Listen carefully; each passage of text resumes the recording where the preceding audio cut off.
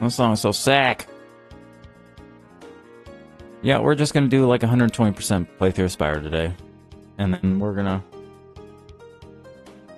Oh, man. Start to think about our Final Fantasy 7, you know? Start to think about it and... doing stuff.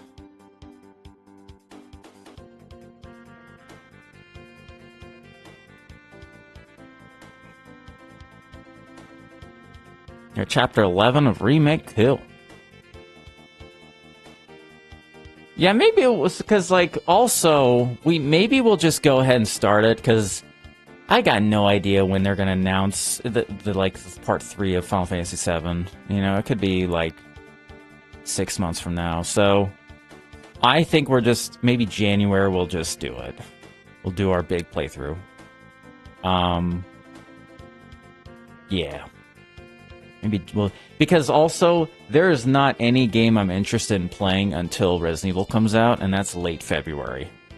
Like, 2026 does not look like anything I want to play is coming out until, like, the second half of the year. Like, the only game I'm excited about is stuff like Phantom Blade. But that's in September, and then Grand Theft Auto is like late November or something like that. Ooh, we got a sub. Thanks for a sub, dude. Ooh, thank you. First sub day. Big sub, dude. Hell yeah. Alright, let's get this show on the road. Do it. This time for the aura. It is time for aura. We're just gonna do vanilla. Yes. Doing it. Thanks guys for being here. I really appreciate it. Oh, I turned off the widescreen. Do you guys like the widescreen or the square more? I think we can just do widescreen, right? You guys like widescreen more?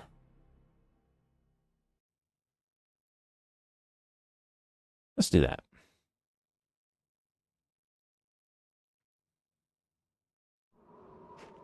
Let's do this. It's more cinematic. More cinema. Widescreen. Wide.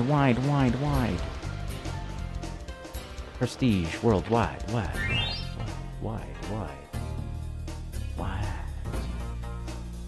Prestige. We're wide open. We're so wide open, dude. Oh yeah, if you guys would like to thumbs up the YouTube stream, that would be so helpful. Yes. Good idea.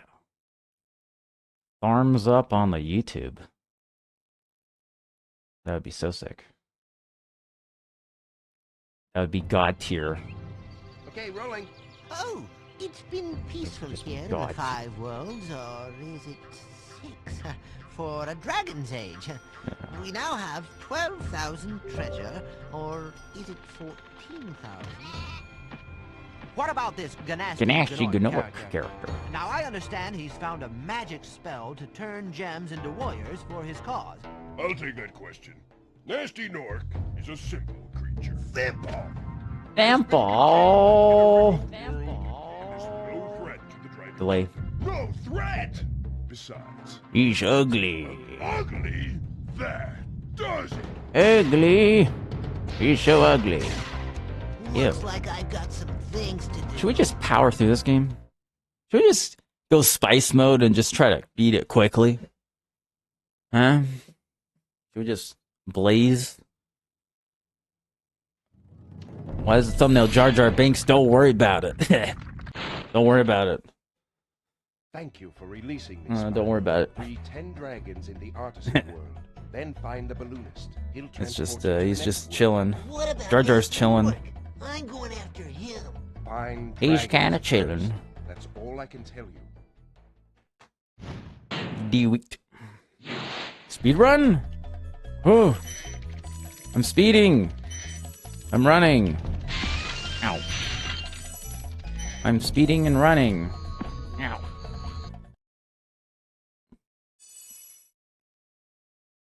I'm speeding and I'm running. Right? No. I don't care. Whoa, did I not get the gem? What?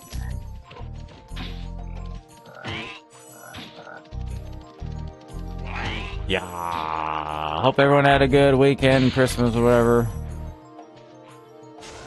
Yeah, we're chilling. Hope everyone's chilling. Hey, VB, what's up?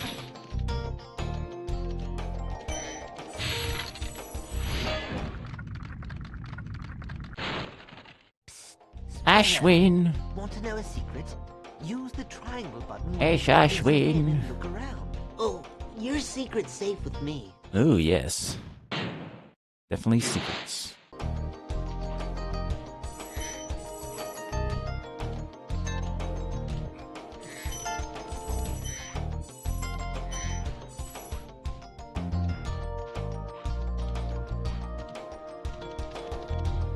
What's up, pineapples? What's up, dude? Bang.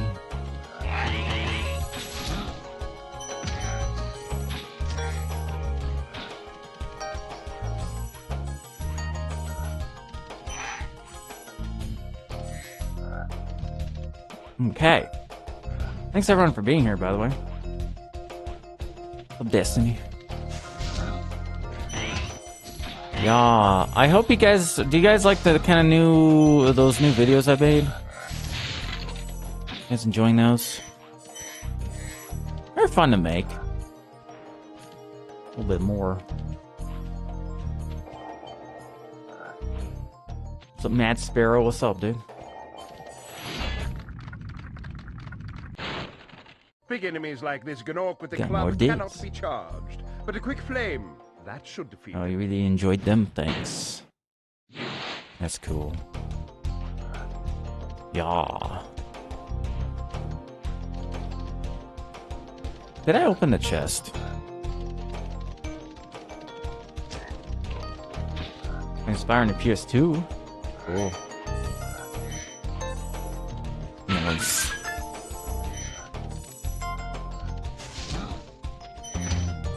I'm doing pretty good. We got some coffee. Posted video. Maybe we should do our favorite games ever Oh, it's you. I wasn't. list. I also need to just do best games of the year list, right?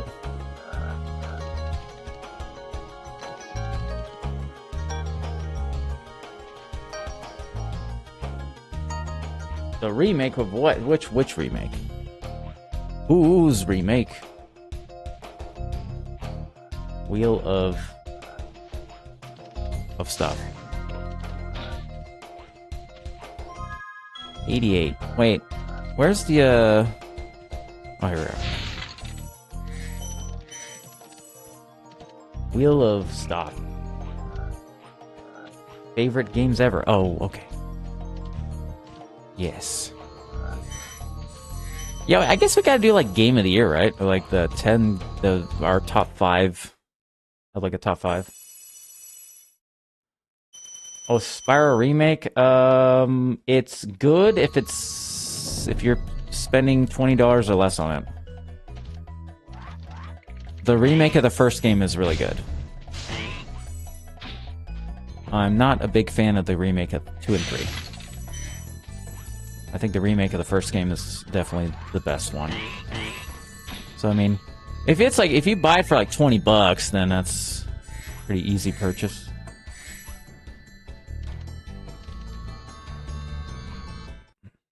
Easy purchase. It's just like, yeah, the boss fights in 2 and 3 are so much more hard. And the camera's a nightmare when, like, the flying missions. Like, it starts to break apart in the second and third game. As far as, like, the camera and the movement. Graphics are real, like, on PC. It's exceptional.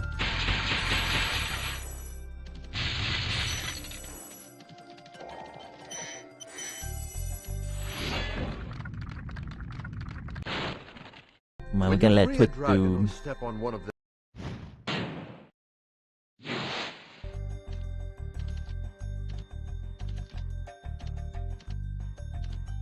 Okay.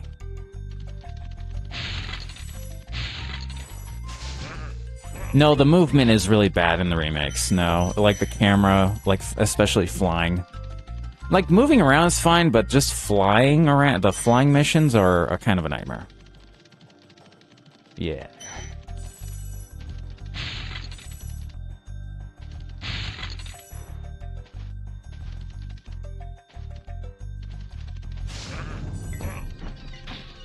Yeah. After you freed all the dragons,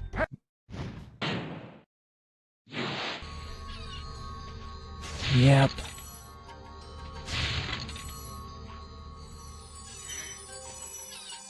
Wait, I don't want to go up here. We got a lot of dudes watching. Thanks, guys, for watching on Twitch, dudes. Got a lot of Twitch dudes. Thanks, guys, for being here. I appreciate it. Thanks. I was missed? Oh, thanks. Yeah, I was gonna stream, and like 30 seconds before turning on the stream button, I heard a literal explosion. And it was the internet box blowing up near the spaceship. So some Space Spectrum dudes had to go and fix it. My internet was out for like 8 hours. Like, I heard a literal explosion. Or like a gunshot. And it was like some electrical thing blew up when the internet thing blew up. I don't know. Very weird. Yummy, thanks for the rose, dude. Appreciate it.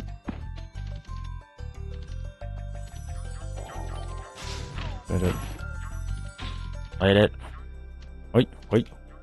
Wait. Yeah, maybe it was a transformer. It blew up. I heard it and I was like, and then my internet was out. I'm like, oh, I hope that's not related. And then there's like a bunch of people now working outside. I was like, oh, it was related. And I was like, oh no, is my internet gonna be out forever? No. I'm not the splurging, dude. That's Mr. Eggman. Chill. Nerd.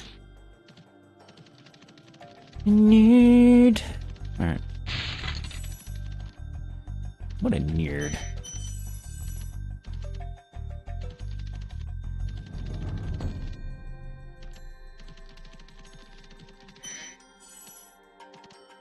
This game's still fun. I don't care how many times I played it. I still have fun playing. I don't care if people think I'm getting tired of the game. They're imagining things. I still enjoy getting gems. I want to collect gems. I want them all. Yes. Did I get these 3 over here? Yeah. What language I would speak? Japanese. That's the language I would speak. Japanese, please. I need to learn that. I would like to learn Japanese. watch the dragonfly, Spyro. His color indicates... That's what I would like to speak.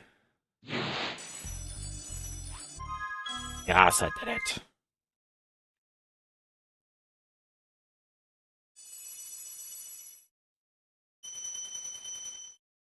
Yes. Oh boy.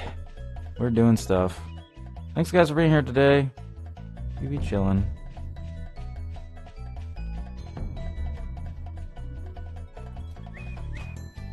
Yes.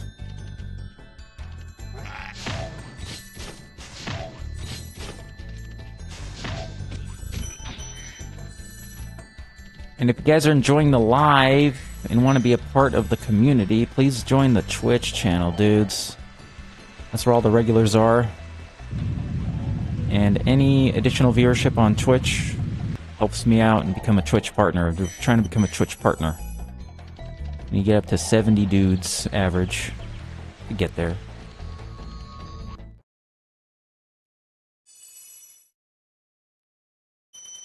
Latin. That'd be cool. Speak Latin.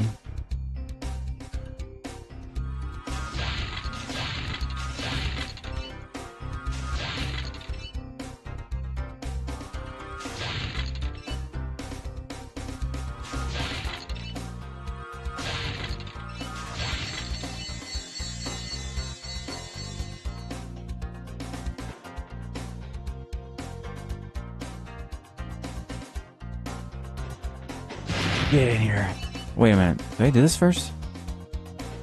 I'm like, wait.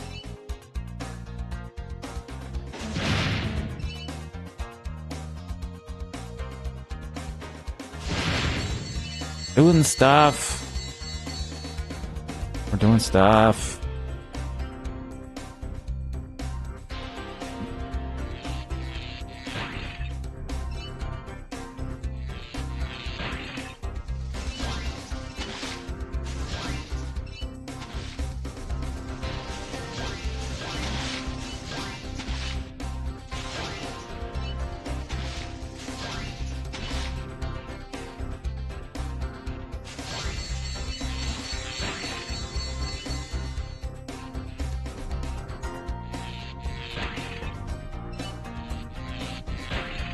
Here we go. We're doing it.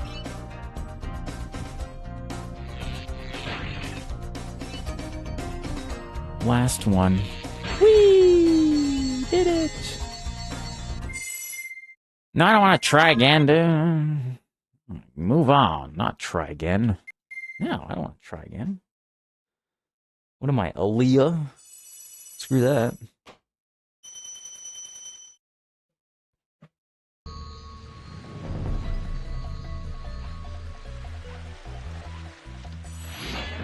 Delbin. Right. Mr. Krabs is everywhere in this game.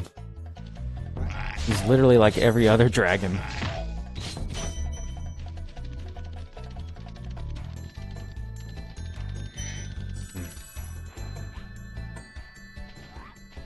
Hi, bye, yep. Yarp. Tomas. The mash.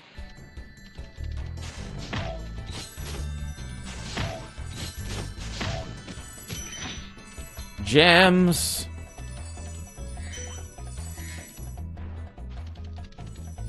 Gems. Whoa.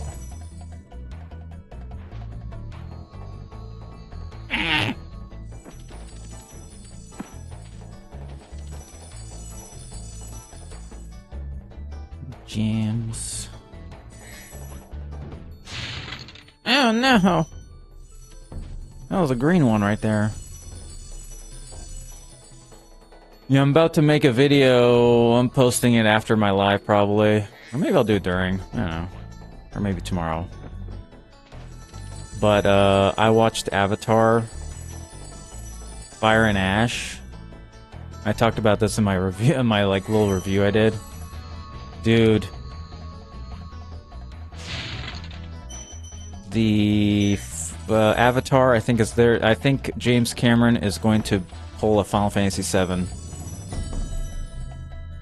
because there's a lot of visual and story beats that they just copied at the end of Fire and Ash, and I'm like, this is literally becoming Final Fantasy VII. And the Colonel character in Fire and Ash is literally going to become Sephiroth.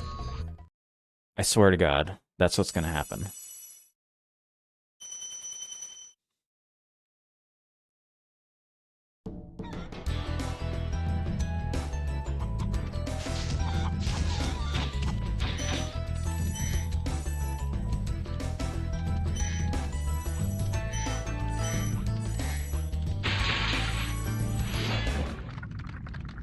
There's going to be a 4th and 5th movie. They're making 2 more.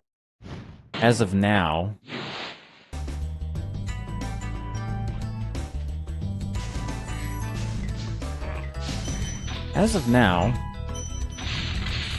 What's up, Spencer? Squeeze, what's up, Squeeze?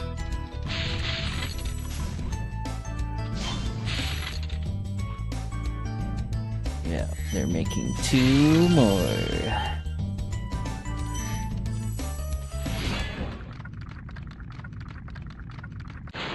Delvin. Thanks, Spyro. I had the worst itch on the tip of my... Perfect timing. Perfect timing. Well, yeah, dudes. So we'll do the same thing we did again. If we get to 10 subs today, we will do Guitar Jam.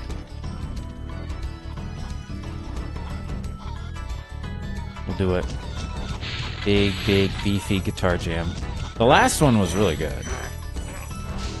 That was pretty sick. We'll do another one. Another one.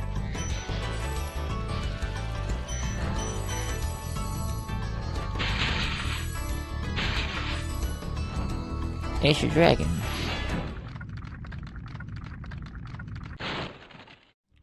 Spyro, did you see a man dressed in... He's your dragon!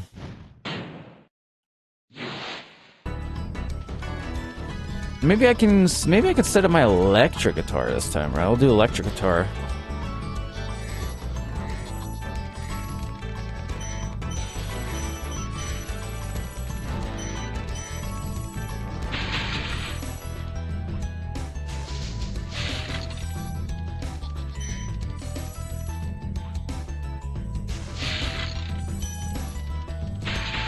Yes. More jam. More jarm. More jarm.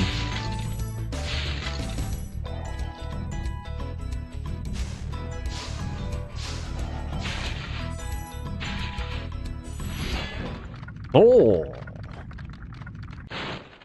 Thank you for releasing me.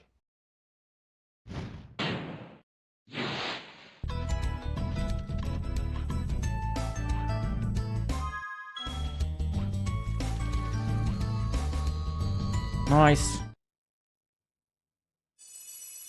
Nice. You didn't. Nice. Wait. Ow.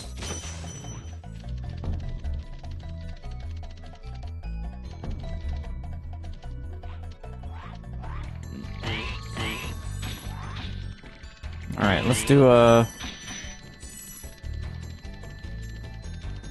let's go here.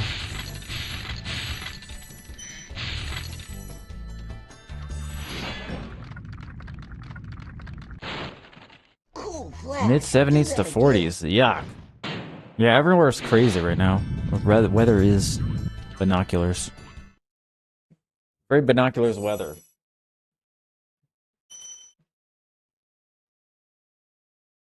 Very binoculars weather.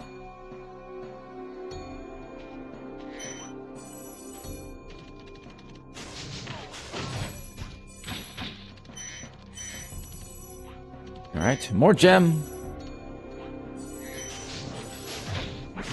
Now!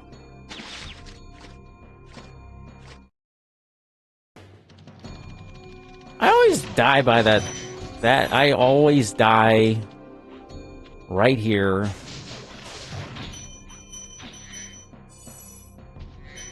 Every single time. So rude.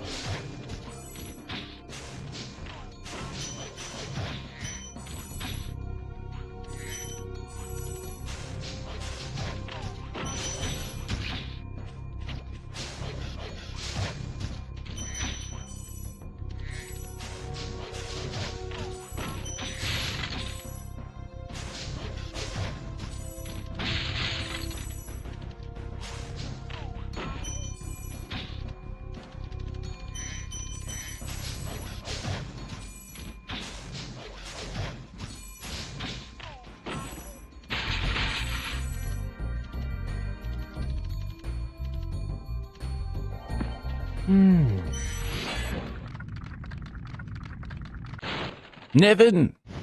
Did it. Did it.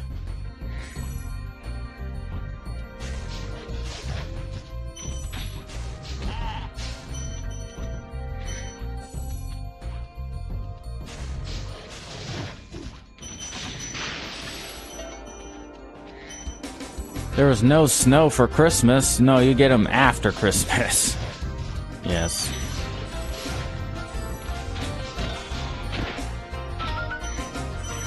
Did it. Turn home.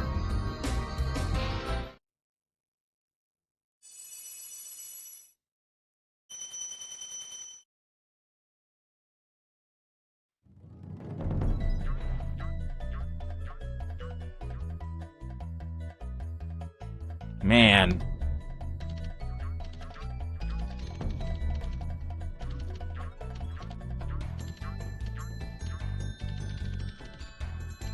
Bow, bow, bow.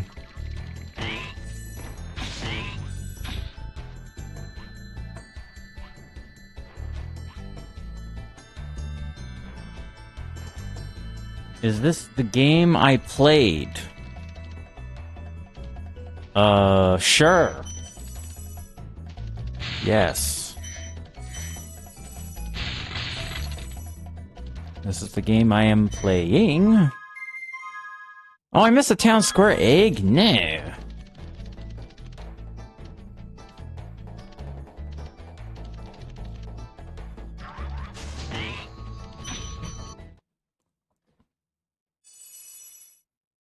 What's up, Emmy? Thanks, Emmy, for hanging out on Twitch. I really appreciate it.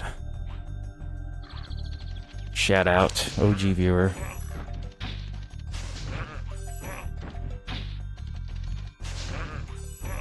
I see you be migrating. I want to always shout out the dudes for doing that. Big support.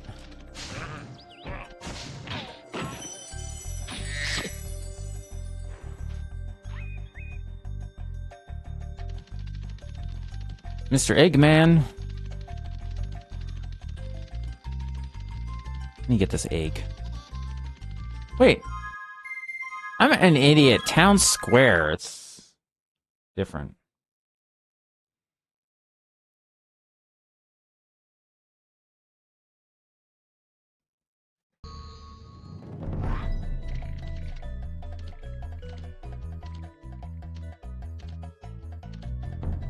This one. Okay, I guess we're definitely not doing a speed run today. No speed running today. We're getting lost. What's up, Shay? What's up, dude? Yes.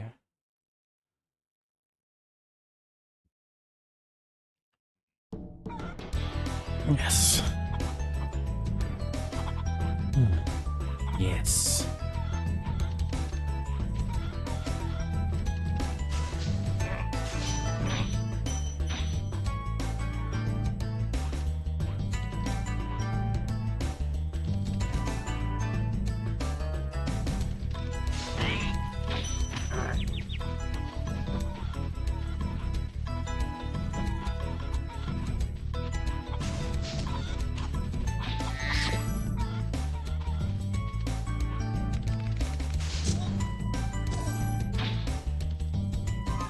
Hey.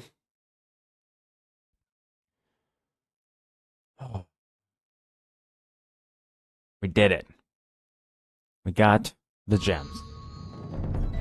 We got the gems. We got the gems.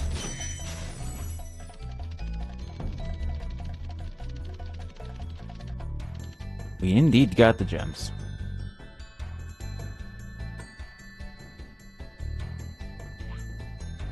We got the germs. Yes, alright, we can go now. Yes, we got everything. We got everything. Yes. How's the volume, guys? Is it sounding good? We bougie?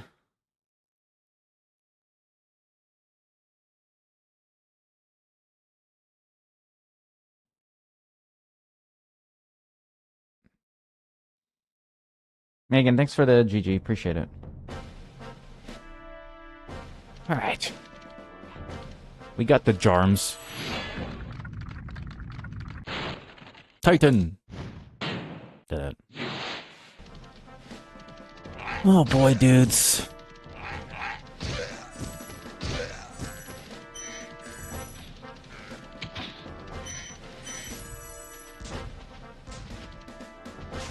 They hadn't started doing something. That's okay. Yeah, I think we might do our game of the year. Like my top. We got to do my top 5 games of the year today, or 10. Can I do a 10 or we'll do a 5? We did do our awards. It's neat. What's up, dude? Kelly.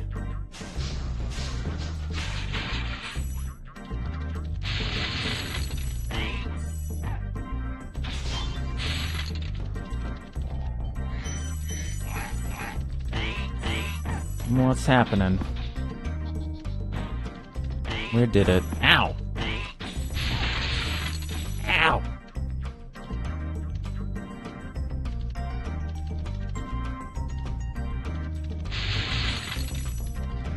Get over here, nerd.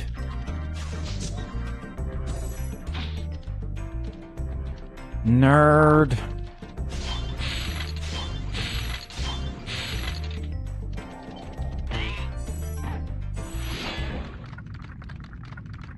Conan. Thank you for releasing me. You're welcome, Conan. You're welcome, Conan the Barbarian. Oh, yes. Ow. Ow.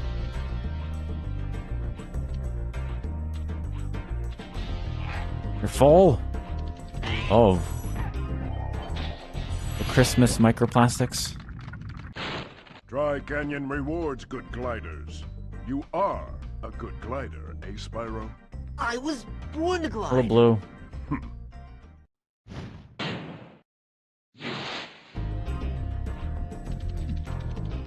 Ugh. The jump.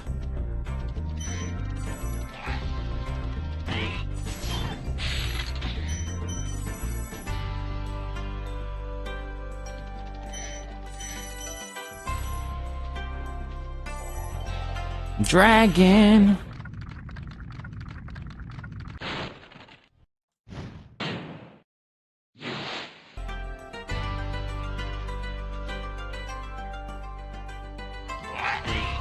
What's up, Tatted Hippie? What's up, dude? What you got, dudes? We're just blazing through Spyro 1. Blazing through the game.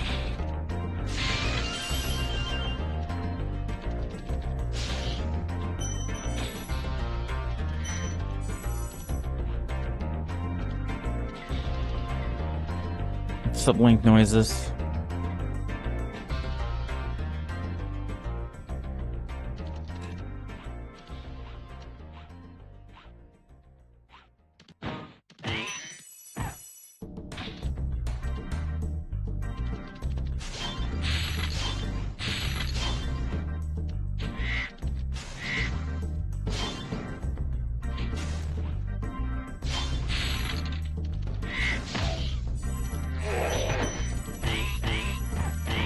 Blah.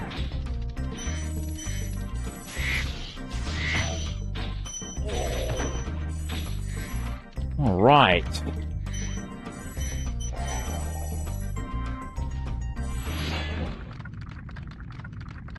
E4.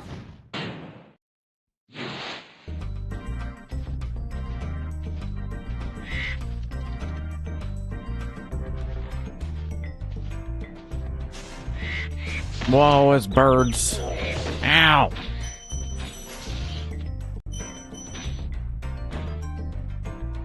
Ow. My controller disconnected. Now I'm gonna die. No. Come on, controller. Oh. Rude. My rumble. Sometimes the rumble in the game kind of breaks. Just like randomly goes off.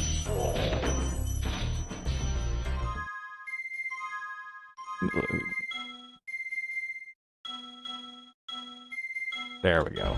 Yeah, sometimes it bugs out. It do be bugging out.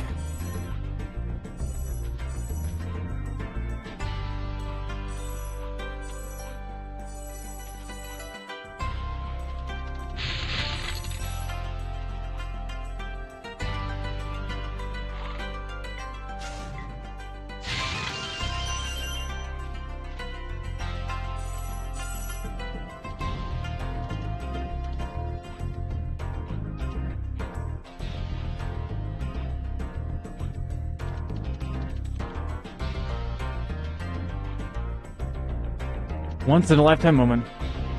You want all the food? So hungry you want all the food. I want all the food too. Oh, boy. Would like all the food.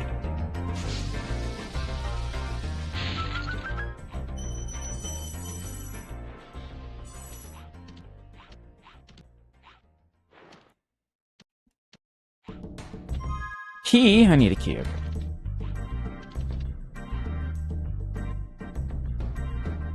You guys got any? Hey guys! You guys got any ideas of how we convince people to watch Twitch? Am I missing anything? What do you guys think? How do we get these? How do we get the TikTok people to be convinced? What do I need to say and do? What do I need to say and do? Maybe someone else has a better idea than me.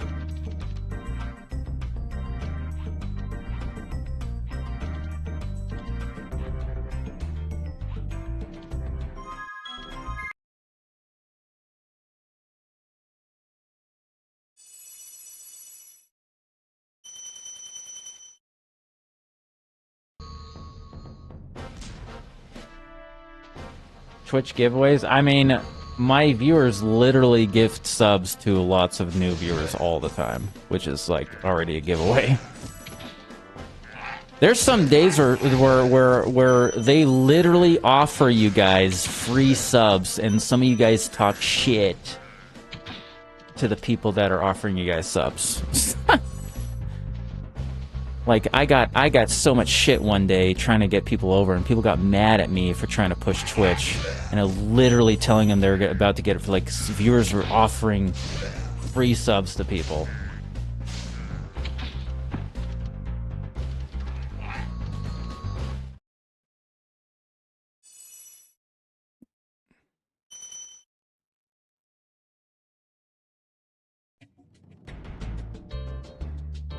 Yeah, I was getting a lot of shit. I was getting a lot of shit one day.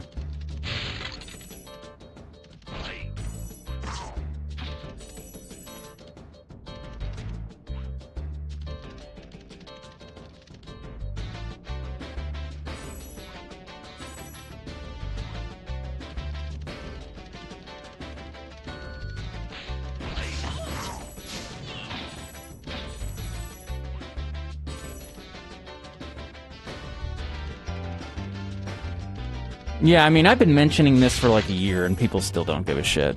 I mean, I've been stagnant in viewership on Twitch for like since February. So it has been an incredibly frustrating journey of trying to become a partner.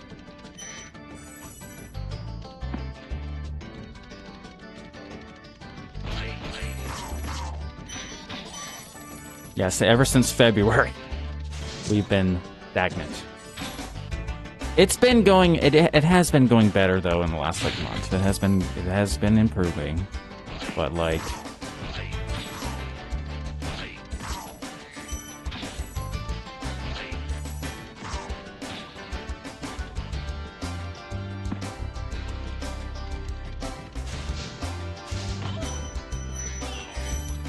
Yes, I need some level of optimism and hope, you know? It is hard to it's hard to get it. It's hard to build up optimism after a while.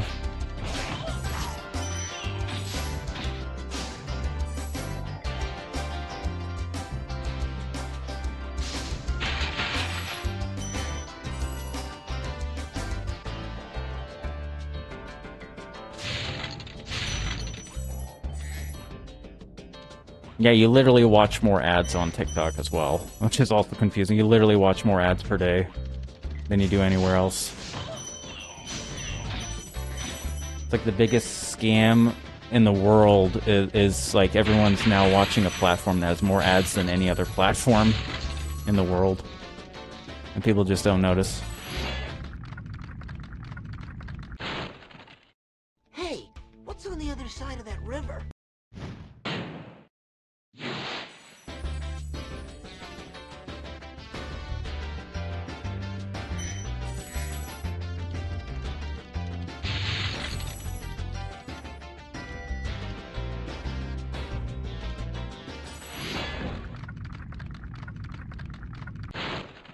How's a dragon supposed to flame metal armor anyway? Remember, Spyro, flame won't harm metal, but charging with your horns, that should do the trick.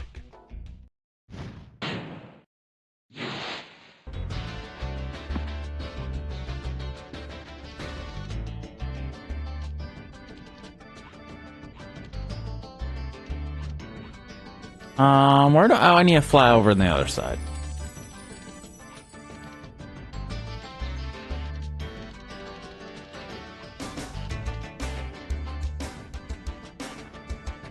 It might end up losing force. Oh, tell me. That actually might be a good idea. I'll just say I need ideas. This is not like a rhetorical question. I'm like literally like I need a external opinion on this.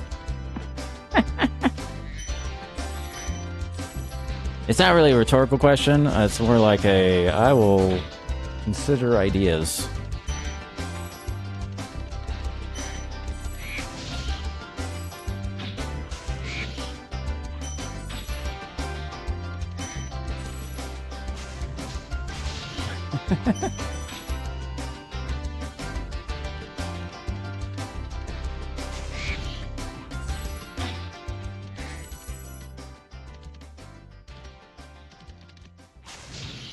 More gems. Let's go, gems.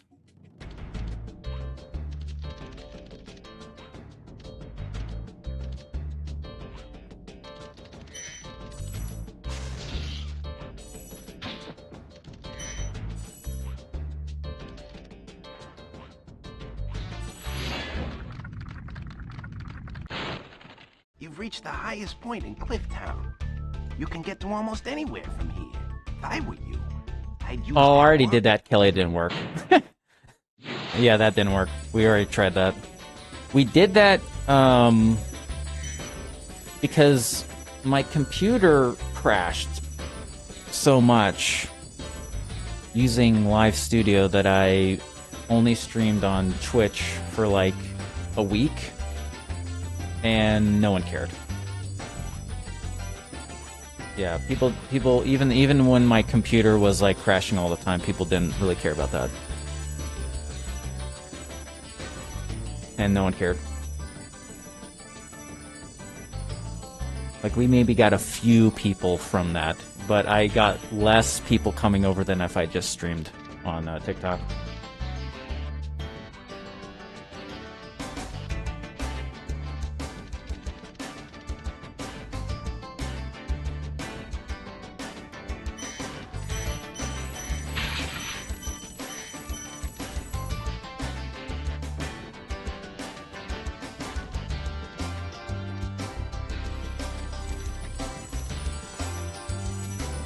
I am on YouTube right now, Link.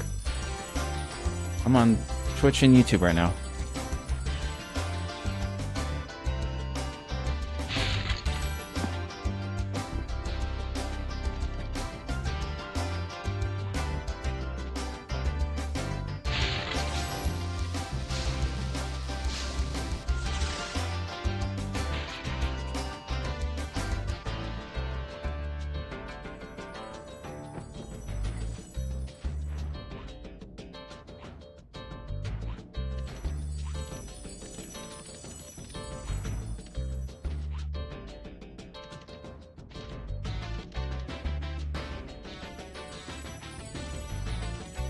Alright, what am I doing?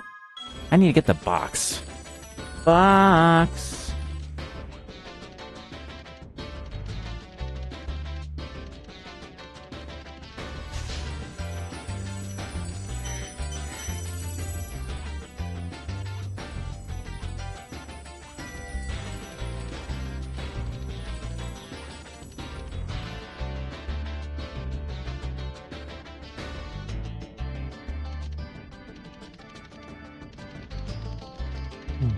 Free stream streak, yay! Oh, do I need to go behind the castle? Oh, it's up here. I'm like, where's the jams at? Oh, there's a box up here. Okay. Here's that box.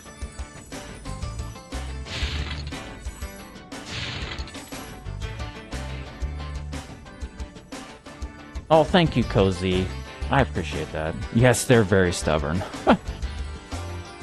It's like I don't want to be too negative, but like I think one struggle I have. This is what messes me up, dudes. I'll just say this once because I don't want to like.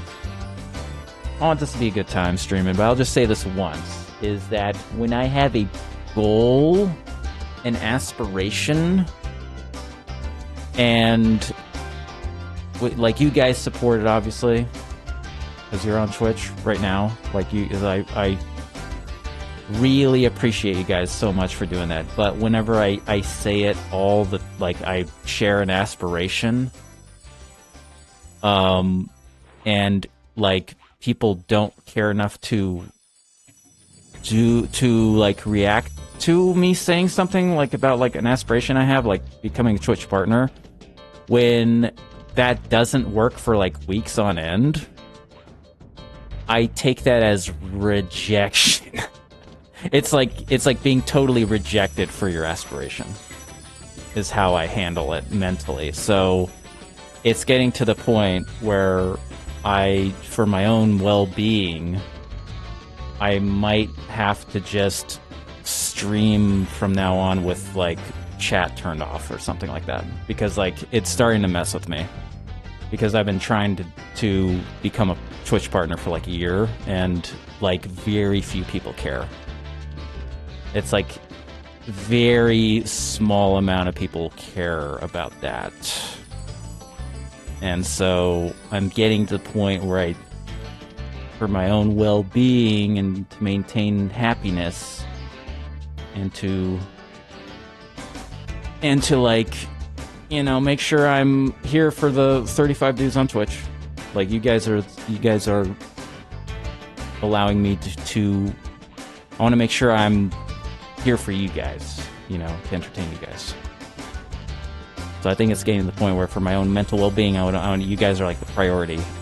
And so in order for me to like be happy and be positive every day, I may just have to focus on the Twitch chat only and whoever's on YouTube. And maybe that will be like, maybe that will be what I have to do. Because I would hate to like, because I do like talking to new people, but like I have to think long term about what I want to do with streaming, and it's like there is no long term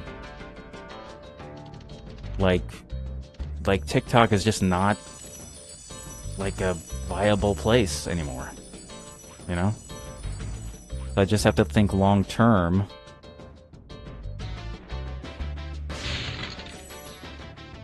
Anyway, I don't want to be too negative, but I just wanted to mention that like once. I'll just bring it up once.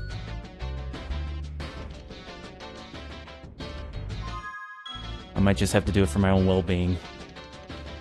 Woohoo! Whoa! We got Zocker with 10 gift subs. Whoa, dude!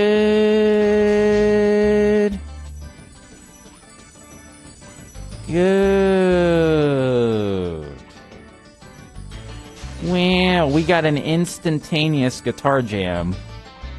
Wow. Well, we're gonna do a guitar jam soon because we got 10 subs. Well,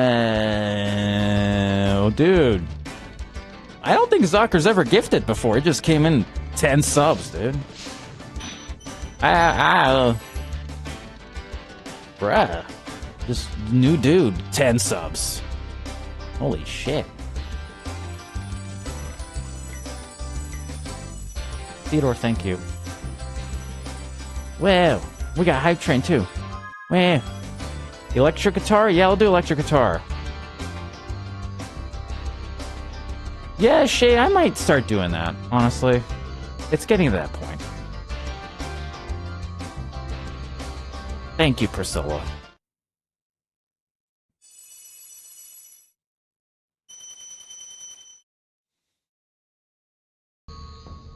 Kelly, thanks for the 100 bits. Thank you. Instant level 3, yeah, dude.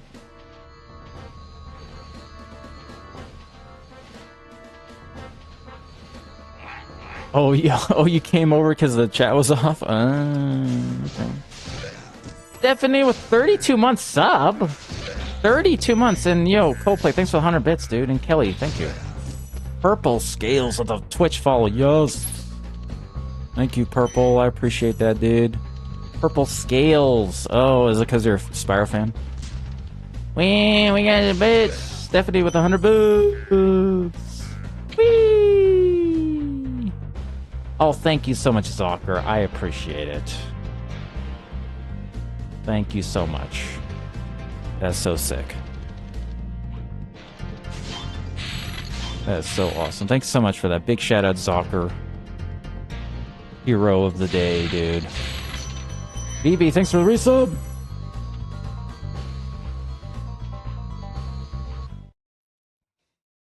Nice. Thank you so much, Zocker. I really appreciate that, dude. Means a lot. Legend.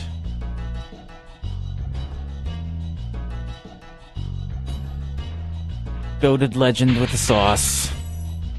Alright, here we go.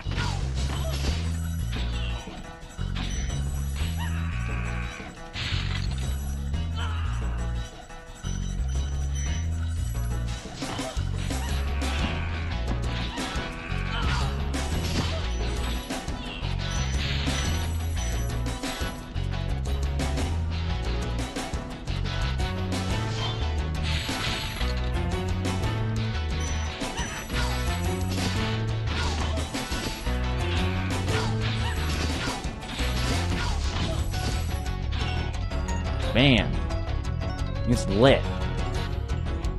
Dr. Shrimp. Well, we're in an elevator. Oh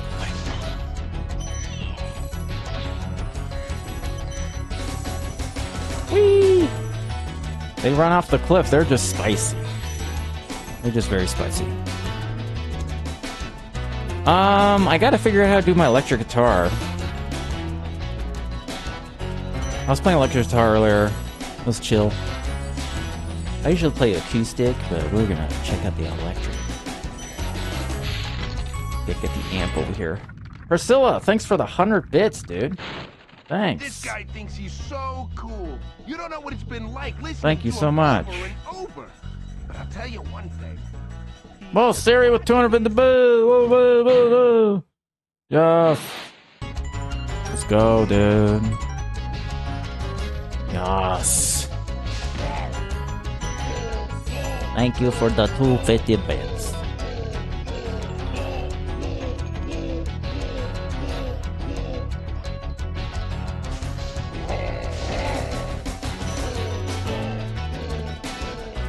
Dora is immaculate. Yes, indeed.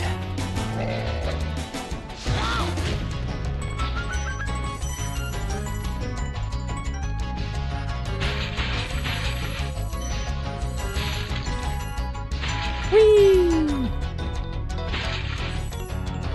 Is there a hype train? Yeah. I think it just stopped. It just came to a close. It just ended.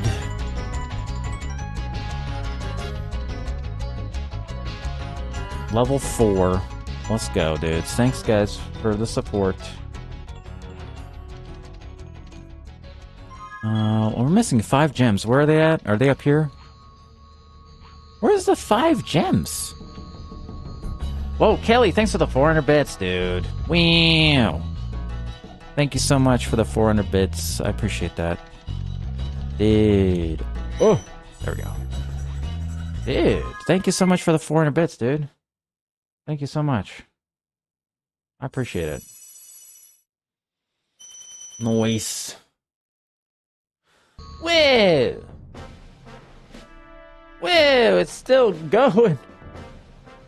The train is still happening, dude. Even though it's over. That's the baby with 1,000 bits. Whoa! 1,000 bits.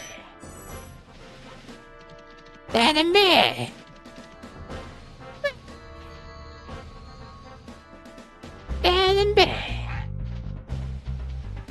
Priscilla, thanks for 20 bits. Whoa, dude.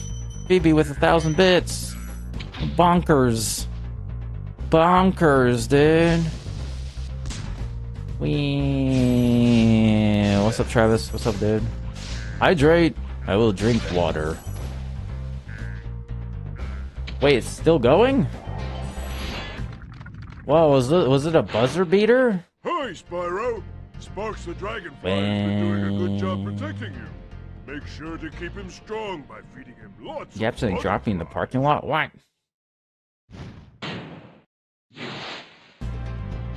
It's still going. What? Wow, I think VB had a buzzer beater. Thank you so much, dudes. Means a lot. Priscilla, thanks for 10 bits. Yes. Alright, here we go. Marshmallow. Marshmallow. Me. I'll play. Thanks for the bits. Thank you.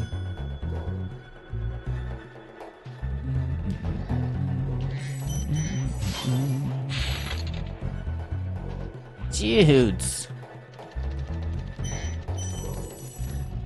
Oh, you're good, VB. I really appreciate that. Thanks so much, dude. Very nice. Oh, boy.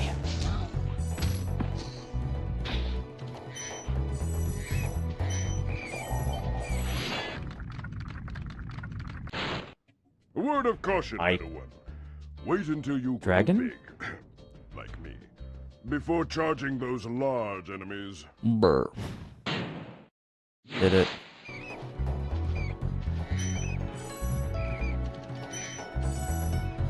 Yep, I'm gonna try to stream at 5:30 every day, because I've been like doing like, I think 5:30 is a good time. 5:30. Did I start at 5:30 today? I forget. 5:45. I need to consistently start at like 5:30 every single day. I do not like starting my... I just don't like starting my stream at 7. It's like too late. 5:30 I think is a good time. Good time. Spyro, some big Norks up ahead are wearing armor. And in the ice cave, armor can make their feet very slippery.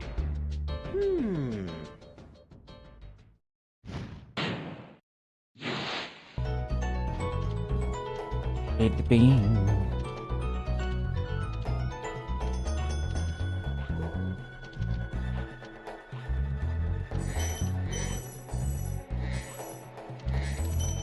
Okay, let's go. Wee, wee, wee. Nah.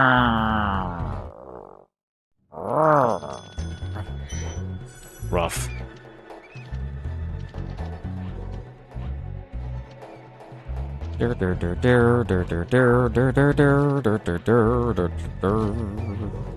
Jump. Did I get my key? Does it work? Yes. You know what sucks, dudes? I took like... I was playing this game called, what's it, Crow Country? We might play more Crow Country later. That game was so sick. Shay with 100 bits! Hooray! Thank you for the 100 bits, dude. Wee. Thank you so much. Endor.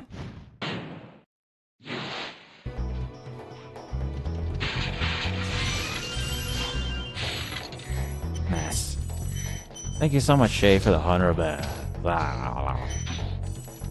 Nah. Level 5 hype train. Let's go, dude. Thank you, guys.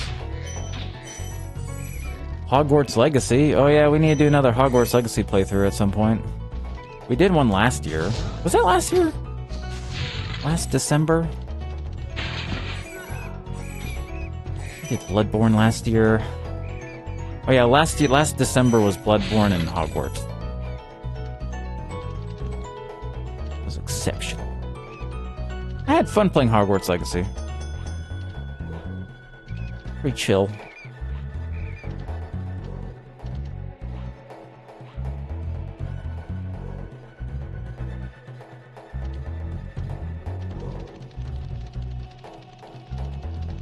Like, exploring the school in Hogwarts Legacy is just so peak. It's just, it's just like... such a sick... like, area to explore. It's so cool. Like, finding the secrets and all that. It's very awesome.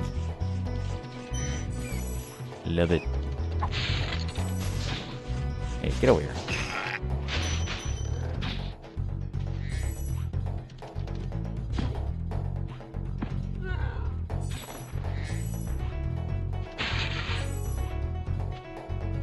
Oh, it showed up. Yeah. Yep. The emote. Yeah. Certainly did. Certainly did, dude.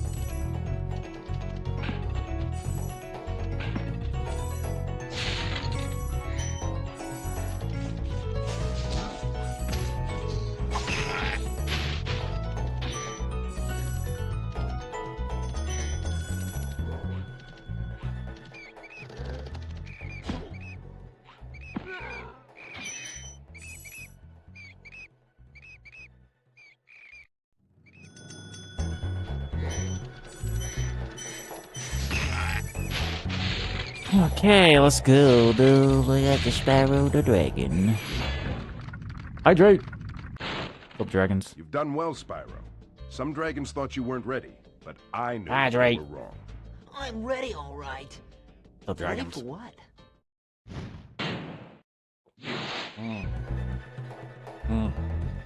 Nom nom nom nom. Water, so tasty. Water.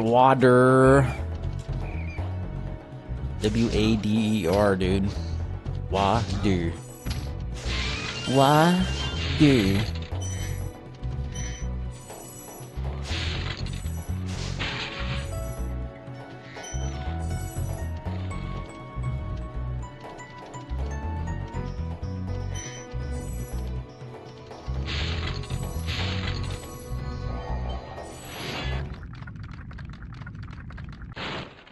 Thank you for releasing me.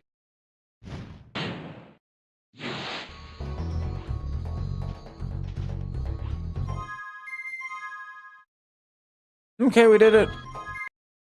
Nice. Ta-da. Did it.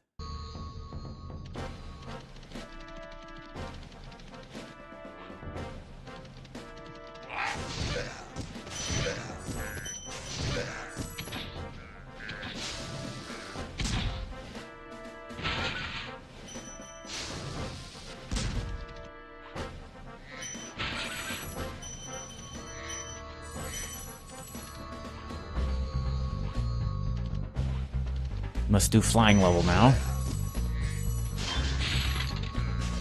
Okay.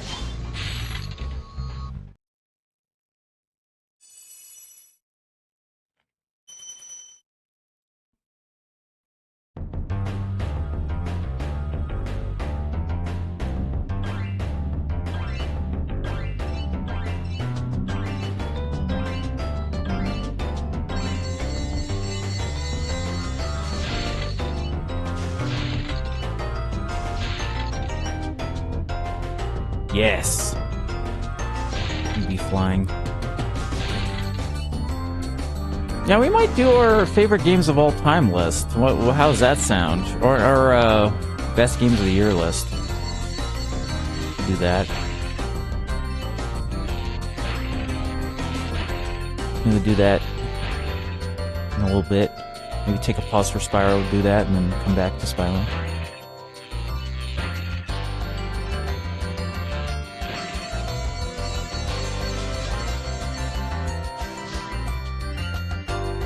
At the same time, though, I'm kind of over 2025 at the same time.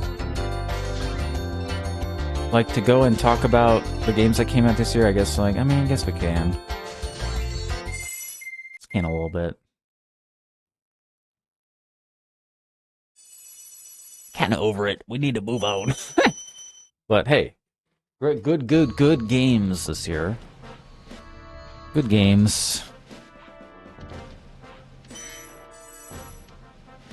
Good games.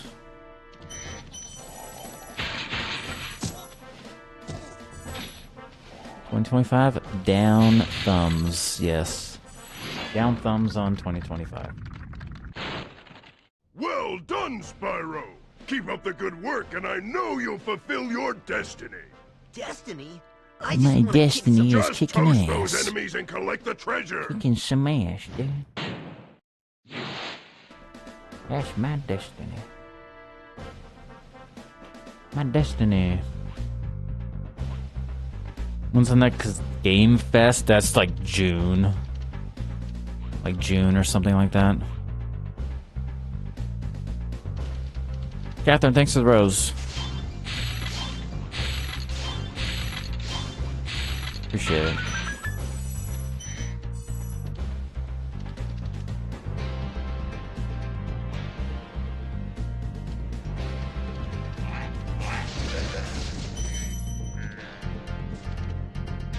Feels like 2028. Yes. I agree. Also feel like every year has gotten worse since 2016. Yes. You know what started it? You know what started the 2016 being horrible? It's because David Bowie died first. In late, like the beginning of January of 2016. I cannot believe that's 10 years ago. Holy shit. Oh my god.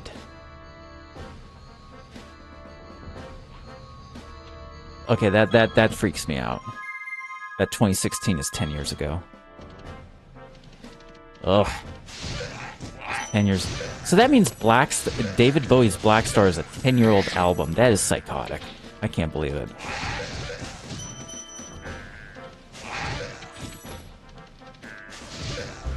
That's psychotic. I don't like it. I don't like it.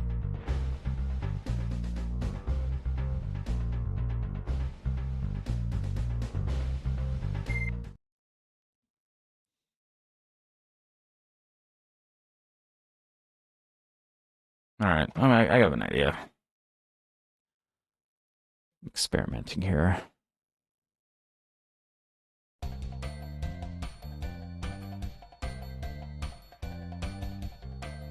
This song's sick.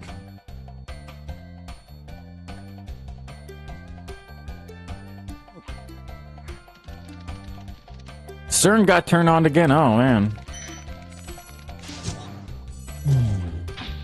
Womp.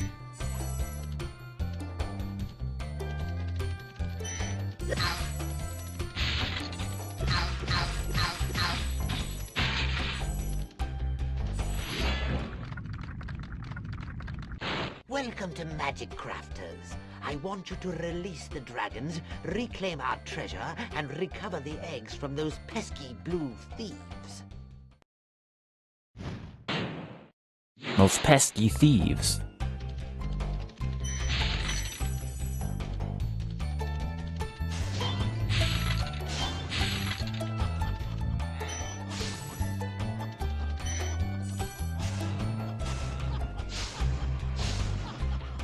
Oh, let's blow this guy up.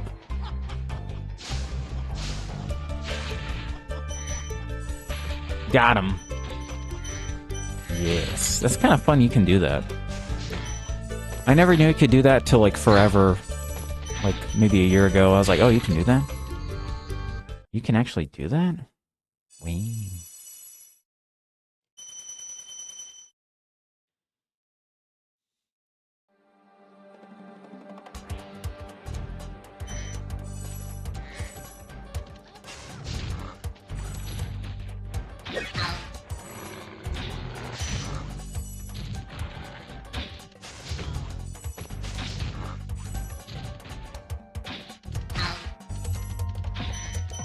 More gems.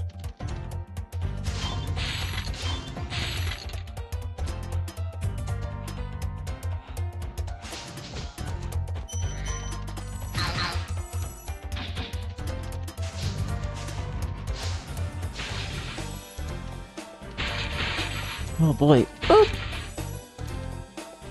Alan Rickman, yep.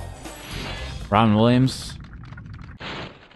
Spyro, you're not afraid of Robin those Williams big, was 2015? noisy, gigantic, awful beasts. Yeah, that was the beginning of it. That was the beginning of the end. That was the beginning of the end right there. I think that was the year before, 2015. Yeah, Prince was April 21st, I think.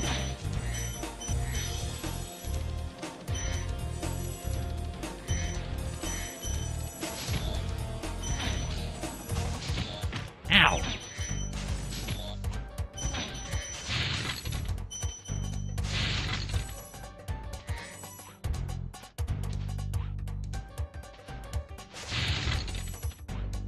Jump, jump, jump, jump, jump, jump, jump.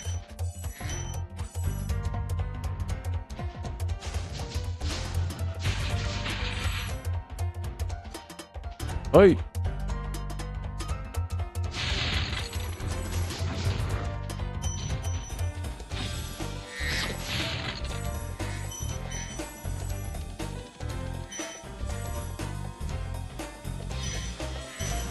Yes.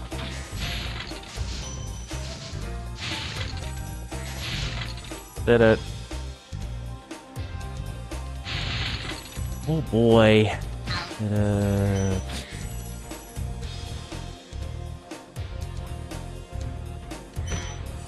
Ow.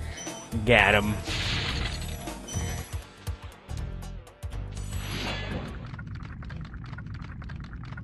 Michael Jackson was 2008 or 9.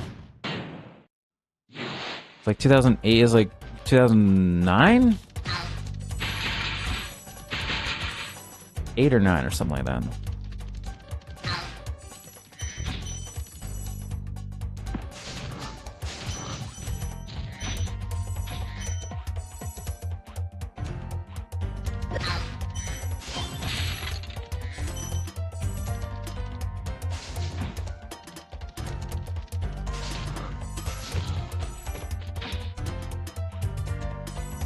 $2014. Oh, way earlier.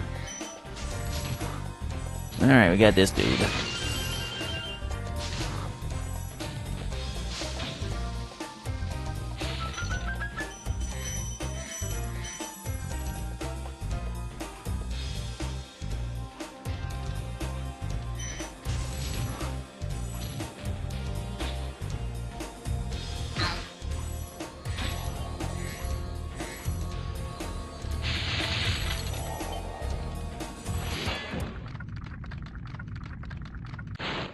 Xander. Yes. Hey.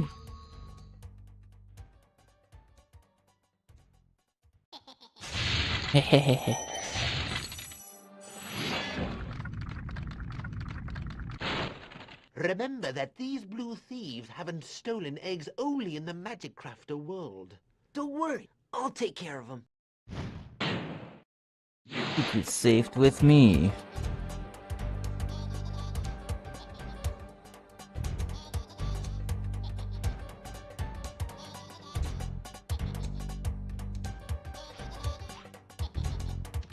Mr. Eggman! Get back here. Get back here, dude. Get back here.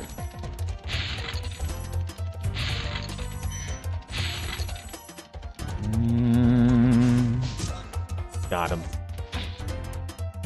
Got him. Whee!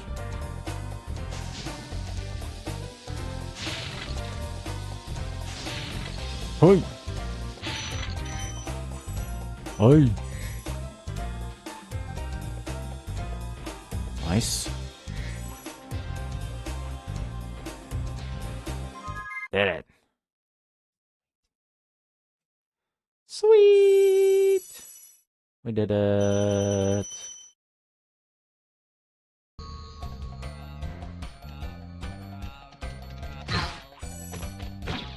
Did it.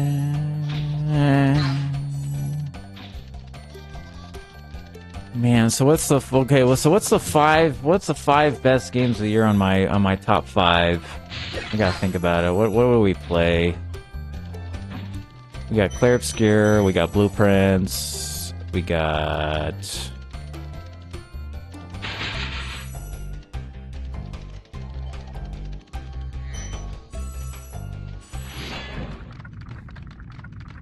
when you see those like these, you can charge along with them to begin a supercharge. We got Ghosts of Yotei. Would that be in a top 5? I don't know. I'm feeling I'm forgetting about games. What games? Oh, Death Stranding 2. That's right. Death Stranding 2.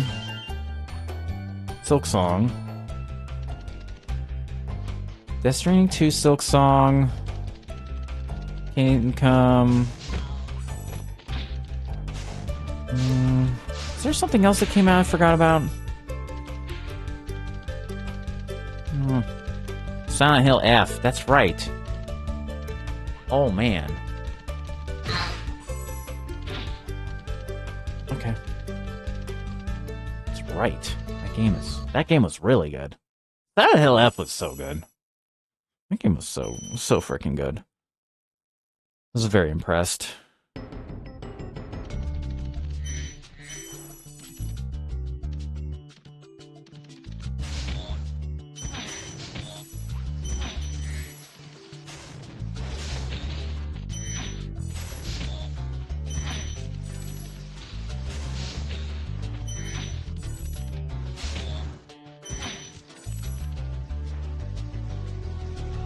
Blueprints? Oh yeah, there's so much to that game we haven't even explored.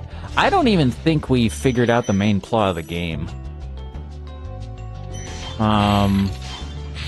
Yeah, I don't think I even got to the part where it would explain what's going on. Not too sure.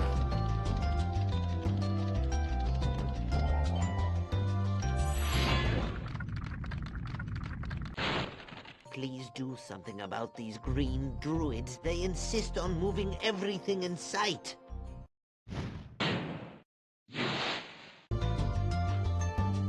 Kills me, Mr. Wizard. Whee! Yeah, we're doing 120%.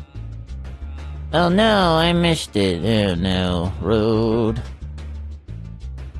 So, would my list be like... Would it be... Now, here's a good question. Do I like Blueprints more than Silent Hill F?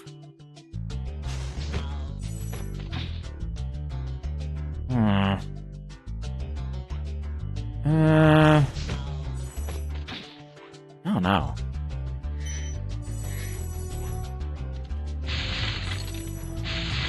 That's hard. So would it be like... Would the list be...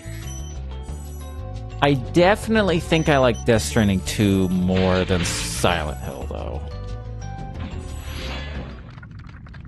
I think I did enjoy Death Stranding 2 more. I hate those bugs. When I...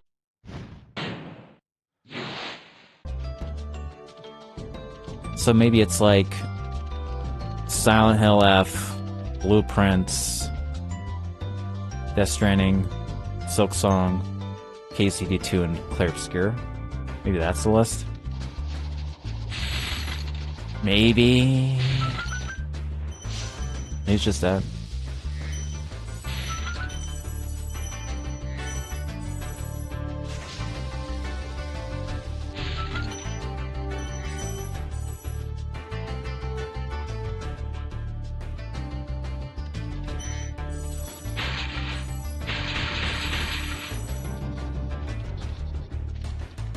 Maybe that's the list.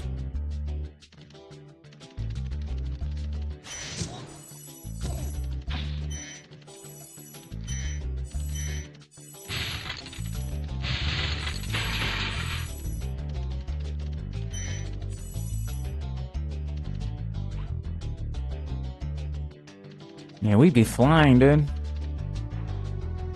Do be flying.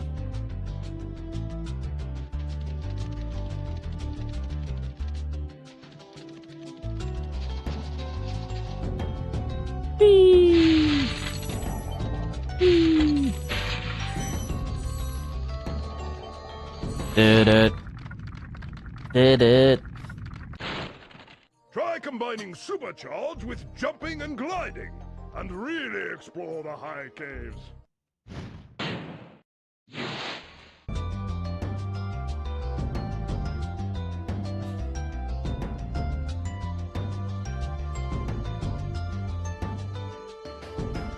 Good evening, Shie. What's up, dude? Alright, guys. I'm gonna do an experiment. Experimenting. Let's see what this is.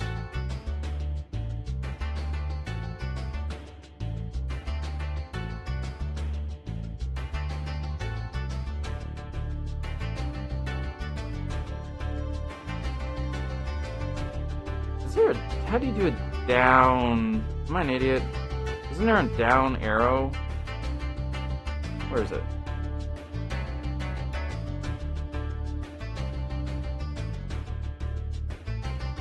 There's an up. Isn't there like a down on a keyboard? Am I nits?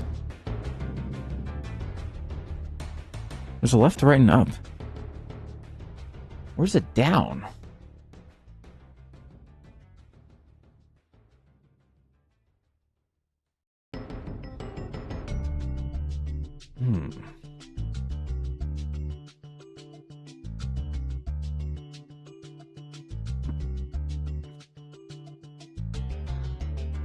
You watched Avatar 2009.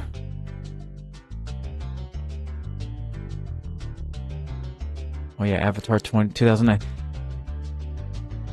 Yes, I do think the original Avatar is the best one of the three.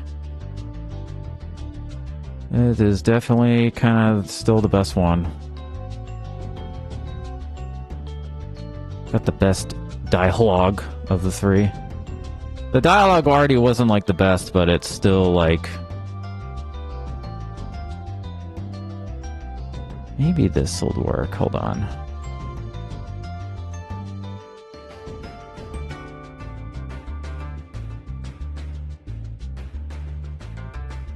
I'm gonna be naughty.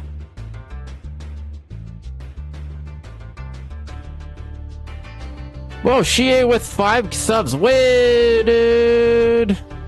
Woo! Woo! Dude, thank you so much. Dude, thank you so much, dude. Yes. I appreciate that. Thanks so much, dude. Yes. Yes. 5 gift subs from Shie. Oh, we gotta do our electric guitar, dude. We'll need to do electric guitar. We'll do guitar soon. Guitars, we gotta play guitar. Yes.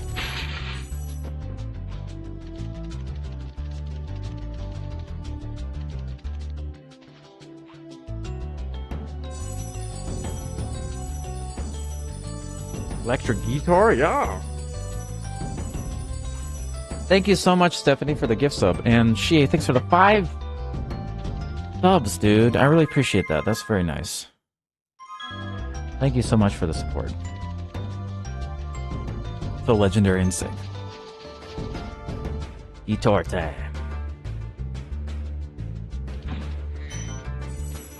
Yes. Yes.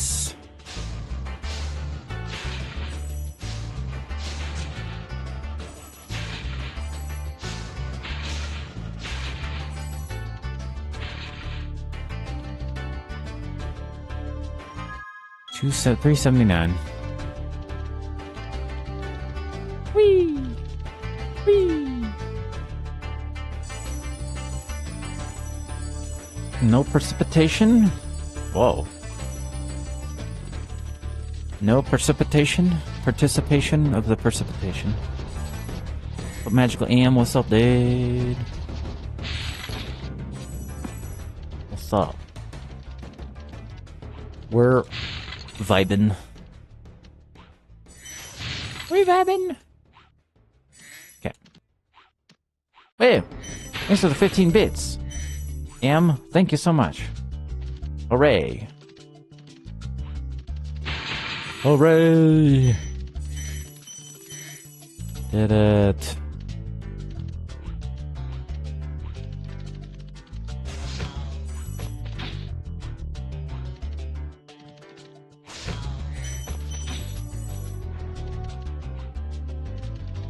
Whoa, I got a spider, dude.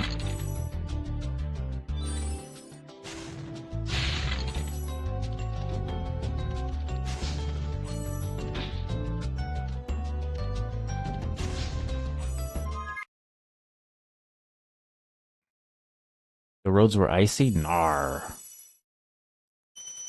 Fairly icy.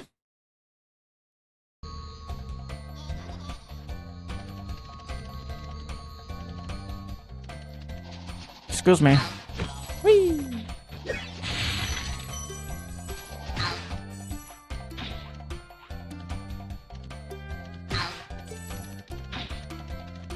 Whee! Did it.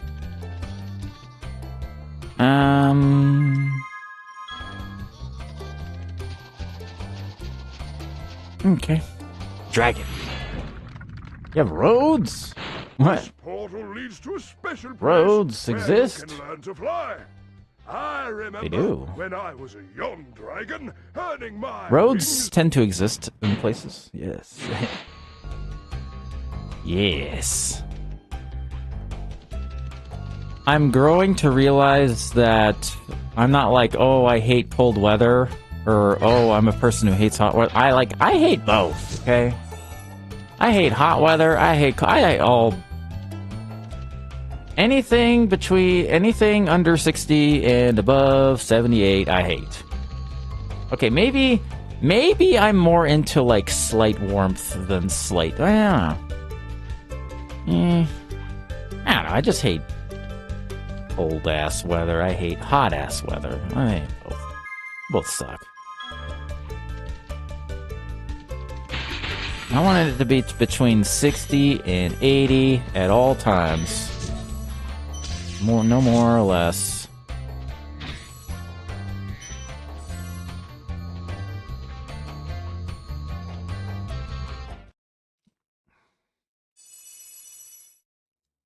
You know what I mean? No more or less. Yes. Oh, it's a dude. It's a dude.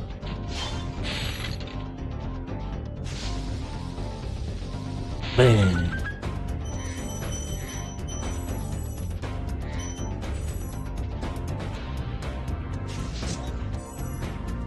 We don't need roads. Yes. Back to the future.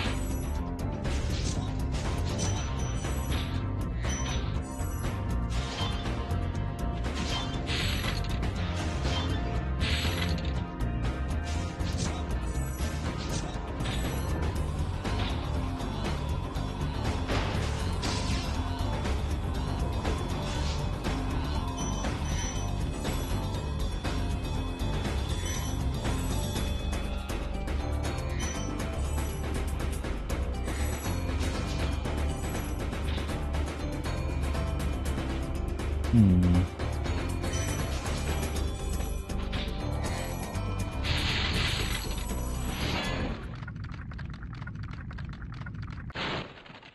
for releasing me, Sparrow. Thank you for releasing me, Sparrow. Whoa, pineapples with 400 bits. Let's go. Thank you so much, dude. Wow. 400 bits. Let's go. Thank you so much, dude. Alright, guys. Are we ready for some guitar playing, dude? Guitar. The guitar. Guitar. We should do electric guitar. If I am able to set it up. It might be too far. I don't think I have a cord long enough, though, for the electric guitar.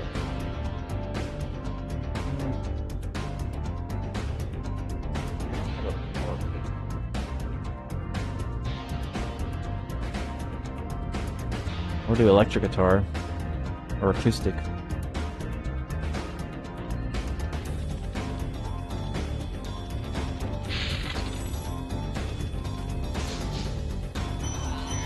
Doing stuff.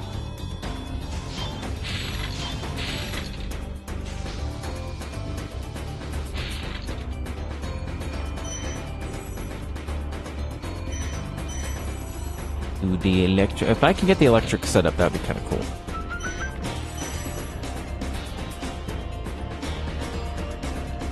That would be kind of sick.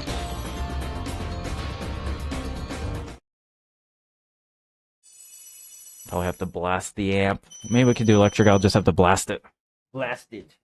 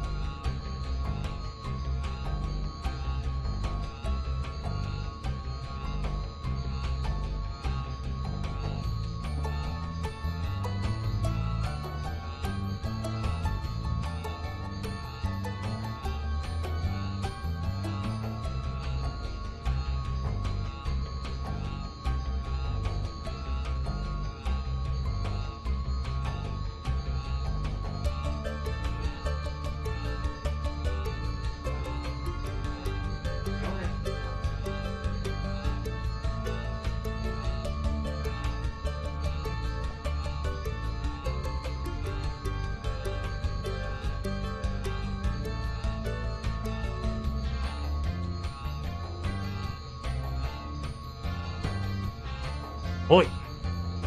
Okay.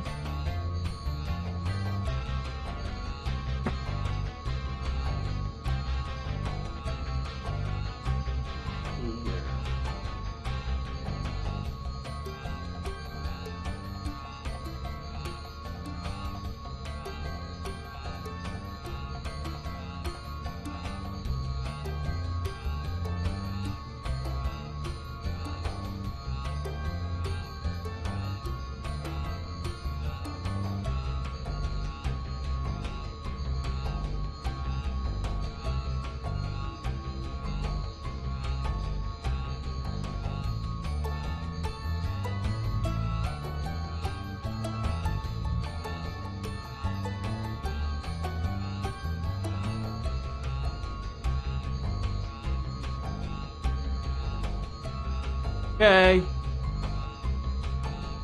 Let's see if we can set this up. Alright, I'm gonna turn off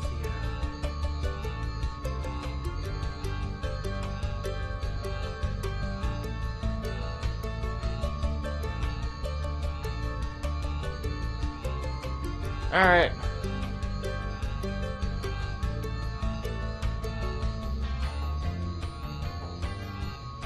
You might need to...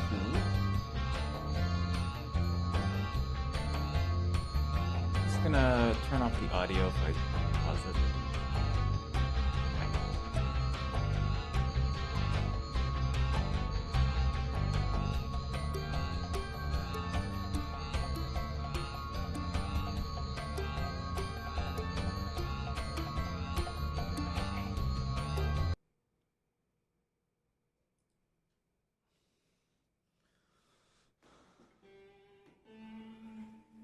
right. I'm trying to get this set up. Unfortunately, the amp is kind of far away. So I'm just trying to see if we can get this looking good. Rose Lit with the Prime sub. Let's go. Thank you so much for Prime sub. Yes. Yes. Yes. Thank you so much, dude. You're a legend.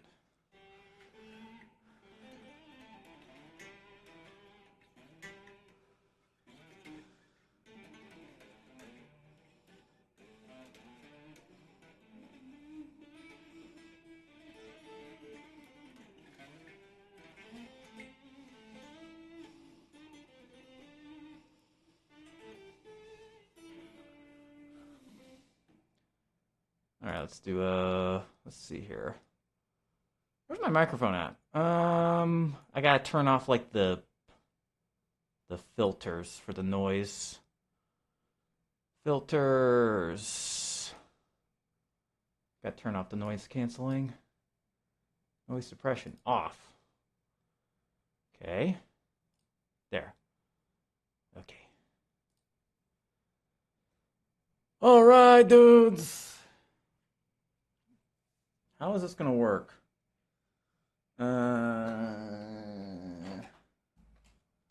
Electric guitar is more tricky. Hold on.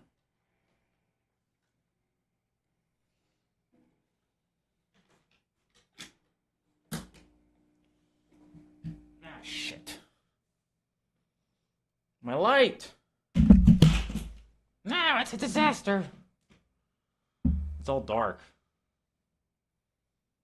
Why did it go dark?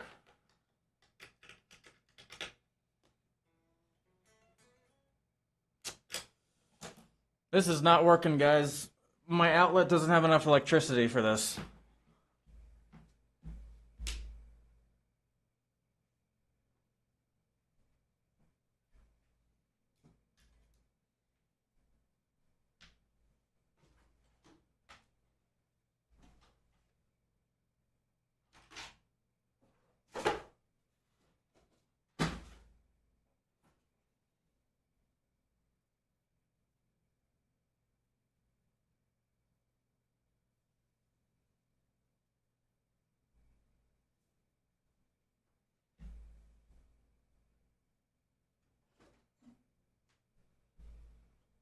Womp womp. All right. Well, my outlet literally does not have enough electricity.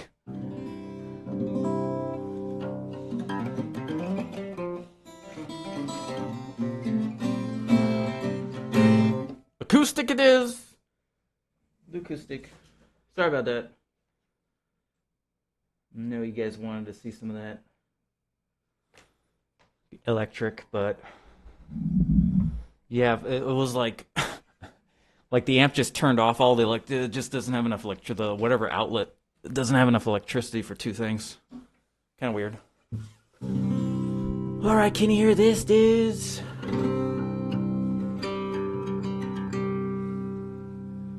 What's like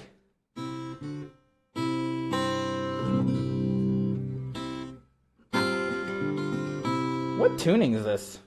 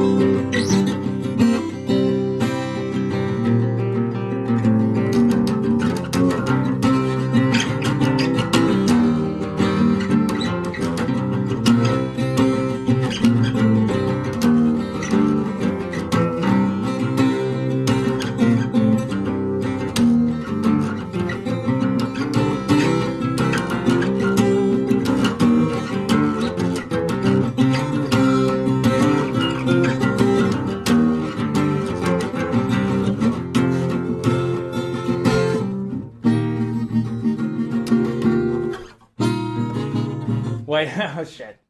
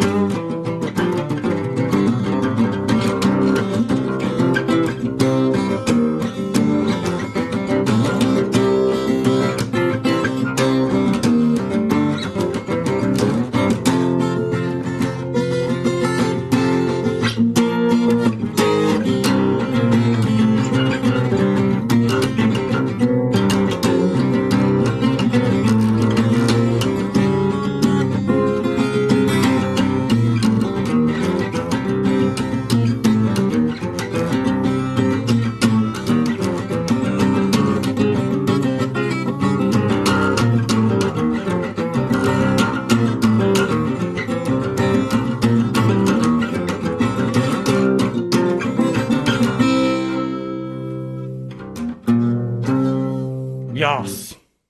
There we go. Guitar.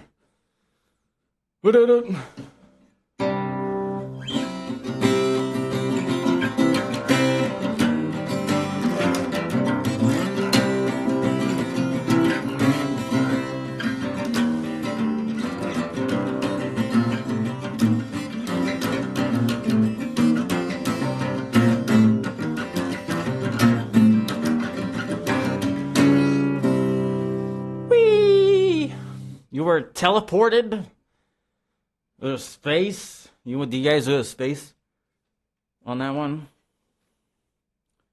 Did you guys go to space?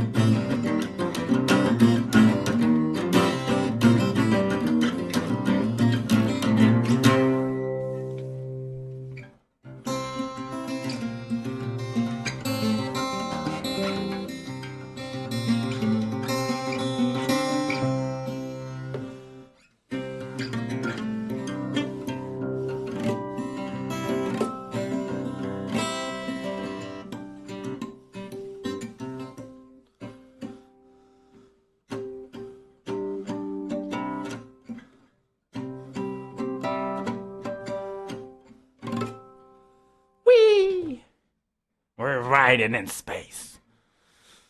Oh, what's up, CS Clive?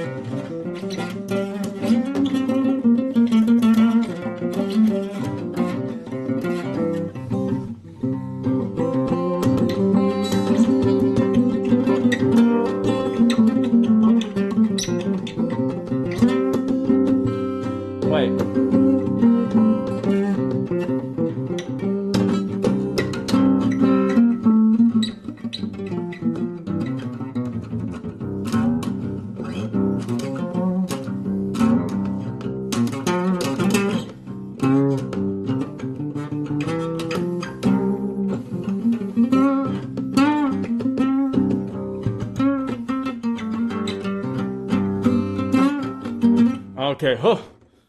All right. Enough. We did it. Did it.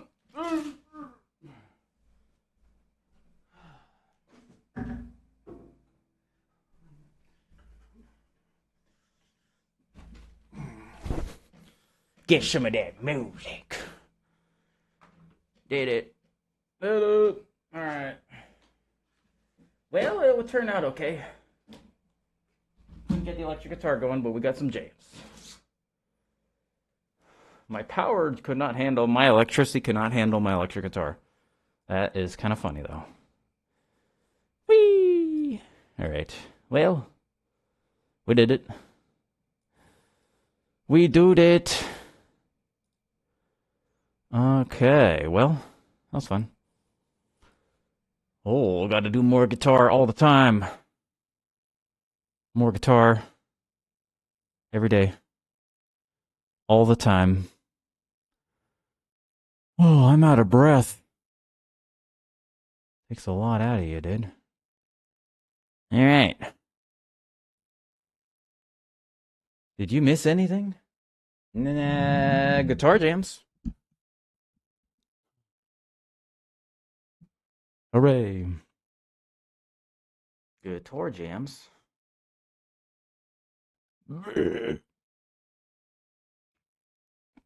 Just have to watch the VOD. Out of breath? Yes.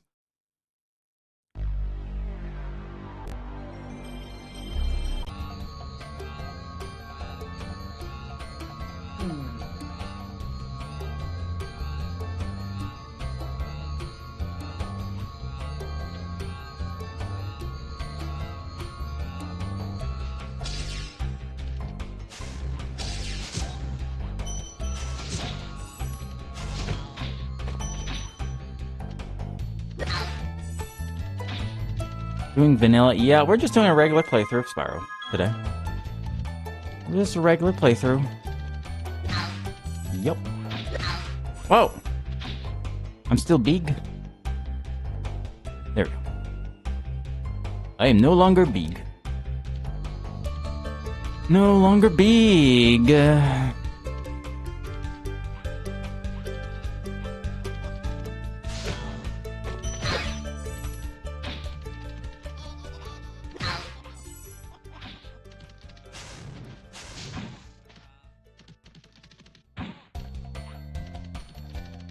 Still big.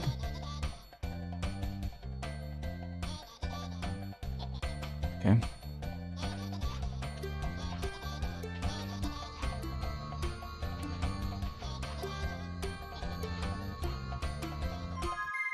Where am I going?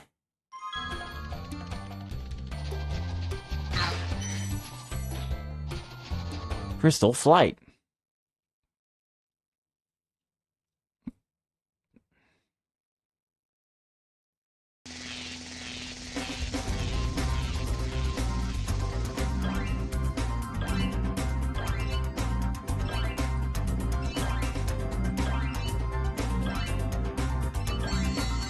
Okay. Oh, it's not even 8 p.m. yet? Wow. Wow.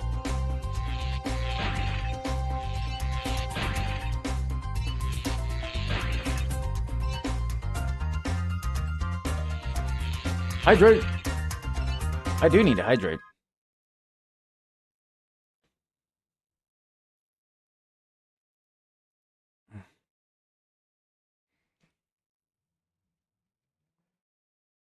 Oh.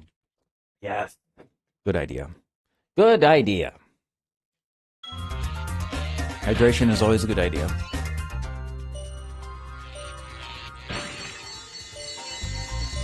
Oh, thanks so much, Shie. Have a good one. Appreciate it. Thank you so much.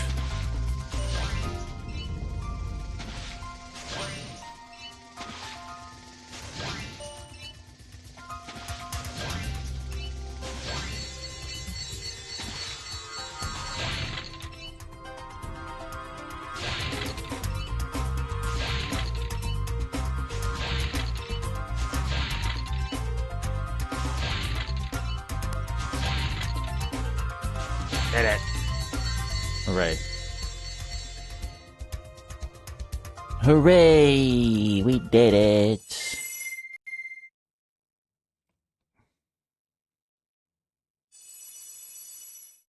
We did it.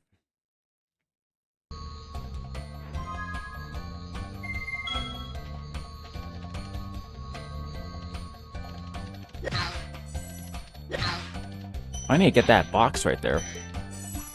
Alright, so... Oh, din din. Yes.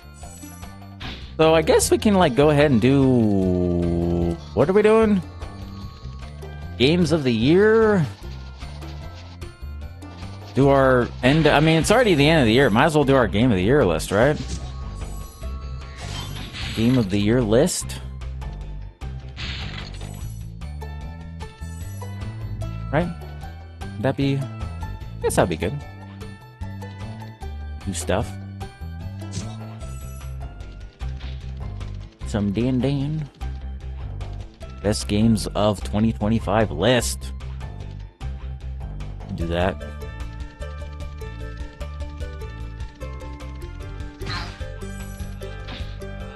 Let's do it.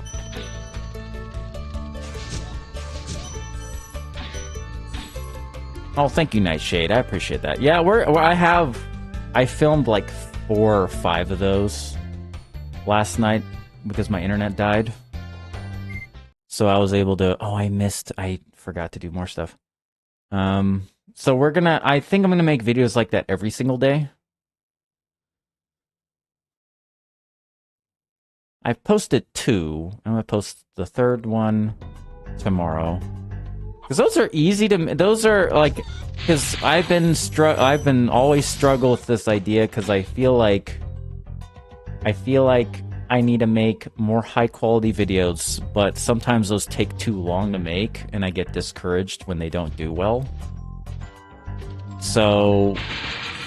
I'm trying to come up with a way of consistently making videos that are high effort, but easier.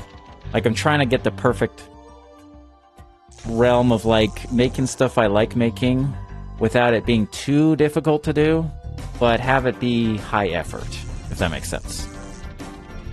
So I can do a high effort videos every day that doesn't require like the entire day to do, because sometimes I make stuff that requires like me not streaming to work on. So I think I'm gonna start doing them in that format, and then eventually those will just be like longer YouTube videos, essentially. It's kind of like my plan. Try that out.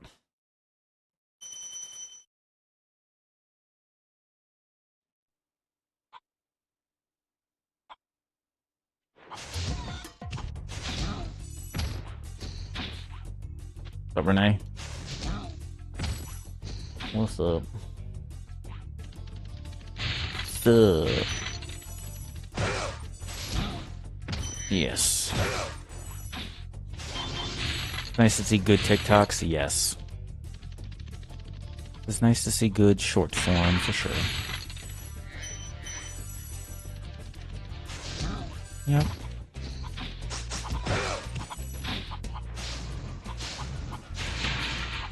What's up, Victoria? What's up, dude?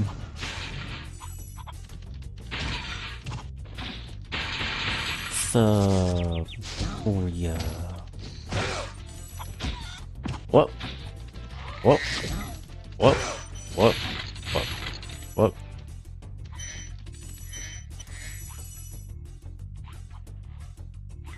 I've been doing good. We just did a guitar jam a few minutes ago. That was fun. Should I just make my own app called Nip Talk? That's actually a really good idea. It's just an app where you scroll and watch my videos, and that's all you do. It's just an app, you just watch my videos on it. Just like, yeah, download Nip Talk. That's it. That's all you do. Just me. No profiles, no nothing. Just watching my videos. There's no you have no usernames. Just Nip Talk. Just an app of me. Imagine TikTok, but it's just me. That'd be kind of sick. I mean, I guess you can have an account name and comment.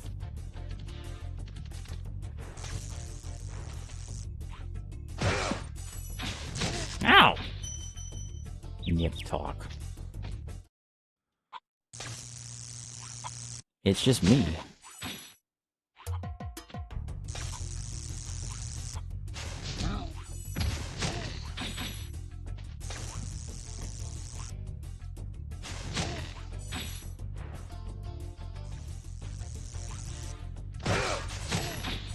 Alright guys, I think we should probably do the games of the year, right? We should probably do this. How's streaming been? Twitch has been doing pretty good.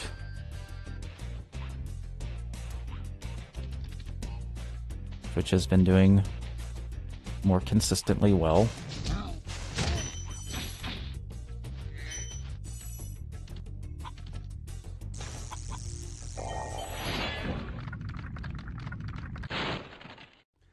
Good job, Spyro. One day you'll be able to tell all the dragons about your amazing adventures. Sure, but what I'd really like to do is get out of this swamp. Games of the year. It'll probably be a quick video. Quickly do a game of the year list. Maybe we'll get spicy and do my favorite games of all time to see if we can figure it out. Maybe we could do that too.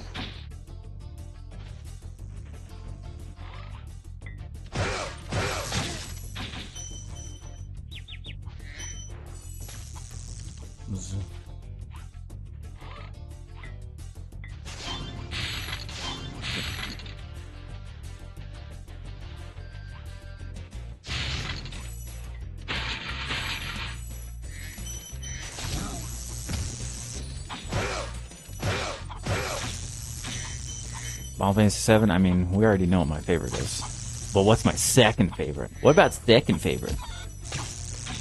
What about second favorite game of all time? What about that? What about that discussion? We'll have to, that's what we need to figure out. It's actually, the point of the list is going to be not what number one is. We already know what that is, but what is number two? Like, definitively figure out what the second favorite is. Right?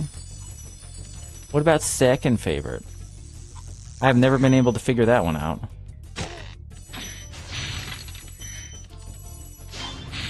What kind of music should we listen to for this? Should we just listen to like Final Fantasy music? Is Deanna and Biscuit here? They need their fix of Final Fantasy VII shit. I know those two are desperate for anything remotely Final Fantasy VII related. We need Final Fantasy VII for the vibes. The Chocobo theme. Yes. Chocobo theme. They're desperate for Final Fantasy VII.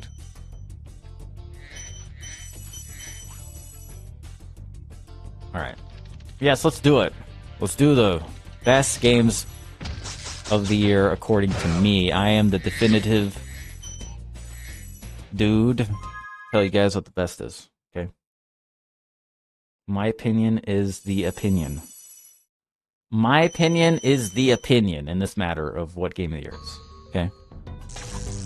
Nothing else matters. Bam, bam, bam. Yup. Right, a Chocobo? I mean...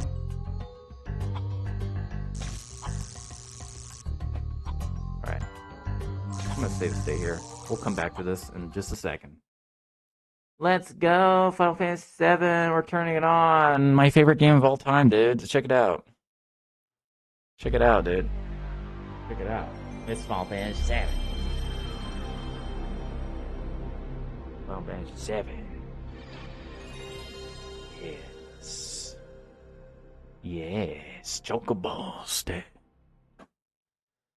Chocobos. Alright, let's get straight in it. Load state. Where it chocobos at? Yes! Yes!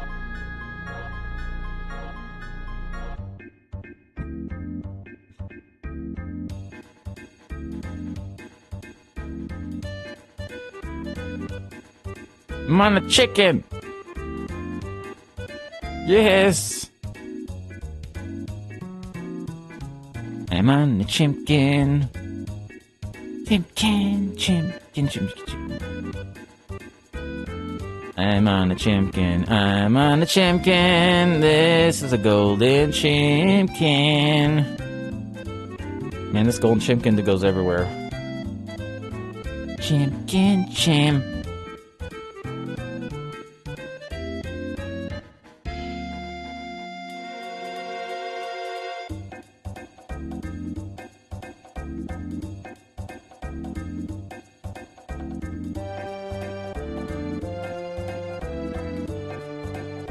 I like my chimkin.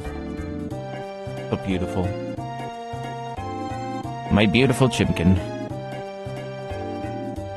Alright, dudes. It is time.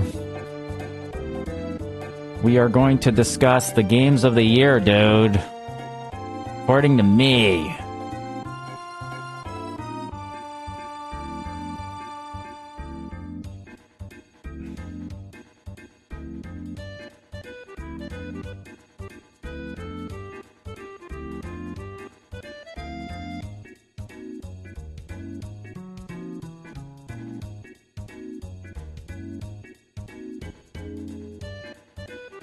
And do it.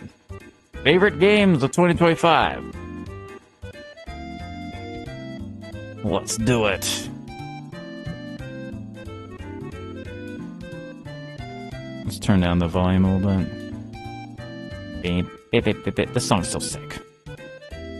Favorite game ever. Okay. The favorite game.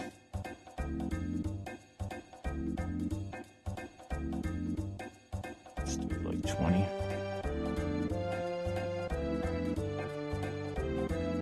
Yes.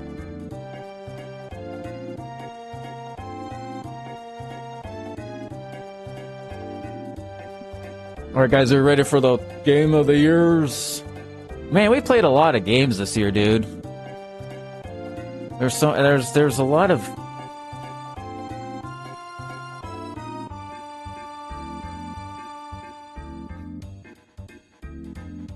Anyway, we're gonna stay here. So I think the website we go to for the lists is Topsters is the best one. Best tier list. Topsters. Alright, here we go, dudes. We're gonna do it this time.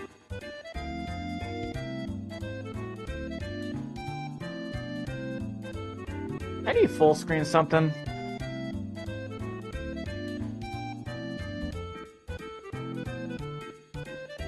Suikoden, I have not. How do you full screen a window? Is it F11?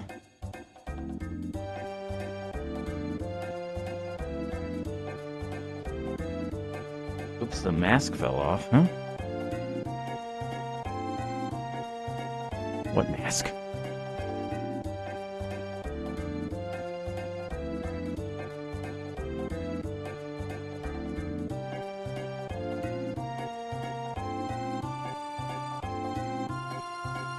I do this on...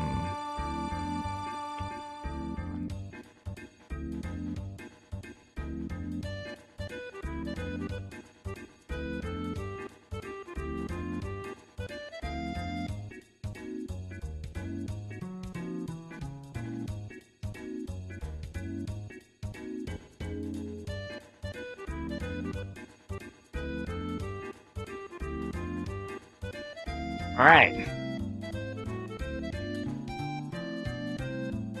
F11, okay. Alright, dudes, it is time!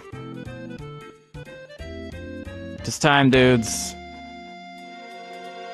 2025 is ending. Thank God. There was a lot of games, so we're gonna now discuss best games of 2025. We're gonna figure it out. Okay, what's best games? What do we play? What did we play this year, dudes? I must be reminded. I'll forget. We played Silk Song. Wait, we need to do games. Okay, we played wait. Why is it not showing up?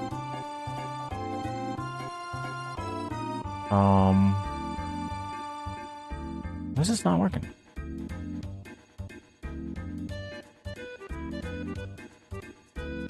There we go. We played Silk Song. That was really good.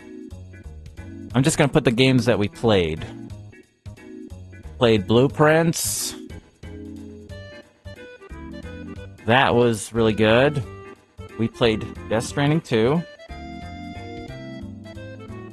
Exceptional. Astrobot was the year before. We played Clair Obscur. Beat that. We actually beat Kingdom Come Deliverance 2. We actually beat this game. What else did we play? Silent Hill F. We beat that. What else did we play, dudes? We played... What did we recently play? Am I missing something? Oh, Ghost of Yotei. Ghost of Yotei. We played Final Fantasy Tactics. The Evil East, the remake. I count that! Because the remake is so much better than the original. All the voice acting. Snake Eater? Nah. I definitely not even gonna count that. Arc Raiders? Sure! That counts. I put like 80 hours in that game. I played Arc Raiders more than Clair Obscur this year. Which is kind of crazy. I'm trying to think of what else we played. I'm forgetting something.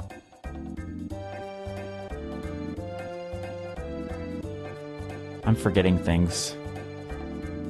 You're at 116 hours? That's wild, dude. What else did we play?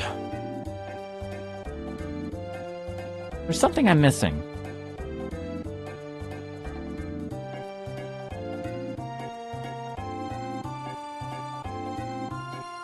KCD2's up here.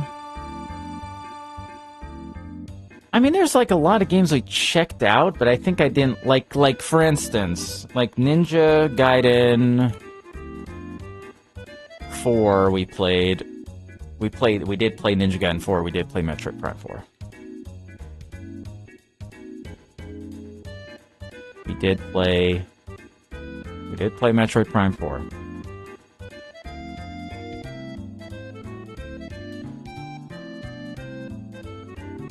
Yep. Did do those.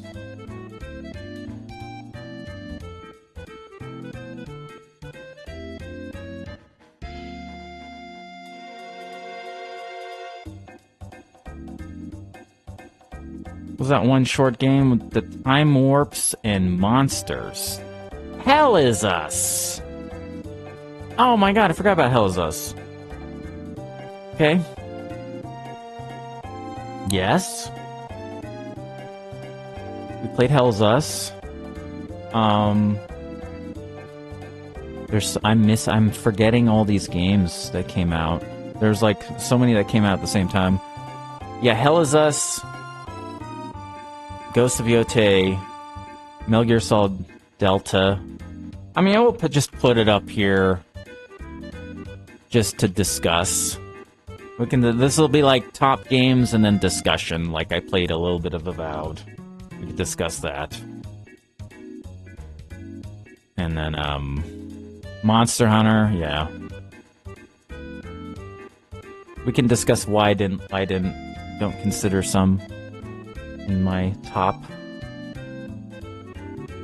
Any Nintendo games? Okay, Metroid Prime is a Nintendo game. Is there like something else? Oh yeah, Schedule 1.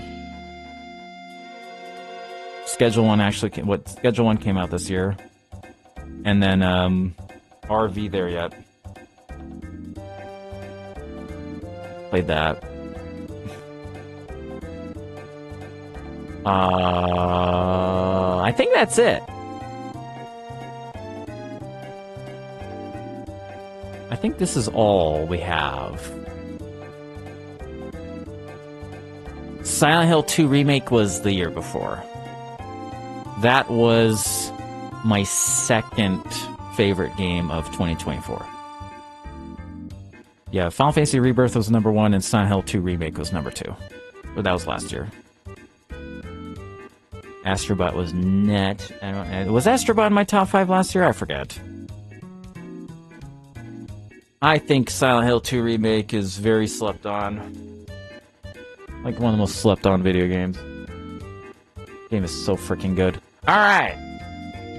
So, just as like a general thing, the games we played in 2025 were Silksong, Blueprints, Death Stranding 2, Clair Obscur, KCD 2, Silent Hill, Ghost of Yotei, Final Fantasy Tactics, Arc Raiders, Ninja Gaiden 4, Metroid Prime, Hell is Us, Metal Gear 3 Remake, Avowed, Monster Hunter, Schedule 1, RV there. Okay. So we can start knocking these out. I think the first one we knock out is Avowed. I did not like it. Avowed can go away. I did not like that game at all. I just was expecting the game to be something that it was not. And I kind of feel like the marketing behind that game was hiding the kind of like the ambition of the game, because like at first it was marketed when it was announced like Obsidian's Skyrim. That's like what the marketing was. So the expectation in my brain was that level. Like, okay, maybe not as good as Skyrim, but it could maybe be like New Vegas, you know? So what Avowed ended up being is a less ambitious version of New Vegas, which is very disappointing. Like, I imagine the scope of it being like on the level of a New Vegas, maybe not necessarily like a Skyrim, but ultimately it just felt like, because when you read about the development of Avowed, you realize that Microsoft wanted them to make Skyrim, then they wanted them to make an MMO, and then they said, okay, no MMO, go back to a single player. So it's like you're already screwed. And apparently they gave them a AA budget, a very minimal budget. So they had budget constraints. So it's sort of like, I blame Microsoft for that one, not Obsidian. So I think they just had to cobble together a game that they didn't really want to make. That's what it feels like. Microsoft just forced them to make whatever that was. So anyway, I didn't like it. And I kind of feel the same way about Metroid Prime 4. It's like they tried to make two different video games at the same time, and it just didn't meld together. Very unfortunate. They didn't follow the Metroid Prime 1 and 2 formula. They tried to create a new formula by utilizing the desert, and it just didn't work. So, unfortunately, I didn't like that game either. Metal Gear Solid Delta, and okay, like Monster Hunter, I had kind of fun playing Monster Hunter Wilds, but also misleading marketing. It ended up just being another Monster Hunter game, which is fine for the fans of Monster Hunter, but the reason I bought it was the expectation that it was going to take the formula and make it more open-ended. And so the demo of Monster Hunter presented this idea that, oh, there's like, it's kind of like Dragon's Dogma, where you're fighting one monster and another monster comes in randomly and will start to mess with things, which is what happened in the demo, and then you play the main game and none of that happens. And I was like, oh, So the main game to me was less fun than the demo. The demo was so much fun. I love the Monster Hunter Wilds demo. Like, the demo was so sick because you're like fighting one thing and then another thing pops up out of nowhere and you're fighting two monsters at the same time, and it's like, dude, this is so sick. And then you play the main game and it's like, oh, you have to do a very linear 30-hour campaign that's very linear. And so I was like, that was a little disappointing. And then Metal Gear Delta is a very weird game. Metal Gear Delta was fun when I played it. I'm glad I played it. But after I finished it, it didn't, like, I felt like by the end and like a day later, I don't think it justifies its existence. Because, like, they didn't redo the voice acting. It's just a graphical upgrade. Some gameplay elements. It's like a remaster, because, like, the voice acting is the same, but it's like a remake, remaster at the same time. And so, it kind of feels like... It's like The Last of Us Remastered, is the best way to, like, explain it. It's like going from Last of Us PS3 to Last of Us Remastered. It's like, that's the... But the problem is the performance of Metal Gear Delta is worse than the PC version of the original. As far as frame rates. Frame rates are higher in the PC version than Metal Gear Delta.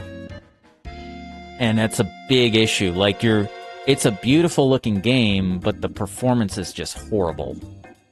And so that kind of made it a sour experience, because if you're gonna play a remaster of something and the performance is just not hitting right, it just,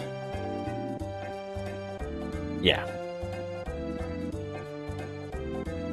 And then Ninja Gaiden 4 was kind of okay. I mean, the action was good, level design was horrible, so I was kind of not really too into Ninja Gaiden 4. Like, the level design is atrocious. It's so bad. The action is really good, but I did feel I start to kind of get burned out with fighting the same enemies over and over again. I got kind of burned out halfway through Ninja Gaiden 4. So, yeah. Alright. Arc Raiders is great. I like it, but I don't think it's going to be in my top 5, so we can go ahead and bump that off.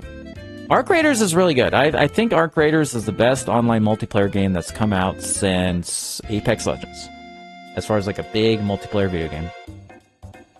I think Arc Raiders is the best one that's since Apex Legends came out. I think. Pretty confident in saying that. I think it's a better video game than Warzone. And yeah, pretty much any other online multiplayer game that's come out since Apex. Apex Legends was like late 2019, like 2019 or something like that. So yeah, this is the best one. It's a better video game than Warzone, for sure. Going from Blackout to Warzone is depressing. That really depressed me. Like when Warzone was coming out, I was like, oh wow, we're gonna get Warzone. Oh, it's gonna be like Blackout, right? And then you play it and you're like, wait, why did they remove all the cool stuff from Blackout? You have to do loadouts? What? Wait, they removed all the fun parts and made the game uglier? It's uglier and it removed all the fun parts of Blackout. It's like, oh, well, I played like one day of Warzone and then moved on with life. Alright, now we're getting to like I'd say Arc Raiders is getting to good stuff. I think all the games up here are good. RV there yet was fun. I don't think it's gonna like top 5 territory. Well, I guess we can do a top 10. We have enough games for a top 10. Okay. We have enough games for a top 10. Okay. Yeah. Because we have 12 games. Okay. So we can do a top 10.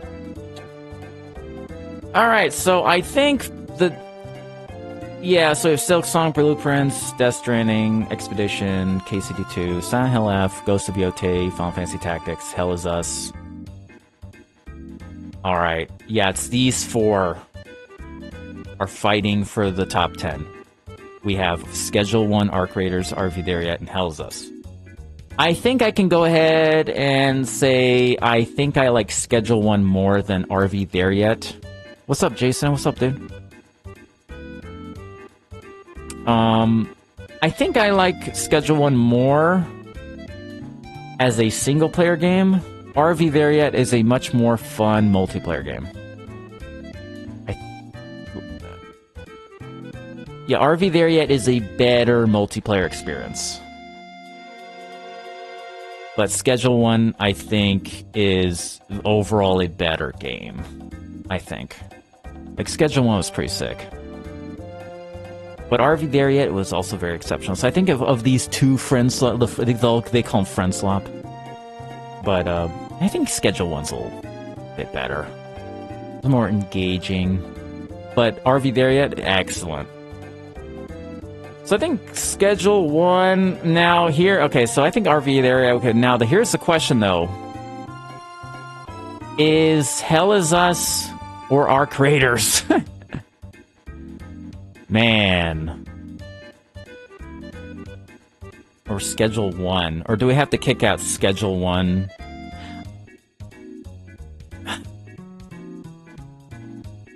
Do I like Arc Raiders more than... Yeah, I like Arc Raiders more than Schedule 1. Hell is Us. Yeah, okay, I think...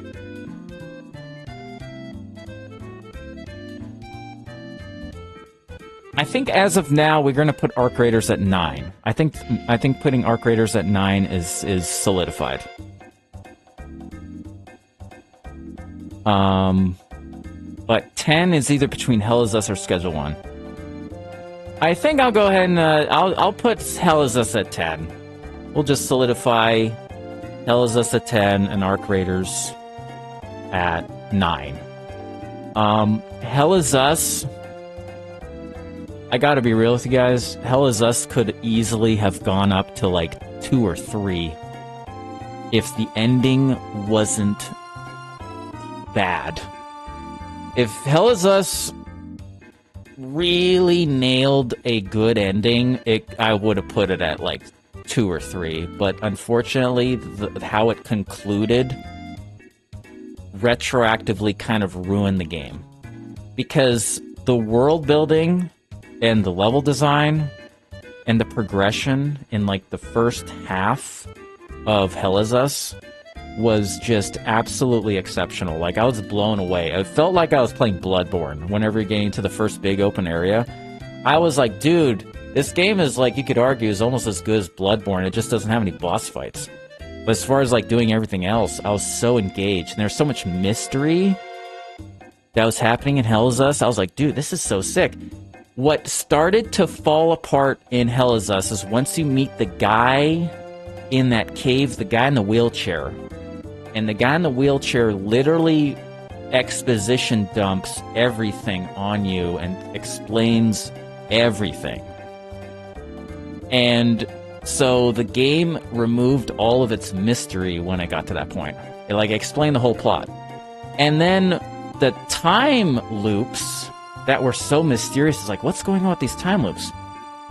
It's so sick. Like, you're going in and it's like this super dramatic moment that repeats on for eternity. And it's like, dude, this is like crazy. What's all this about? It turns out the end of when you beat the game, none of that matters. A lot of the stuff that you're asking questions about never gets answered. But the ending isn't ambiguous. So it just sort of like... It's sort of like the game explains itself by the end, for the most part. Whereas I feel like they should have really had like a very ambiguous story, like have you question. I thought the game was like, oh, you're questioning everything that's happening. But by the end, it just sort of like kind of just ends. And there's no real like profound I was like thinking of all these profound things while I'm playing it, and none of it was true. Like none of it mattered. All the profound ideas I had. So I think, unfortunately, like the ending of Hell is Us just kind of like diminished all the mystery of what's going on with the game and the main character and the overarching story. So yeah, if it wasn't for that, I would literally put this at like number 3 or something like that. But I think, to me, it's like an 8 out of 10. It could have been a almost 10 out of 10 video game if they nailed the storytelling, in my opinion. Oh, we got to keep the Chocobo theme on. Got to keep it. Arc Raiders is number 9. Yeah, Arc Raiders best multiplayer game since Apex Legends. Yeah, we gotta keep the Chocobo theme. We gotta keep it. It stays. Chocobo theme stays. It stays. Arc Raiders is number 9, best game of 2025. Let's just do it. Wait a minute. Do I like Arc Raiders more than Ghosts of Yotei, though?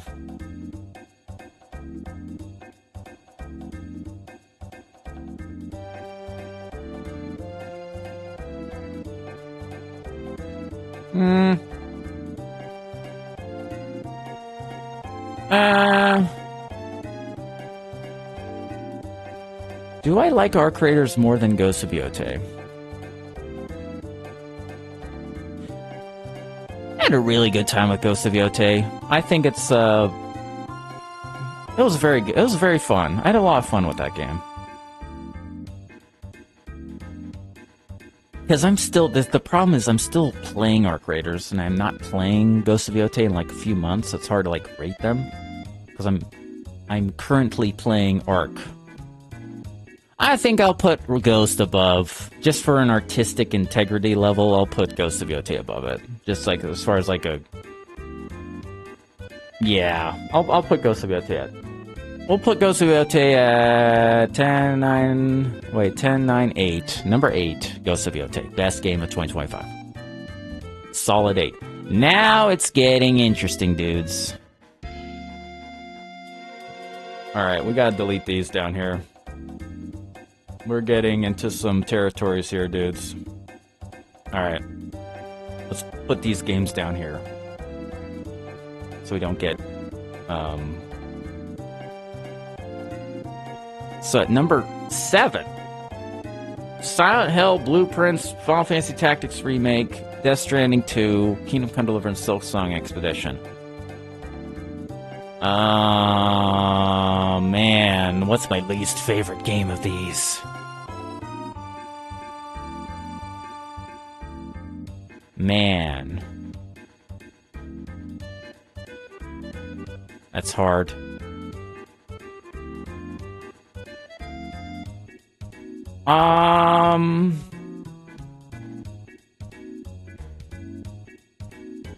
Do I like Silent Hill F more than Blueprints?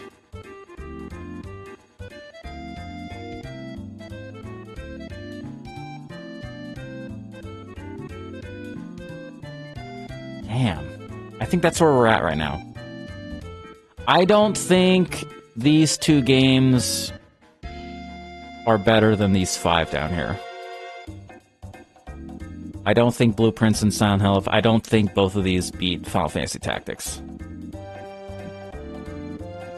The voice acting in Final Fantasy Tactics Remake, to me, make it a completely new game, and that's why I'm putting it on this list. Because, like, what it adds to the game is... Because the game is already, like, one of the best games ever made, and it just made it even better. So, yeah.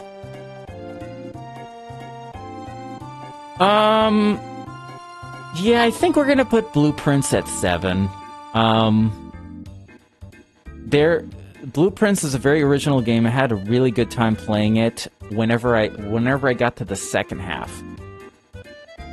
The first quarter of the game was really great, and then you get stuck. And the game kinda could have done a better job leading you to the correct path of what you have to do. because if you don't know what you're doing, you're literally spinning your wheel. I was spinning my wheels for like 4 hours trying to figure out what to do. And I think that kind of like put a sour taste in my mouth. But once we got to the halfway point, I was like, oh, this game is like pretty sick. But I don't think it's like a perfect video game. It's just like a very original it's kind of like Myst. Myst is not a perfect game at all. It's just like, it's such a unique experience that it just is like, it's just a very unique game. And there's not really a whole lot. It's a roguelike game, but it's nothing like any roguelike you've ever played. And so getting to like the end and all that and watching what happened, there's like a lot of mystery to it. Very sick.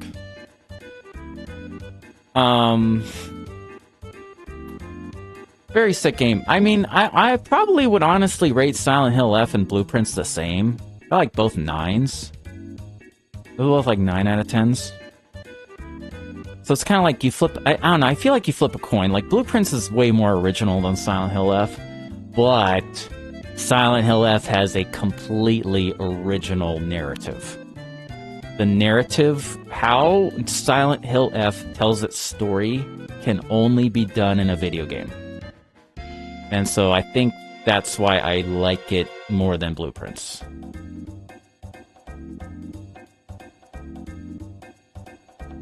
So I do think that Silent Hill F, the reason why it's so good is because Silent Hill F tells a story that you cannot tell if it's a movie or a TV show. Unless you literally have the viewer watch the same show like 3 or 4 times. So you have a movie that's like 30 minutes long, and then you have the same movie replay for 4 times. I mean, that could actually be kind of a sick movie, where it's like you make a 30-minute movie that repeats 4 times, and that's like a completely different story each time, like every 30 minutes, and it just tells the same story over and over again. I mean, that could be a cool idea that they could do in a movie form, but it just works as a video game with how they utilize like the New Game Plus of telling the exact same story multiple times, but it's completely different context. It was so sick to discover that. And so, yeah. I do think, though, that the Silent Hill F combat is kind of like... Because I played normal Silent Hill F, and normal difficulty is like the perfect difficulty for that gameplay. But whenever I did New Game Plus and did hard mode, the mechanics started to fall apart the harder the game got, because then it just got frustrating. Because the movement and the dodging is very particular. The movement is not great. So I think normal difficulty was like the perfect level of fun challenge. But the hard mode, it started to like, the game started to fall apart when we were doing New Game Plus. It started to become like, okay, this is like a pain in the ass to play. Like on hard. But I did really enjoy playing the game on medium. That was like the perfect challenge for that game, in my opinion. Alright, dudes. So I think it's good. Silent Hill F at 6 feels good.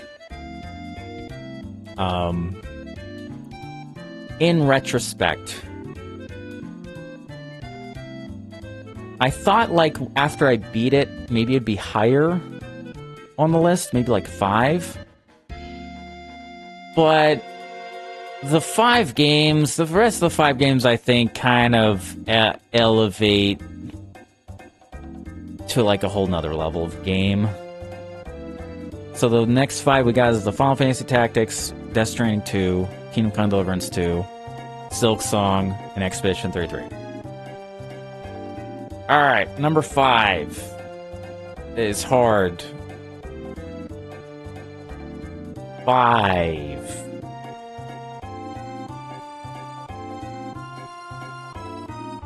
This is a very... You see, the thing is, I admit I haven't even beat Silksong. So maybe that should be 5. just because I never beat it, because I got burned out. I got burned out playing Silksong. It's like a... Silksong is borderline perfect in its design, kinda.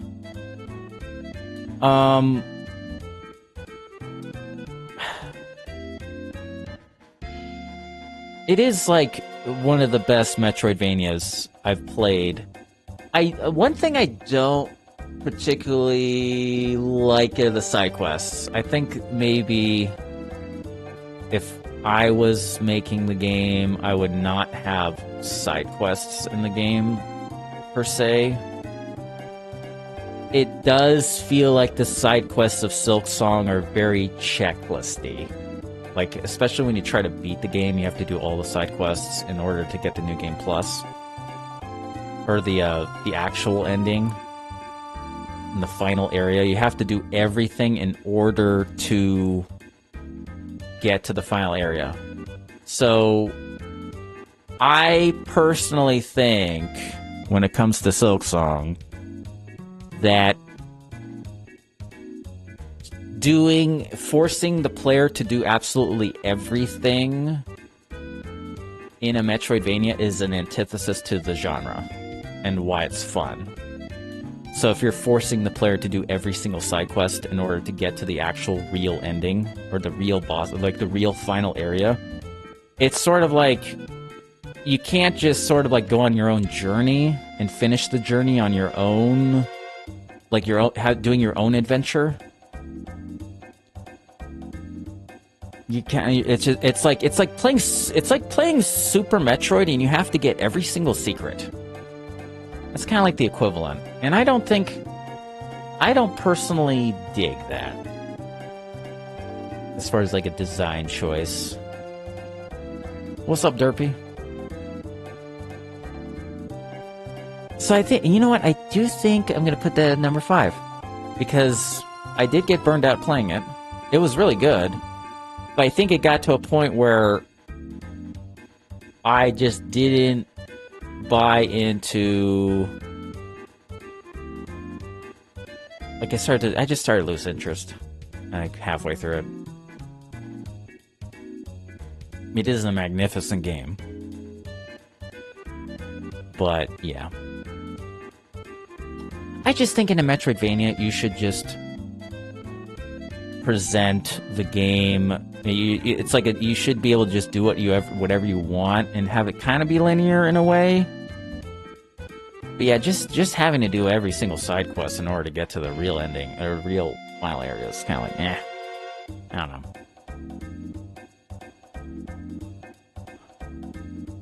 All right, dudes, top 4. Yeah, I think Silksong at 5 is good. It's very good. I definitely rate Silksong more than Silent Hill F.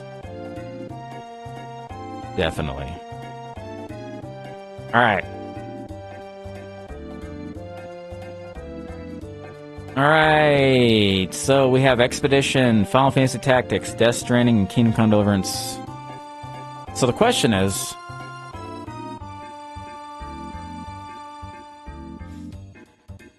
This is hard. You know why? Because you could argue that Final Fantasy Tactics is the best game on here. Right? You could argue that Final Fantasy Tactics is actually the best game, but it is technically a remaster, so I don't think in a Game of the Year discussion. But I could honestly say that it's just this is number 1. You know? You could just say Final Fantasy Tactics is like the best one, but it's been around forever. It's like... It's unfair. You know why it's unfair? It's like it's almost as if they re-released Chrono Trigger and put voice acting in it. It would just be like, well, that's the best game, right? I mean, that's the best game ever again. So it's almost like that, where it's like if they add voice acting Chrono Trigger and re-release it and have it graphically look the same, it's going to be like better than any video game that comes out that year. If they ever do that. Super Mario RPG. Oh, that's old. But, okay, this is a good discussion. Death Stranding 2 or Final Fantasy Tactics?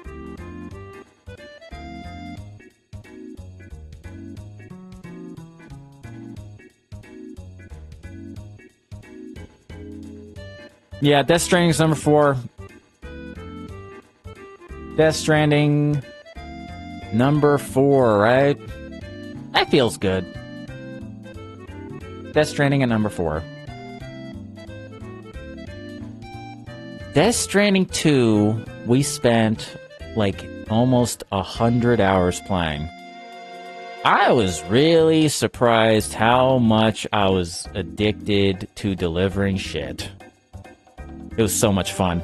And since I played it when it came out, I was so addicted to building stuff and bridges. Since so many people were playing it, I was like, oh man, I can build this stuff and people are going to interact with it. So I was actually getting really into the online aspect of it. Like, the online functionality of Death Stranding is insane. It's like, how is this game not breaking? Building these bridges, and then people are working on them and they thumbs up stuff. I was so addicted to like trying to get the dank, like completing roads, building bridges and different things for other players to use, and seeing if I can get like some dank thing to build. So I was getting really into that. The narrative is like, you have the opening few hours are so narrative driven, and then the whole middle of the game has no plot. And then it's like the end 8 hours is just plot. And that was the same thing with the original Death Stranding. The original Death Stranding is the same way. It's like you front load with plot. The middle of the game is like barely plot.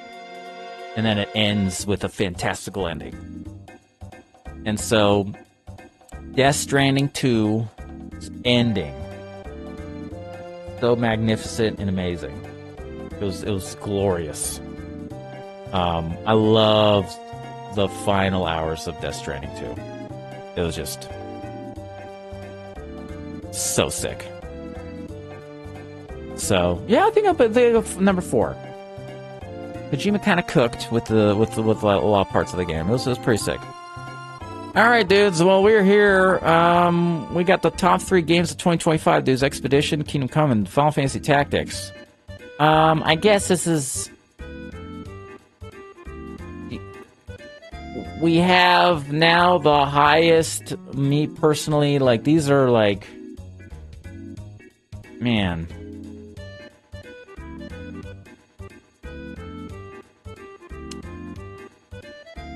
Which one would it be?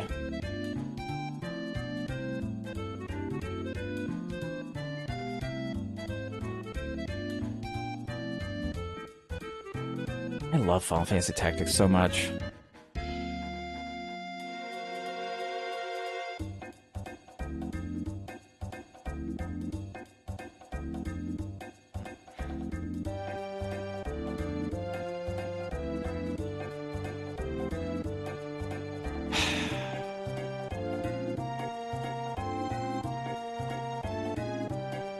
I'm very silent right now, thinking.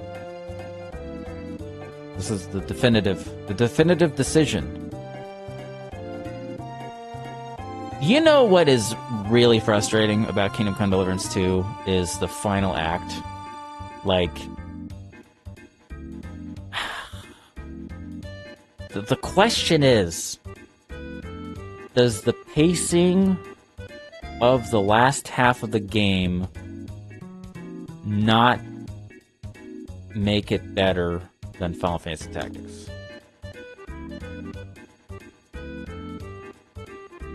It's such a magnificent video game, though.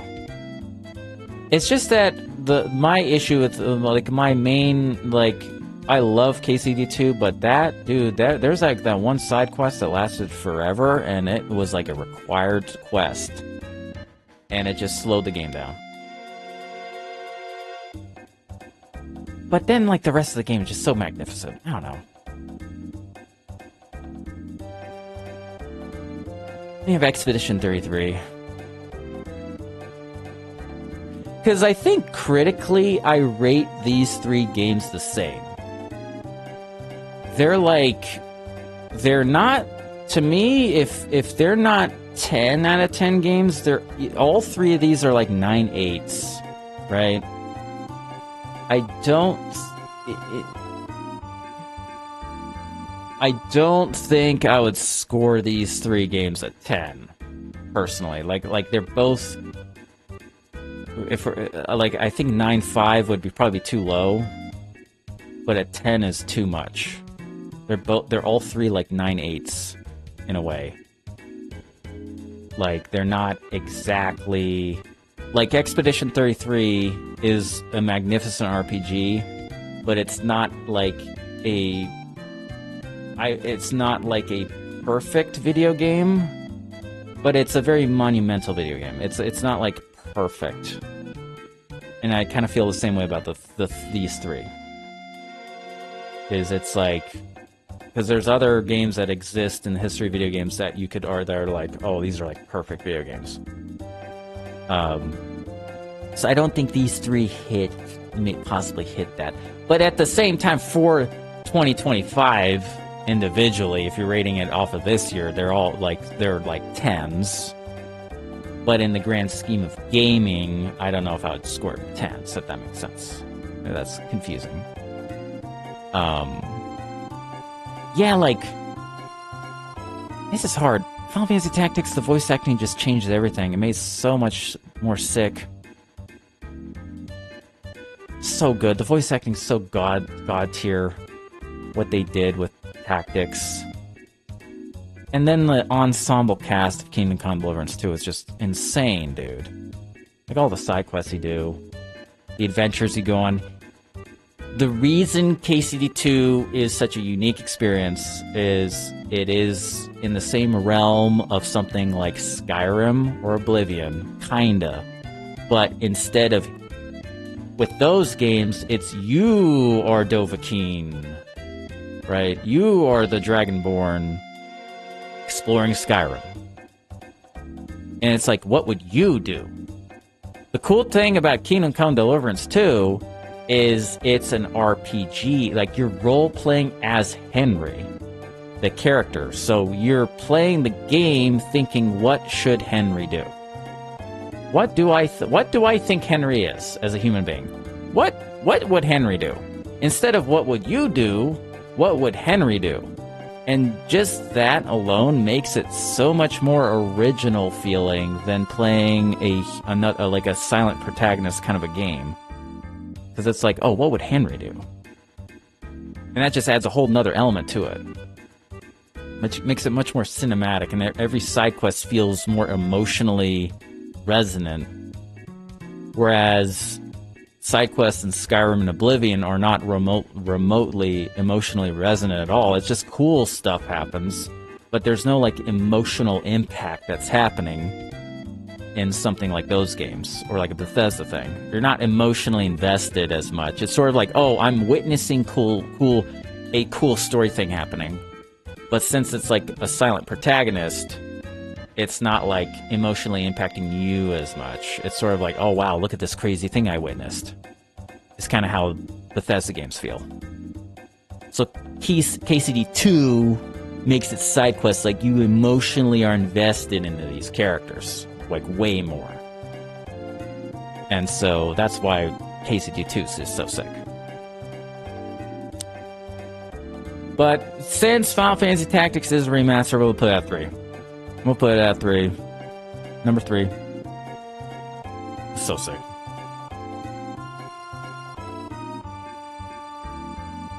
Expedition 33. Changed the game, dude. Dudes!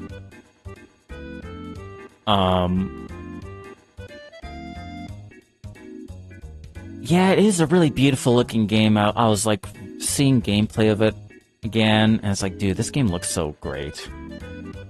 The journey I went on playing Expedition 33 was pretty magnificent. Like,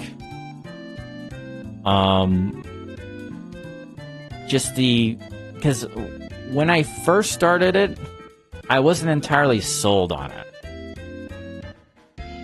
I thought it was really cool. Like, the music was sick, the plot, like the setup and the world building. I was really getting into it. But for some, I'm like a psychopath. I didn't emotionally attach myself to Gustav on my first playthrough. I didn't get on board with that part of the game's story until retroactively thinking about it. But like the first playthrough, I wasn't like entirely on board with the characters like originally. When Verso showed up, that's when I started to get really more emotionally invested in the game, I think. Because I think the reason I felt like that is because Expedition is a very bleak video game. And it is very bleak, and that part of the game does not let up until Act 2. Once you get to Act 2, then the Chrono Trigger Final Fantasy influence starts to come into play more, rather than it being like this dour and depressing video game the entire time. There's a lot of levity that starts happening with Act 2, like the Only Up minigame. You start. That's when there's more SKA stuff. Now SKA, that part was like the levity part because Gustav meets SKA for the first time. That was like the first part of the game. It was like, oh, this has humor and stuff, good humor and all that. And I do like that aspect of a lot of RPGs. That is all over Chrono Trigger and Final Fantasy VII, where it's like there's this bleak, depressing plot that is happening, but really good moments of levity and positive emotional things happening. What's up, Denise? So I think that's why I liked Act 2 of Expedition 33, and I started to like really like it. And then like halfway through Act 2, I'm like, this is like one of the greatest games I ever played in my life. So I did build up to liking it, and then by the end of Act 2 and then Act 3, doing all the extra side stuff, then I'm like, dude, this game is so sick. So sick and goated.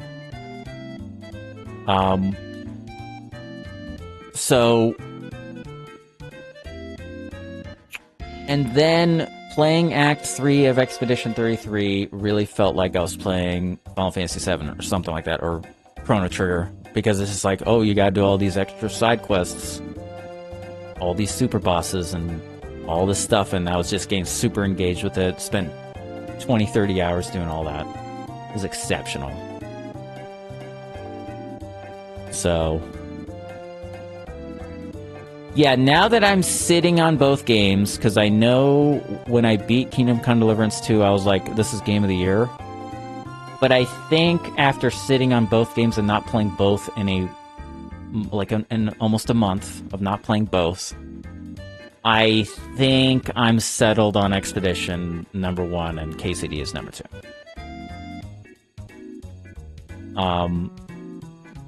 I think I'm there after not playing both, because I haven't played any of these games in over a month.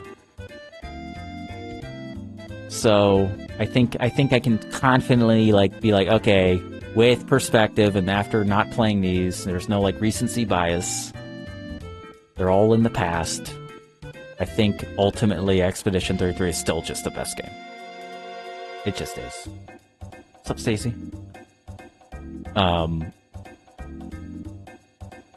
Yeah. It had the most I think Expedition 33 definitely had the most profound impact of all the video games. Because I finished Kingdom Come Deliverance 2, and it was like a great experience, but Expedition is stuck with me longer, because I think about the game all the time, consistently. I think about it quite a bit. And what's cool about Expedition 33 is in a few years from now, there's going to be a lot of games that try to copy the formula, and it's going to be so sick when games try to copy that formula.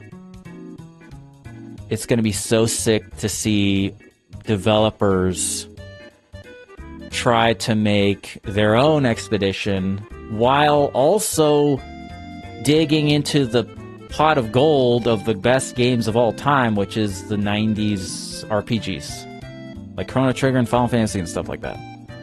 So having a new game be inspired by Expedition 33 and by definition be inspired by Chrono Trigger and Final Fantasy, OG Final Fantasies, like Final Fantasy 7 through 10, 6 through 10, plus Chrono Trigger, you're just going to be getting more better games because your influence is just at a much better bedrock than just making some Ubisoft clone, you know?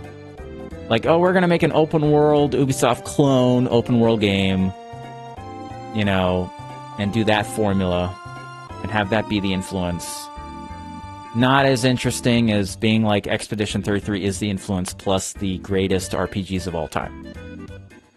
So I am looking forward to Expedition 33's influence popping up in the future. I think it's going to be quite magnificent. So anyway, these are my 10 favorite games of the year, dude.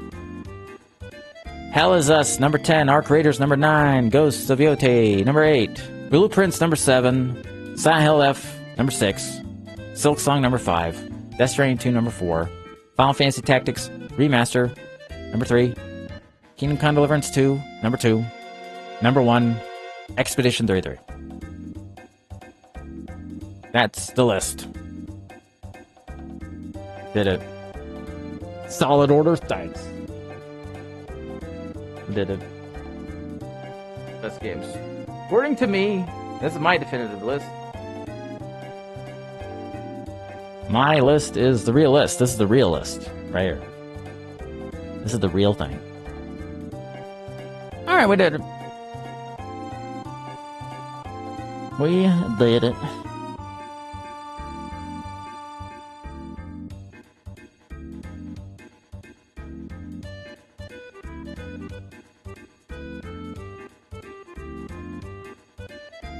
This is my list.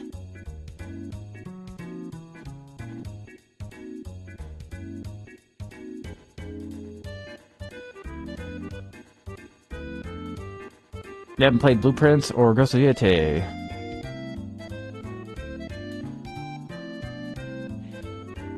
Yeah, I do, man. I do feel like, man, I like, of these 10 games, definitely the most disappointing one was Hell Is Us. It's the only disappointing game on here. But it's like, it's number 10 because the good parts are so good. That's what's frustrating. It's like, Hell Is Us is so good, but it just, narratively just kind of ruins a lot of it.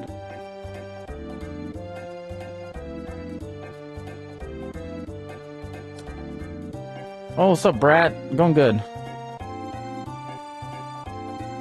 Yeah, like, Hell Is Us' aesthetic, the audio design, the world building, it's just it's so exceptional. It's just like, man, they couldn't write a good ending. Just a horrible ending. It just had no mystery, it didn't really, like, do anything profound. It's just like, just kind of ended. And then they set up for a sequel. It's like, why are we setting up for a sequel? Like, you need to just... That's actually a big pet peeve of mine. I don't like sequel setups in general. Like, if you're making a story and you don't have a guaranteed sequel in the bag, you need to just tell a story and close the book. Because a good writer will figure out how to make a sequel out of, like how could you possibly make a sequel? Like in Resident Evil, what's his name? Like, comes back all the time. What's the villain? Wesker. Like, Wesker in Resident Evil jumps in like a pool of lava or something. They could still bring it back somehow. Right? You can figure out how to bring stuff back. You just write it. You just bring it back. It doesn't need to make sense. Just do it. Just write your story as if this is the one game, and then just move on. And then if it sells well, just force feed a sequel. You know? Have it be a little bit more intriguing, and then you can do leave you hanging. Leave you hanging a little bit, especially when you're telling a Souls-like inspired story. So, yeah, the setup for because the whole ending is it's just episodic feeling. It's just like it's setting up for a sequel that may never happen. And so it's just like, eh. So I swear to God, dude, if Hell Is Us nailed the ending and made something really profound like I was imagining it would be, I would probably put Hell Is Us at like number 3 or 2. There's a possibility I would have liked this more than KCD 2 if like the ending was profound.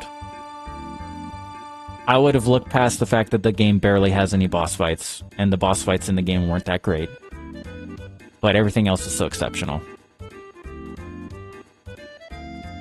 Like, that's how strongly I feel about the game. Like, while I was playing it in the beginning, I was like, dude, this game is so sick. And it just kind of started falling apart at the end. Narratively speaking. Alright, well, here's the 10, dude. Expeditions number 1, KCD 2 is number 2, Final Fantasy Tactics number 3, Death Stranding 2 is number 4, Silk Song is number 5, Silent Hill F is number 6, Blueprints number 7, Ghost 8, Ark 9, Hell Is Us 10. Best games of 2025. Alright. Did it. Now! What time is it? It's 9 p.m.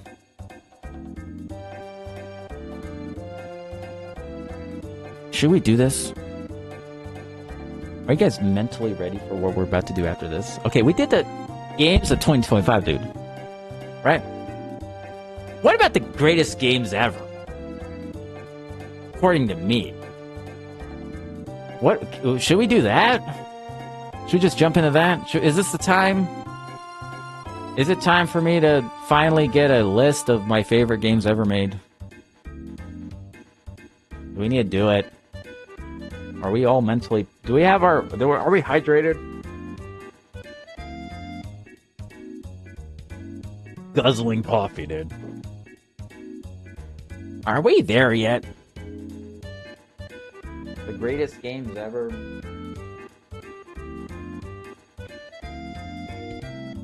Alright.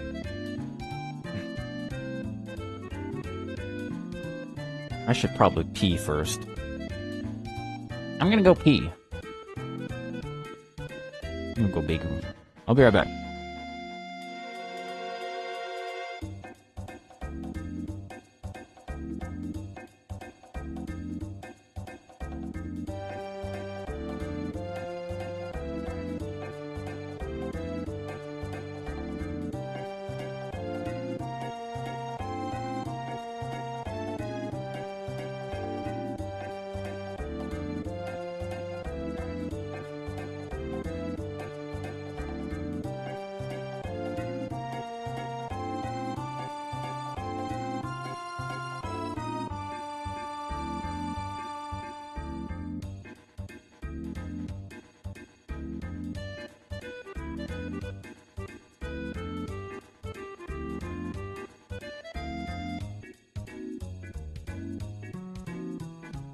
Alright.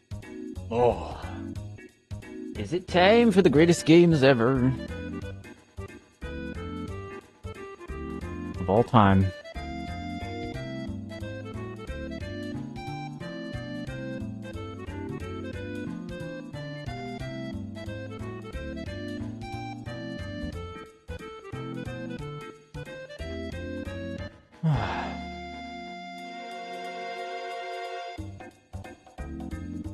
Or should we wait on this? Is there another game we could play today? We were playing Spyro. Go back and play that. We can do our greatest games ever now, or we wait? How are we feeling?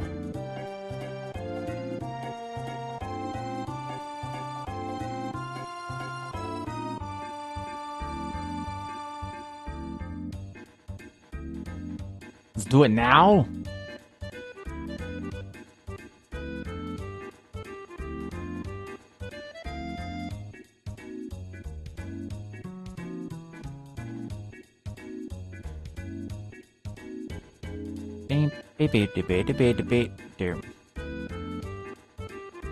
I don't know. I'm kind of like yapped out, to be real. Well, I mean, I think we should just go back to play something. I think we gotta wait on this one.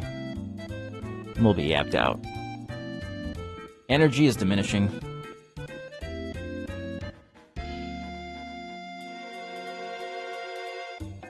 Random Chimkin.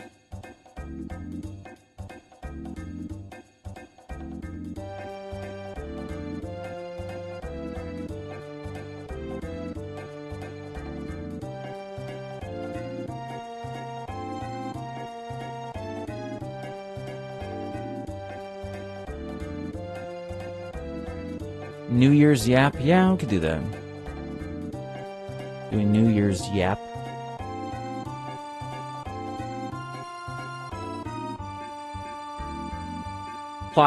Spoiler alert, this is my favorite game of all time. We already know that. We already know that.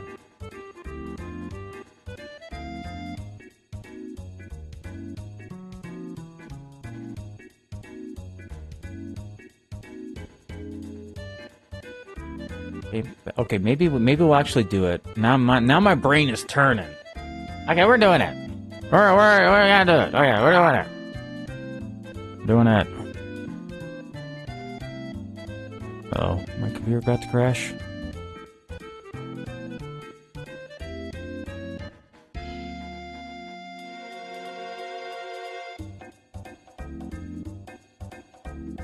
Alright, we're doing it. Greatest games ever. Finally gonna do my greatest, favoritist video games of all time. And we're just gonna... I mean, alright, so we just know what number one is. We're just gonna put Final Fantasy VII on just... number one. Alright, let's get it out of the way. Alright, Final Fantasy VII is number one. It's the greatest video game ever. It's number one. Okay. It's there. It probably will never go away. It is number one. Alright, now for the actual list. Oh, now we gotta think. Now we have to actually turn our brain on to figure this out. Because the real question is, what is number two? Number two video game. We have to go on the list here. Very important. Alright. Chrono Trigger. Magnificent video game.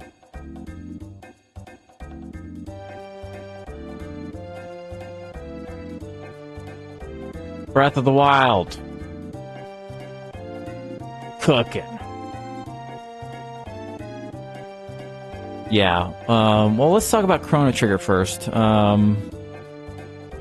This is, I think Chrono Trigger, I'm trying to remember, is Chrono Trigger like the first RPG I've ever played in my life? It might be. It's either Chrono Trigger or maybe Final Fantasy VI. I don't remember. It could very well be Chrono Trigger as the first RPG I've ever played. Maybe. But even though I have Final Fantasy VII as my favorite game of all time, I think Chrono Trigger is one of the very, very, very few video games that exist that you could argue, well, I will say, is perfect. Like Final Fantasy VII is my favorite game, but it's not perfect. Like, at all. It is not... If you were like a critic at the time, you're rating it high because of its impact, but as far as the actual game, it is not a perfect game at all. other RPGs do stuff way better than Final Fantasy VII, but just overall, the high points of Final Fantasy VII are so magnificently amazing. That's why it's my favorite game. Same with like Final Fantasy IX. Final Fantasy IX is definitely not a perfect video game, but the high points of it are just magnificent. But if you're rating the game just on its own without like thinking about all the high points, it's like a 9, in my opinion. But it is one of my favorite games ever because it's just like the high points. And that's what Final Fantasies typically are. It's like all Final Fantasies aren't necessarily like perfect video games, but the high points that you experience playing them elevate it to like another level that no other video game really reaches. You know? You wish it was an option to quit being a person and become a chocobo. You want to be a chocobo? That'd be kind of cool. Chocobos are sick. So yeah, Chrono Trigger is like a perfect video game. Breath of the Wild is a perfect video game, depending on who you ask. Right? For some people, it's a big, open, empty, boring game. And then for everybody else, it's a perfect video game. It kind of sort of is. Yeah, Breath of the Wild's so sick. I love Breath of the Wild. I'm on the camp of loving it. There's two camps. It's like, do you love it? Or it's like, I'm not sold on it. I think I'm on the camp that I freaking love it. Alright, another favorite of mine is Wind Waker. At one point in my life, I think Zelda Wind Waker was my favorite game of all time. At one point. I was much younger. When I was a little tot playing games, Wind Waker was my favorite game. Wind Waker is a very underrated open world game that I think doesn't get its flowers for how vast and amazing the open world is. Because you go from Ocarina of Time and Majora's Mask to Wind Waker. And Wind Waker is the bridge between the bridge to Breath of the Wild. Because of the open world aspect. Wind Waker came out in like 2003 or something like that. So, if you go back and like play other open world games of that era, nothing even comes close to how majestic the open world is in Zelda Wind Waker. The vibes of being on the boat and going to all the islands and just the adventure, the feeling of adventure is just unparalleled. So it is, and it holds up so well because of the graphic presentation. Like even the GameCube version still looks incredible, dude. It just looks incredible. I do think it is probably the best GameCube game. I mean, there's Twilight Princess, which is also a favorite of mine. Yeah, I think these are like the two best GameCube games. Wait, actually, no. I forgot about this game. Resident Evil 4! Wow, I have 3 GameCube games in my top games, dude. Look at that. GameCube kinda low-key goated, huh? Resident Evil 4, Wind Waker, and Twilight Princess. Jeez.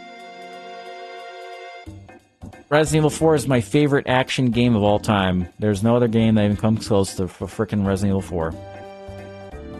It just is the best. Best action game. OG Resident Evil 4. Oh wait, let's get the GameCube out. Let's get this one. Yeah. Yeah, I think Resident Evil 4 is like the greatest action game ever made. Like, it's so sick.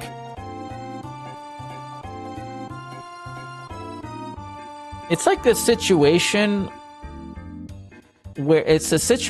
where you completely reinvent the wheel on what the games are about, but you just nail everything about the video game. That's why the game is so sick. It's sort of like, okay, we're going to reinvent the franchise, but in doing so, we're also going to reinvent gaming.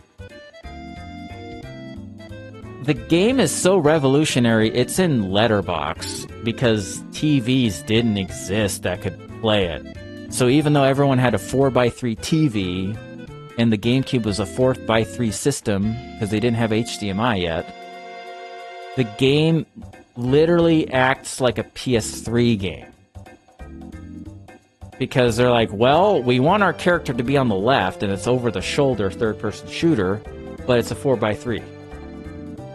So they literally just decide, we're just going to make it widescreen and have the black bars, like, on the top and bottom of the screen for everyone who has a TV.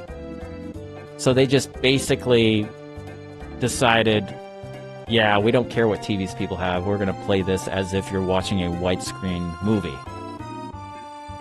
And it's just so revolutionary. One of the most revolutionary video games ever made. And not only is it one of the most revolutionary games I've ever made, it's kind of like Ocarina of Time, where Ocarina of Time laid the groundwork on 3D action, like 3D adventure. It kind of like hasn't been topped in the same way, in my opinion. Like, I don't think the third-person action genre ever topped Resident Evil 4. Like, it invented it, and it topped it. And it stayed at the top. No game has really achieved that video game. Like, to me, the only games that kind of get close in that sort of world is not a shooter per se, but 2018 God of War kind of gets to that level.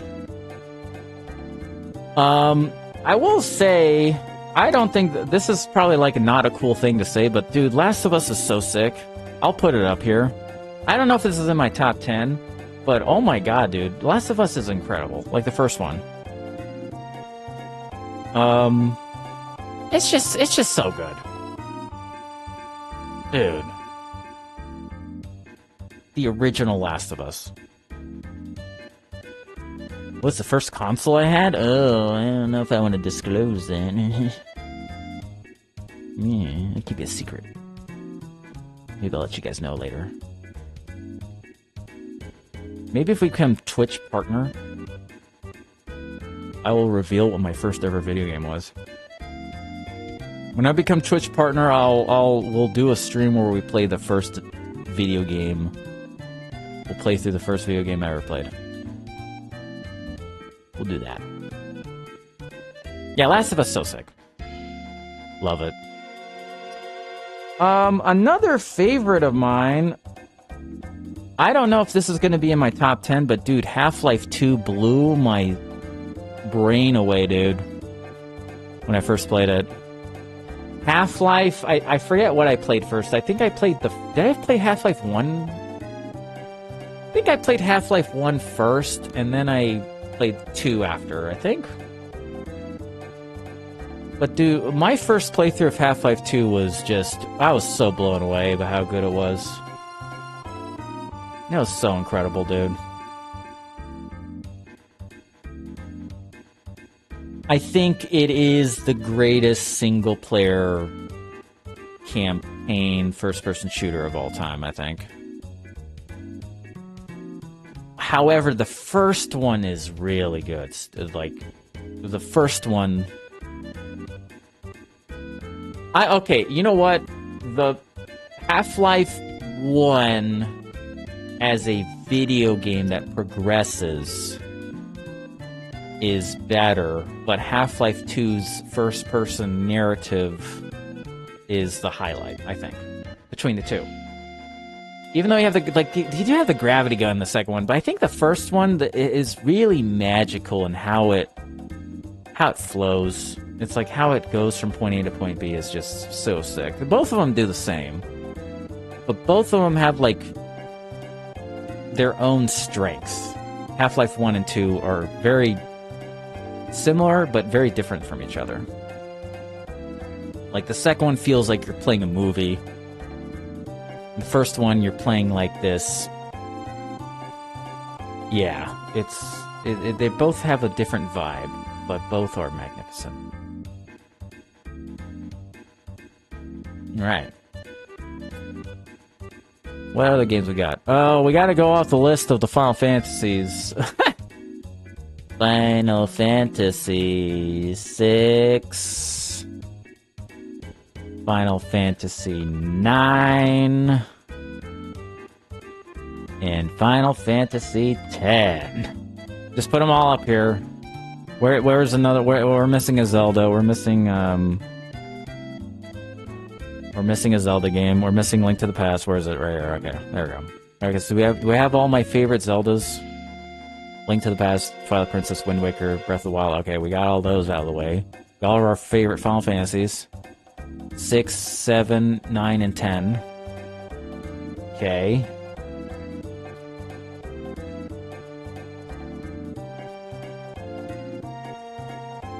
Skyrim. Definitely a favorite.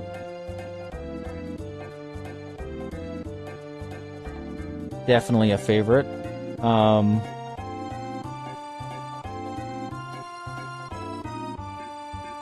Skyrim is a very interesting game because I've streamed it a lot, and I think streaming it, I fell in love with it again when I first streamed it again.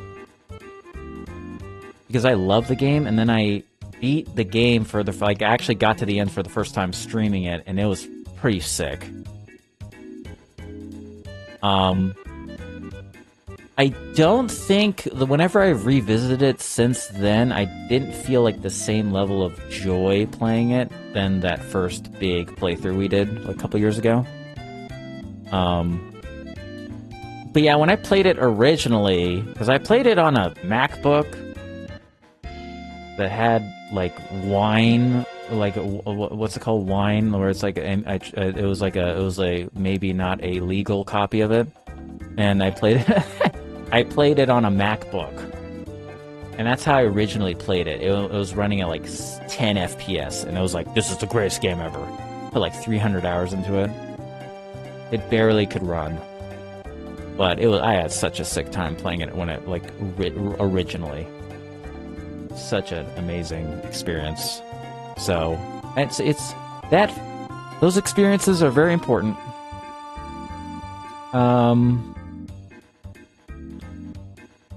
What else? What else can I think of? Shadow of the Colossus.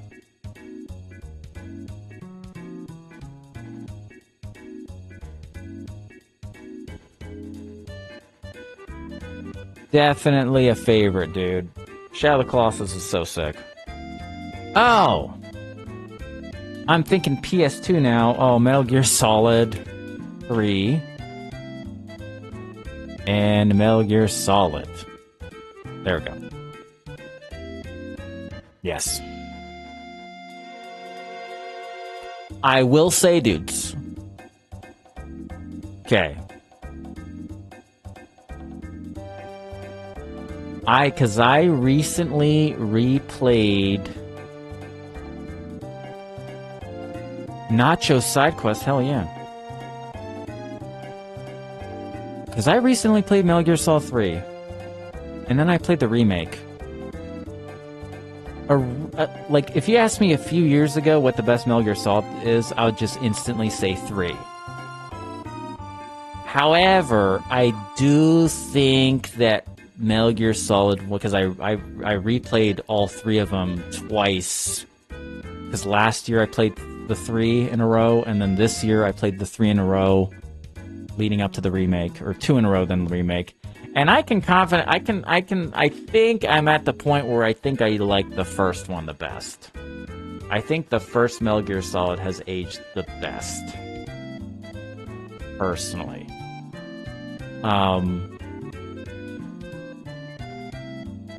I think Metal Gear Solid 3 is just like, it's a template on how to do cinematics in modern gaming. It's like, it's setting the template for stuff like Last of Us, God of War, Rockstar stuff like Red Dead Redemption 1 and 2, Grand Theft Auto 5. Like, it's setting like the standard. The Metal Gear Solid 3 sets the standard for narrative.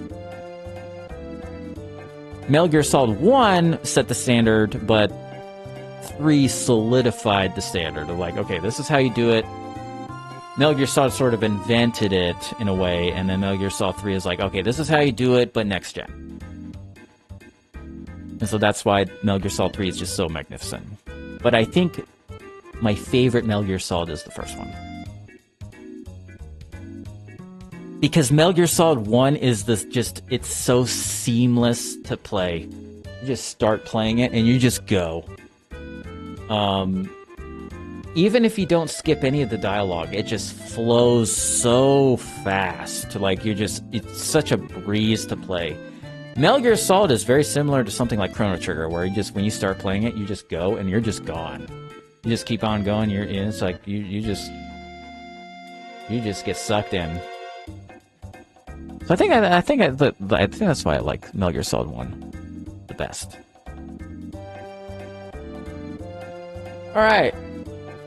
Is there another game I can think of that would be a favorite that I probably forgot about? I definitely think I forgot about something. Oh, I know. It's like Final Fantasy VII Remake and Rebirth. We're running out of room, dudes. We're running out of room. How do I add more room?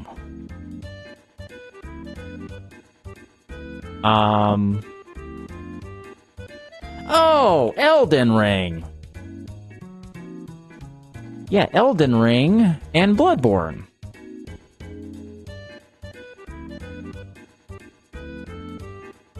Yes. Is there a reason there's no Spyro on the list? Yeah, Spyro is a great game for my streaming life.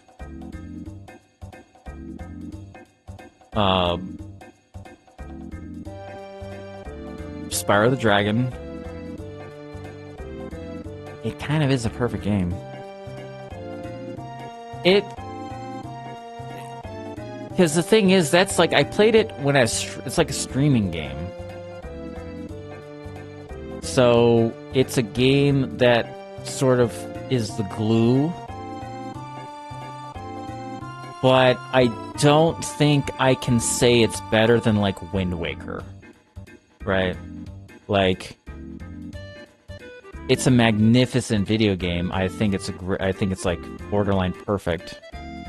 But like, am I gonna put it above Elden Ring, Bloodborne, Chrono Trigger, Link to the Past, Metal Gear Solid, Shadow of the Colossus, Skyrim, Final Fantasy X?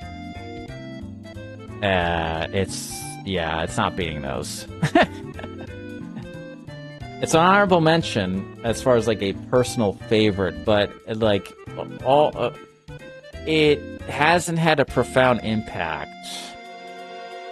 The game of Spyro has not had a profound impact on me, like the game itself. But the game has had a profound impact because of the stream, because of the community that we have created, and the people we've discovered my channel and stuff like that. Like, that's a profound impact that the game has had. So the impact of the game is greater than the game. Because I kind of exist because of this game. But if I was like not streaming and I played this on my own time, I would probably be like, this is pretty good. But if I played it by myself, it wouldn't have had the profound impact that these other games have had. Because it's sort of like Spyro is in the same camp as like a Jak and Daxter.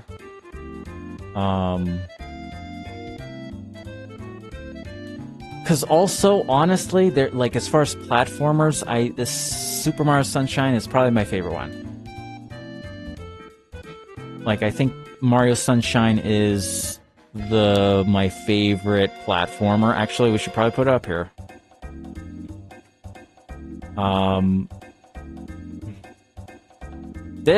If we're talking like favorite platformers, it's like Mario Sunshine. Like, This is the one. This is for like to put in perspective how people feel about Spyro. Playing it as a kid and having that be like the ultimate nostalgic video game, I feel the exact same way about Mario Sunshine. So, Mario Sunshine is my Spyro. Like, this game was like, oh, this is like, oh man, it's so nostalgic. So amazing. And I never had that experience with Spyro because I never played it, like, as a kid. Never played it. If I played it as a kid, I'd be like, oh my god, this game's so sick. Where's Tomb Raider? Nowhere in the top. Nowhere. You see, you guys are bringing up streaming games that are not going to be in my favorites. Like, Tomb Raider 2 is not going to be anywhere on the list. I like streaming it. It's fun. It's like this kind of, it's but there's no way I'm putting this in the top 20.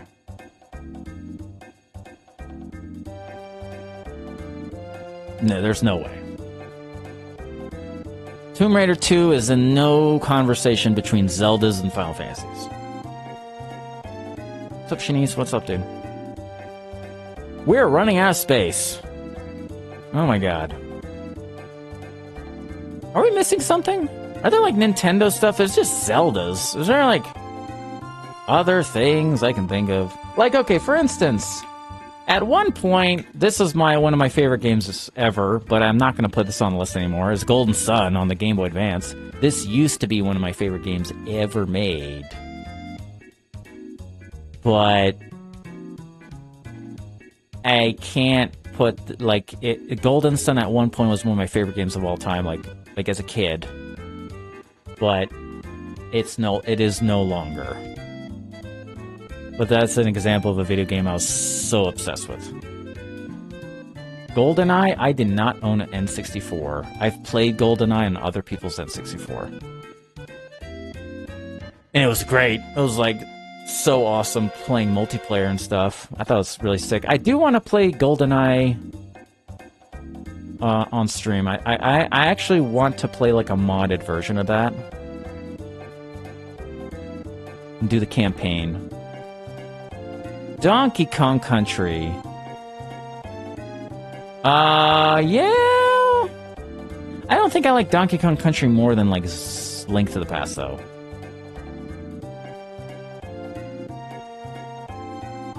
Alright, we gotta now decide the 10 greatest games from this list. So we're gonna start knocking these out.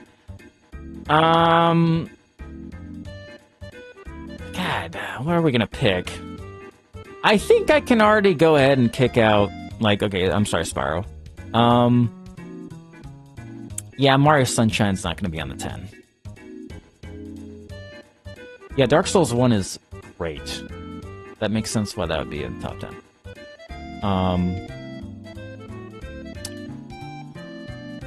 I don't think Metal Gear Solid 3 is gonna crack the top 10.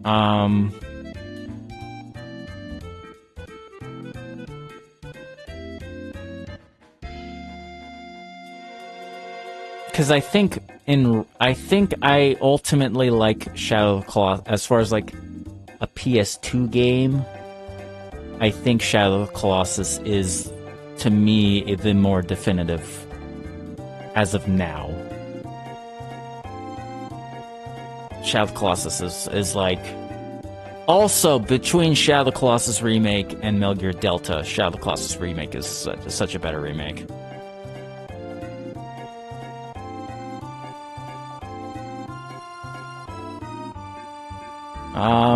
Kingdom Hearts 2, specifically 2,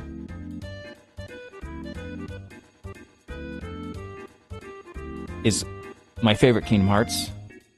I don't think it's in my top 10, but I think Kingdom Hearts 2 would be in a 20 situation, top 20. I don't think it'll be a top 10. Top 10 is really, really, really competitive. But yeah, Kingdom Hearts 2 would be in a top 20 for sure, I think. I love Kingdom Hearts 2 a lot. magnificent. I love Kingdom Hearts. It's great. It's great.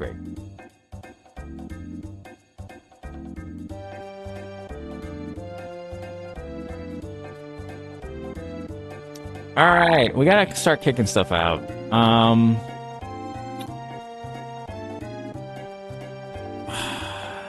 Okay, okay, we have to leave. We can't. Resident Evil has to stay. Chrono Trigger has to stay. As of now, Final Fantasy IX has to stay.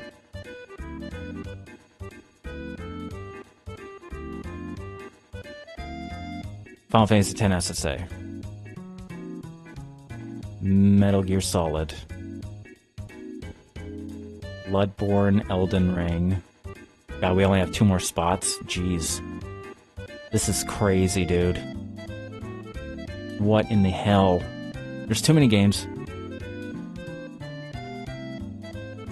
Finally back! Yes. Man! This is gonna be really hard, dudes. This is gonna be really hard. Am I gonna have to do a top 20 and then just whittle it down? Maybe we have to do a top 15. Maybe that'll make it easier. If we do 15, maybe that will be easier, and then we can do the 10. Okay. We'll do 15 and work our way down. I think I can go ahead and kick out Last of Us. I don't think I can put Last of Us above any Zelda or Final Fantasy that's on this list. So, yeah, and the same goes with Half-Life 2. I don't think I can confidently put these above, like, my babies, you know?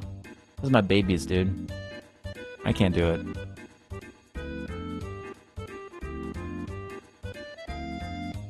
There we go. So we need to kick out 4 games. We need to kick out 4 games. Okay, so we gotta figure this out. We have... We have to delete 4 games.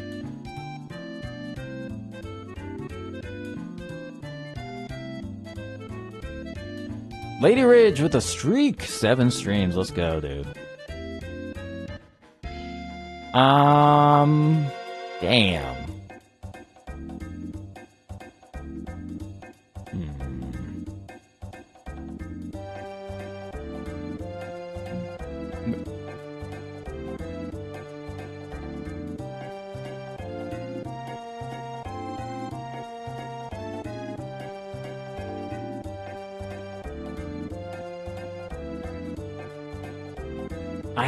I think I have to keep... You know what?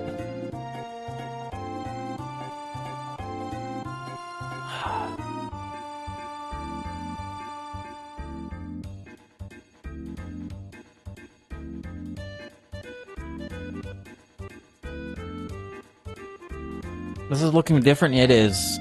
You know what, dudes? I think I'm kicking off Metal Gear Solid 3 from the 15. That's crazy. I think I have to. Because...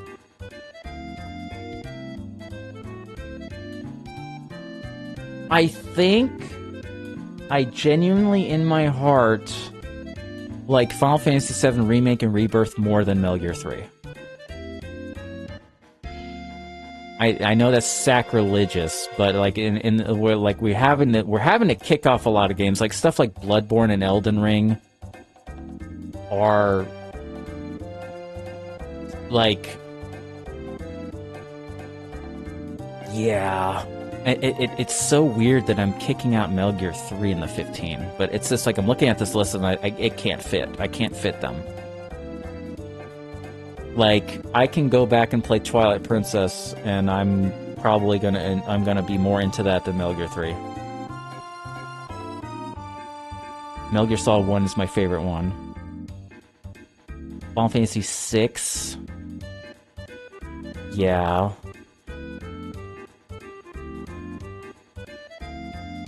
So we got Final Fantasy 7, Resident Evil 4, Chrono Trigger, Final Fantasy 9, 10, Twilight Princess, Metal Gear Solid, Bloodborne, Elden Ring, Breath of the Wild, Wind Waker, Final Fantasy 6.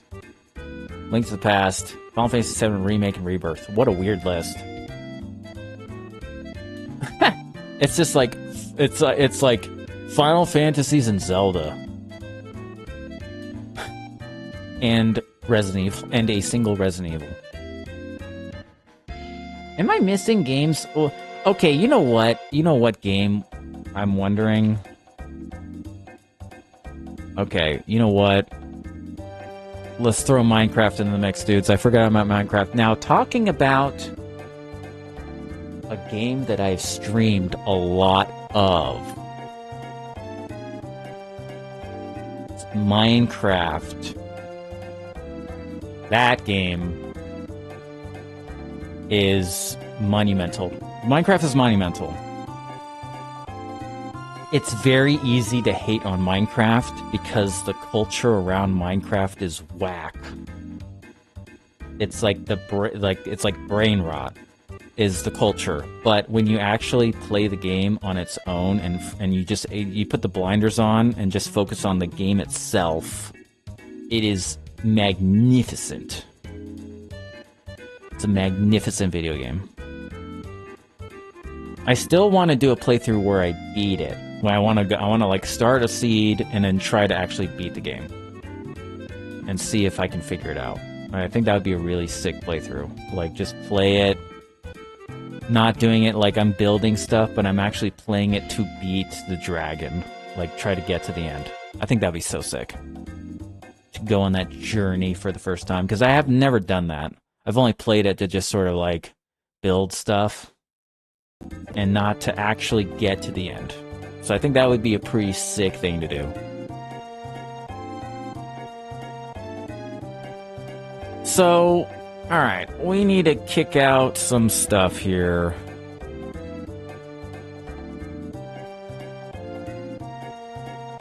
Okay. This is gonna really... I don't know, man. Skyrim... I hate to say this because Final Fantasy VI's soundtrack is so goated. It's like one of the best albums of all time. But I think Skyrim ultimately had more of an impact on me. And so I think if we're like... I'm having to like compete games against each other, right? Like, games that had profound impact. Final Fantasy VII Remake and Rebirth had a profound impact. Link to the Past, profound. Shadow of the Colossus, profound. Minecraft, kind of profound. Wind Waker, Breath of the Wild, Elden Ring, Bloodborne. Okay, Bloodborne. Do I really like Bloodborne that much?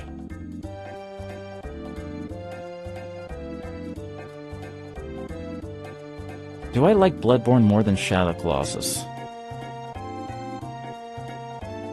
What's up, Ryan? Do I like Kingdom Hearts 2 more than Bloodborne?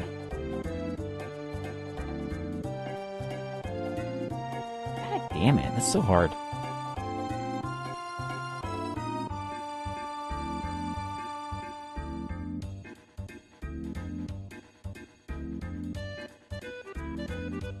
Bloodborne was so sick. Oh, man.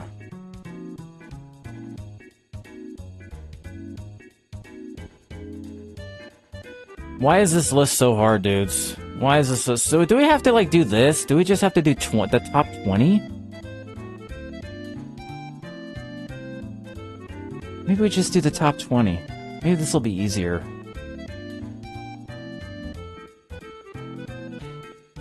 Yeah, because we can just do this. We can do 20 as Minecraft.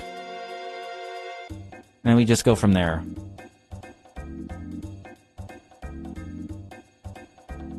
PlayStation 2 game, and Final Fantasy X is my favorite PlayStation 2 game. Right? So... yeah, so we have to do top 20 and then work our way up. So... we got Zelda's... oh god, so we have to individually... this is the only way this list is going to work. We have to go through the Zeldas. Okay, okay, and this is gonna make it a lot easier. Hold on, dudes. We gotta do it like this. Here's our Final Fantasies. Okay, we put these up here. Skyrim, Elden Ring, and Bloodborne fight it out. Final Fantasies are fighting it out. Zeldas are fighting it out. And then we have Shadow Colossus, these 4 down here. Okay, this is how we'll figure this out. We have to individually figure out what our favorite Final Fantasies are and Zeldas. And then we can list them out. Because I think we're getting to the point where these 4 video games up here are kind of the 4. I'm feeling Final Fantasy VII, Resident Evil 4, Chrono Trigger, and Metal Gear Solid, like, maybe not in that order. Like, that feels good. So we gotta figure out these Final Fantasies. Final Fantasy VII Remake, Rebirth, 6, 10, and 9. So I think I like 10 more than 6. And I think at this point I like 9 more than 6.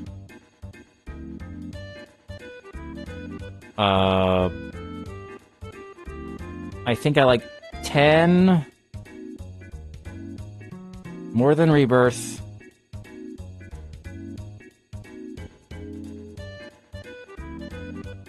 I think... Do I like 9 more than Rebirth? God damn it, probably.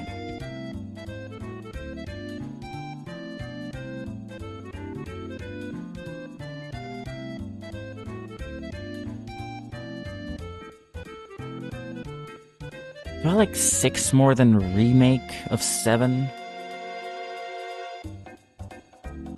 Okay, you know what? I think I do genuinely like the 7 remakes more than 6. Like, 7 Rebirth... I think... I don't know. Because I go back and play 9 a lot, and I really enjoy myself. I go back and I played multiple playthroughs of 10. Played 7 Remake a lot. But when it comes to Final Fantasy VI, it is a little bit more... I'm back. I've been streaming. What's up, Justin? You haven't seen me forever. I've been streaming every day. For this whole time. You gotta... Yeah, Justin, you should follow my Twitch channel, dude. TikTok be screwing me over if you haven't seen me. I be streaming every single day. Yeah, that's why I have a lot. That's why I've been trying to push Twitch more. Because, yeah, TikTok be doing that. I see that comment every day of like, wow, I haven't seen you forever. It's like, wow, I've been streaming every day. I post videos every day. Yeah.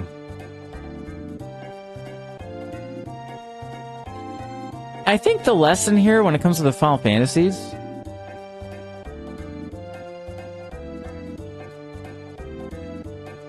I think the lesson here when it comes to the Final Fantasies is I need to play Final Fantasy VI again.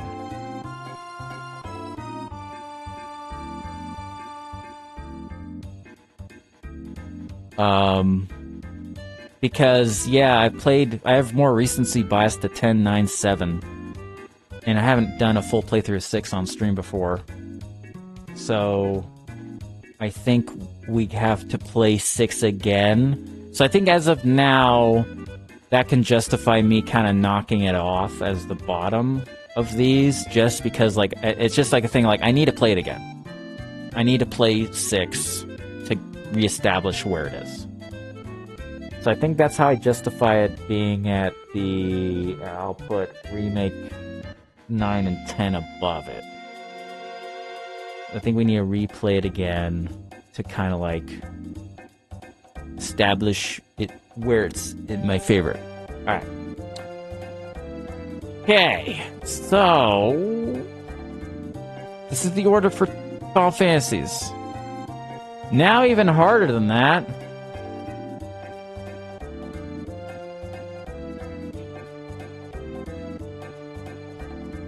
I forgot to put Ocarina of Time. Alright, here we go. Oh god. Why did it do that? Ocarina of Time. Alright. If you guys have not done so, please follow my Twitch if you're watching on TikTok. Do it. Trying to get Twitch partnership, dudes. Gotta get up to 70 viewers to be a partner. So any new follows on Twitch is much, much appreciated, dudes.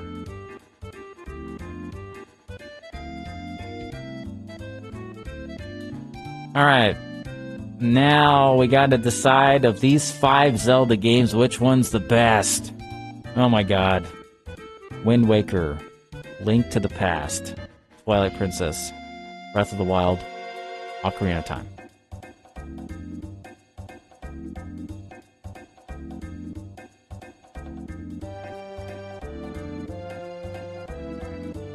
Damn.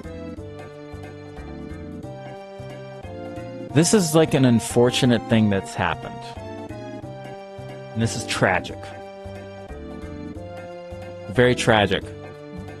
I think I have beaten Ocarina of Time on stream over 20 times. 20, 30. Maybe 30 times. And I think in doing that, I kind of have diminished the magic of the game. Like, when I play it now, it just doesn't feel the same anymore. And I think it's because I played it too much. Like, because in 2023, I was sort of taking advantage of viewership on TikTok, of playing the game and getting, like, insane viewership. So I'd be playing it, like, over and over again, capitalizing on it, because like a lot of people were like loving to watch it. So I kind of was playing it over and over again, and it has diminished the experience. Well, like, it's hard to like get the magic back. I did the randomizer recently, and that kind of like instilled a little bit more of the magic into the game. So I think as of now, if I play any of the other 4, they'll feel more fresh and new. Like, if I play Wind Waker again, it'll feel like, oh yeah, we're playing Wind Waker, or Link to the Past, Twilight Princess, or Breath of the Wild. I think those 4, I'll be more excited to play it. Even though Ocarina of Time is clearly, like, if I was a critic, it's like top 3 video games. But this is not a critic list, this is my list. Favorites. So, yeah. So this is really hard.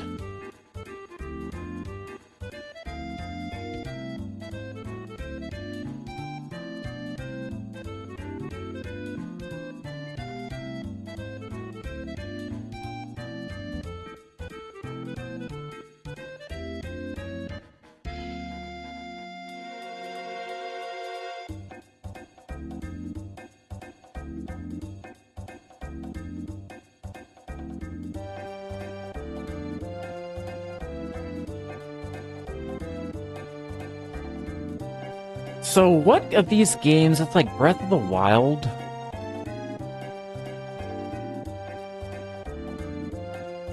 Yeah, I need a break from...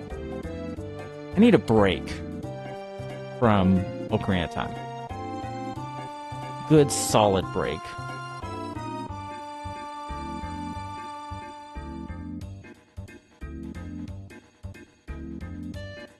Very good, solid break. Breath of the Wild or Twilight Princess? Twilight Princess. See, when I beat Twilight Princess for the first time, I thought it was like the 5 greatest games of all time. And I played it a second time, and I didn't feel the same way. The second time I played it. It's still, like, really magnificent. Wind Waker is just so nostalgic.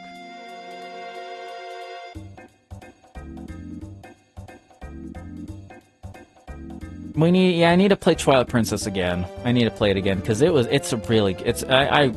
first playthrough of that was so sick. It was so good.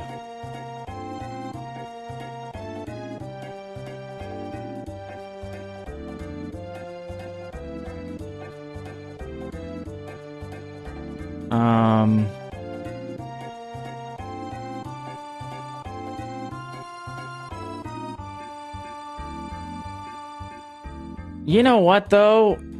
Low-key, the most perfect Zelda ever made is Link to the Past.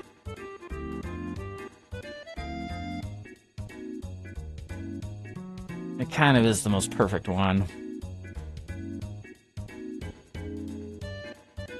When it's all said and done, it's kind of like the most perfect... It's like the most perfect Zelda. It's actually kind of incredible how that game is designed, because once you get to the Dark World, you can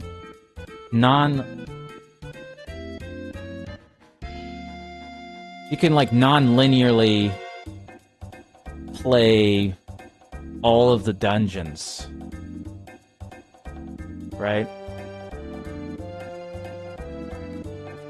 And that's like so sick. Like the whole design, if they were able to make, because Ocarina of Time is not designed the same way as Link to the Past is. It's sort of like a very focused version of that experience. It's more focused.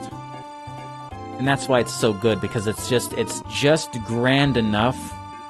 They made Ocarina of Time just as epic enough without going too overboard with making it bloated.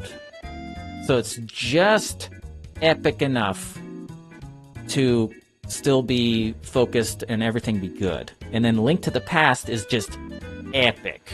Like as far as scale, as far as all the dungeons and stuff, it's just like the scale of Link to the Past is way grander because of like the light world, dark world.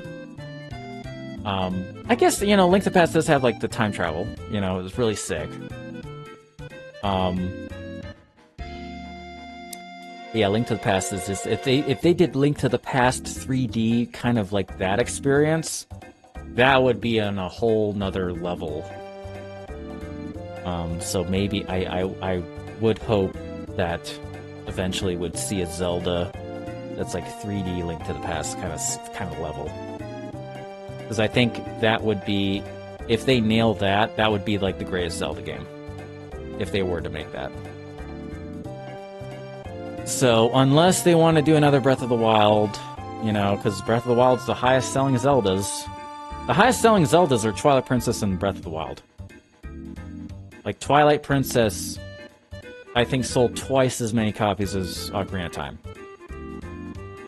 And like 3 times as much as Wind Waker. So like 10 million. It was like the first Zelda to reach like 10 million units.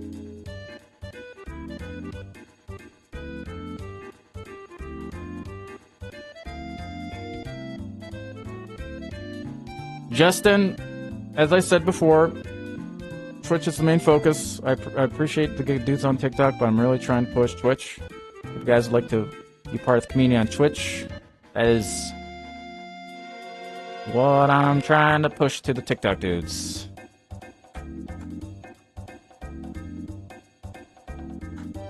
And I cannot lose my train of thought while doing a Game of the Year list. And everyone on Twitch is super on board with the discussion.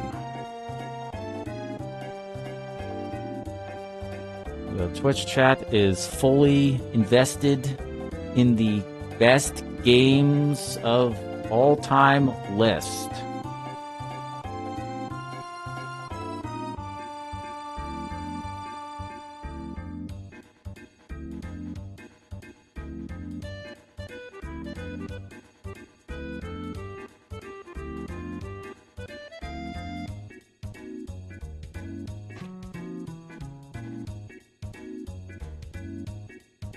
Okay. Thanks, Ron. I appreciate it.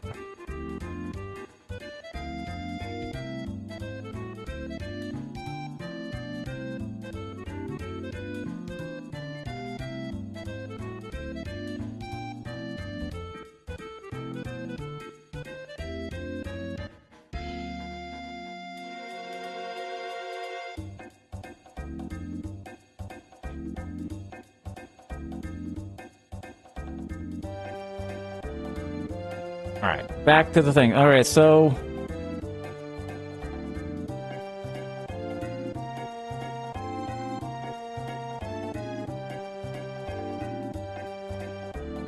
Alright, we got the Zeldas. Link to the Past, Wind Waker, Breath of the Wild. I mean, it's like Breath of the Wild is above Wind Waker, right? Is that like sacrilegious? I don't know. I don't care about being sacrilegious. I don't know. Dude, I'm so sacrilegious putting Ocarina of Time at 5. Right?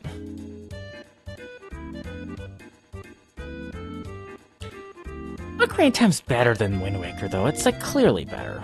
It's like this. Ryan.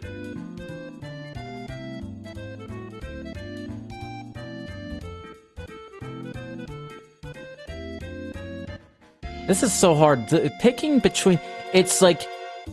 Dudes, we're literally having to pick between 5 10 out of 10 video games. Like, how do you even do this? Right? How do you pick the best 10 out of 10 video game? Right? How do you even pick it?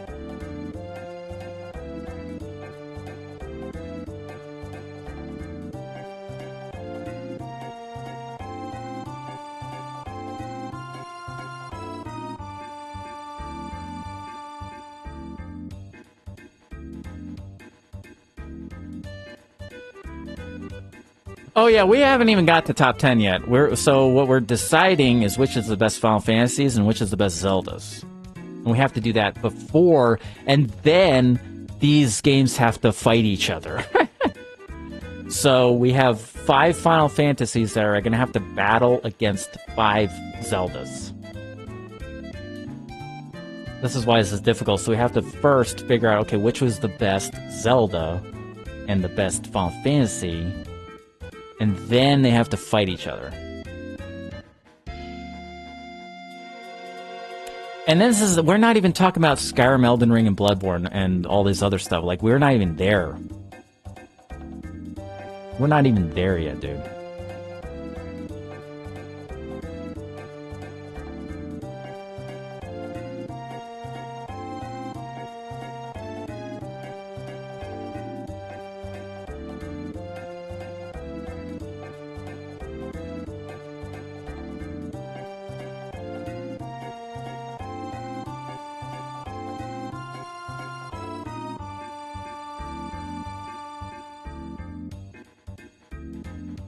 Not even there yet.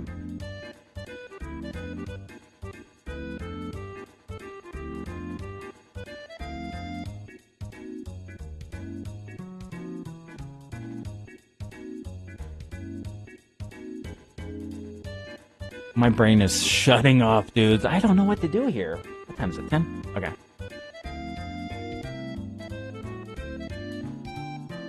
Why is it so hard?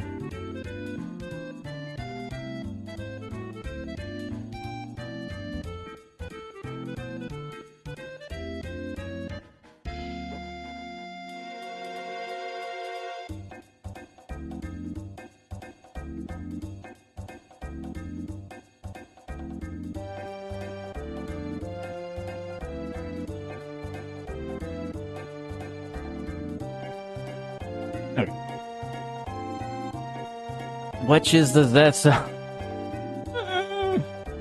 Link to the Past, Breath of the Wild. I don't know, man. Okay, let's go to the Final Fantasies again. We have Final Fantasy X, 9, 7 Remake, Rebirth, and 6. So we've decided 6 is at the bottom because we need to replay it again to re-establish where it is. I think I ultimately like 9 more than the 7 remakes. I think we need to see the part 3 of 7 in order for this to be reestablished. But as a individual video game, I like 9 more individually than 7 Remake and 7 Rebirth as a video game. But these video games, I think I can genuinely say, as much as 6 is iconic and I have so much nostalgia for it, 7 Remake and Rebirth had much more profound impact on me personally. And 10, now here's the thing, I'm kind of almost leaning towards 9 being number 1. And then 10 is here. It's just hard because it's like game like no, I think 10 is a good number 1 here. What's up, Sydney? Yeah, it was pretty good. It was good.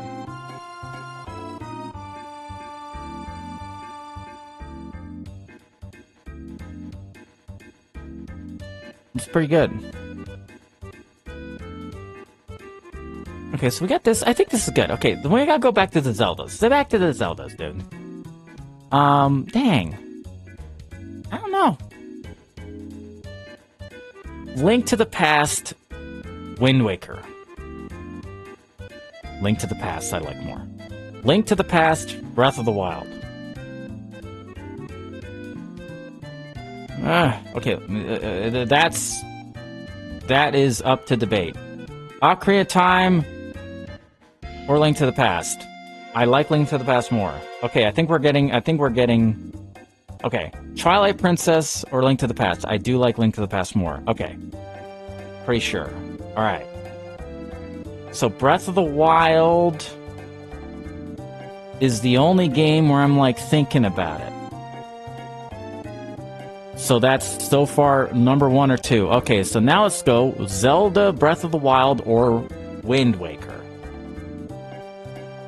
I like Breath of the Wild more. Ocarina of Time or Breath of the Wild.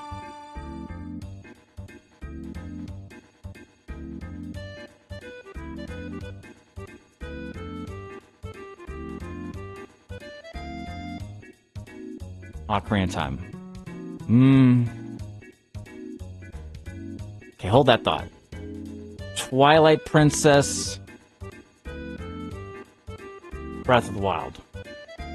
Breath of the Wild, I think I like more. Okay. Wind Waker. Breath of the Wild. I like Breath of the Wild more. Okay. So these 3...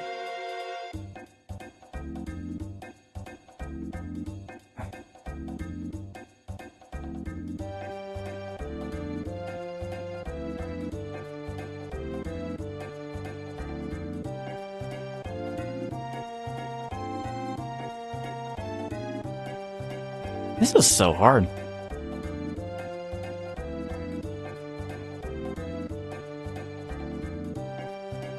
We need to get a new music going. I've been hearing that Chocobo theme for like an hour. Hold on. Let's get something else going. Let's do like Final Fantasy X music or something like that. Let's do Final Fantasy X. Extended. Let's do something a little bit more... Yeah, let's do this. There we go.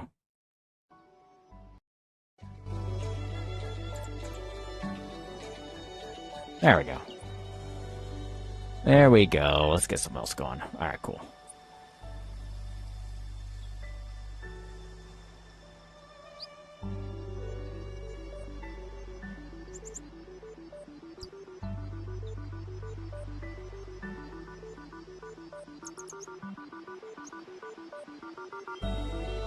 So we got Link to... Yeah, I do kind of think Link to the Past is just the best Zelda game.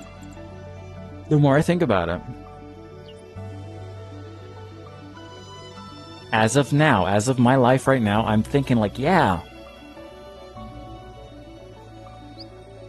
It's kind of like the most perfect Zelda game. There's like no dull moment in that entire video game. Kind of like the perfect video game.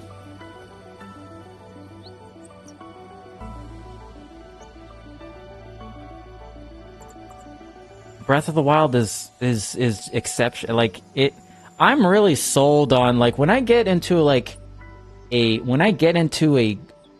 Breath of the Wild playthrough where I'm super engaged with the playthrough, it's like the best experience. Like when you're super engaged with it. It is such a sick experience. And I guess any game is like that, right? Any of the Zeldas are like that. I mean, honestly, like, oh man, and like, I don't know.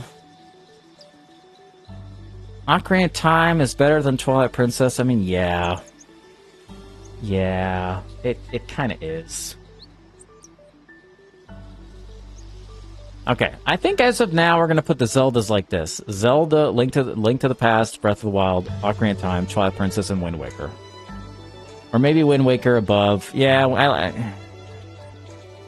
this is my list now. Okay, these are the five Zeldas: Twilight Princess, Wind Waker, Ocarina of Time, Breath of the Wild, Link to the Past. That feels good. That feels really good.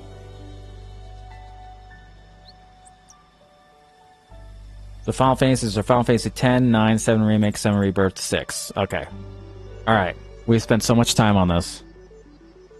We've definitively decided that this is it. Okay. Alright.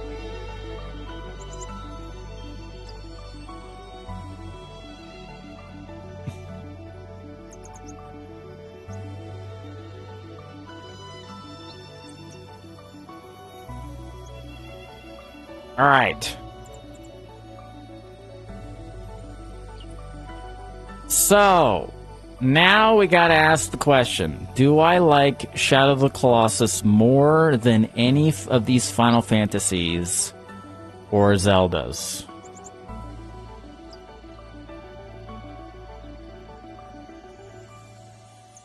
The answer is probably not. I think I genuinely like Final Fantasy VII Remake more than Shadow of the Colossus. The only game I'm thinking like I think I like this more is probably Final Fantasy VI. But I don't think... Do I like Kingdom Hearts 2 more than Zeldas or Final Fantasies? The answer is probably not. Do I like Metal Gear Solid 3 more than Zeldas or Final Fantasies? No. Okay, I think we're getting a good gauge here. What's up, Levi? What's up, dude? What's happening? Do I like Skyrim more than Final Fantasy or Zelda? In the year of 2025, the answer is no. We are getting... Alright, we are getting somewhere, dudes. We are getting somewhere. We are getting somewhere. Alright. We are getting somewhere, guys. We're breaking ground. Okay, this is how we're doing it. Okay, let's move this. Okay. Alright.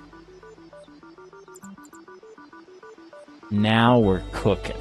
Elden Ring and Bloodborne. So I think I'll put Skyrim here. Do I like Kingdom Hearts 2 more than Shadow? Okay, we'll just put these 5 down here. So Skyrim, Shadow Colossus, Kingdom Hearts. Yeah, that's good. Okay. Okay. So we're gonna go ahead and move the top Zeldas and Final Fantasies up here. So we're gonna just do like stagger them: 10, Zelda, 9.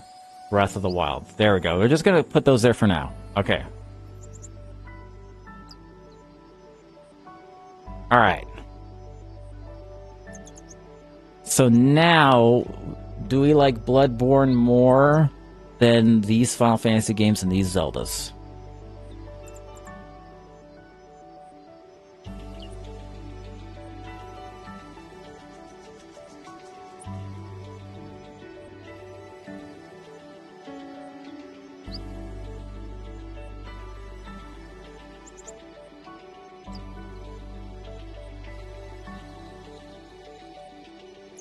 Because these are favorites.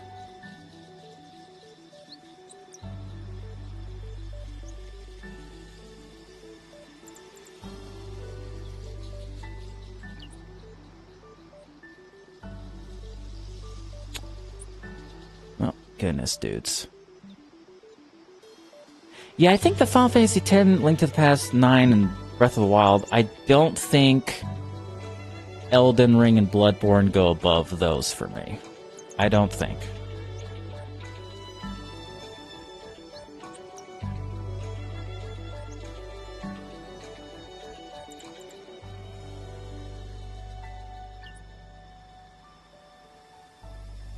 Yeah, I don't think they go above those.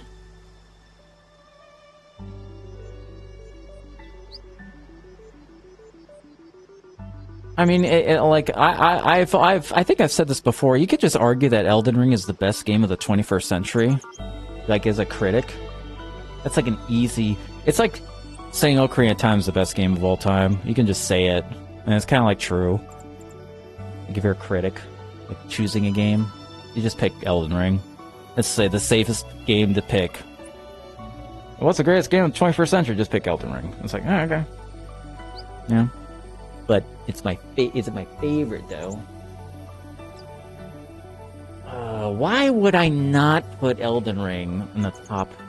Okay, maybe. Okay. I got an idea. Okay, we got to do the. Okay, these are in the 20, right? So now I got to do. Wait, 5, 10, 15, 20. Final Fantasy X tentatively is in the top 10. Tentatively, maybe. We're just trying to pick the bot. We're just trying to kick out, like... Okay, how many games are up here? 15. Okay, here we go. So what's the worst game? So we got Skyrim. Like, these games are not in the 15. So which one of these games is just not cutting it?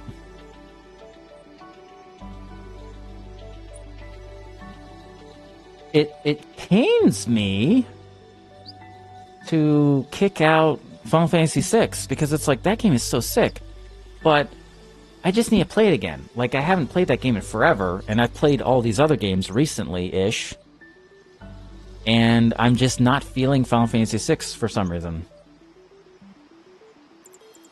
I just need to play Final Fantasy VI again.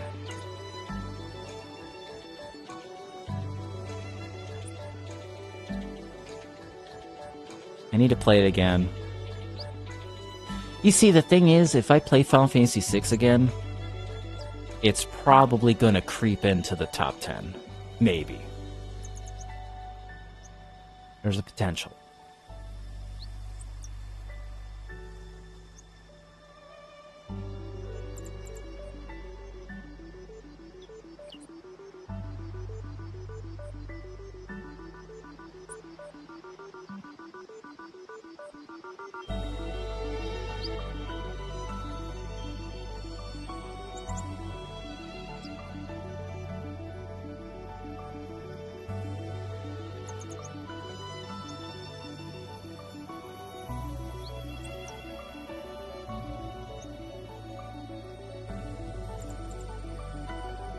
Oh man, what are we kicking out?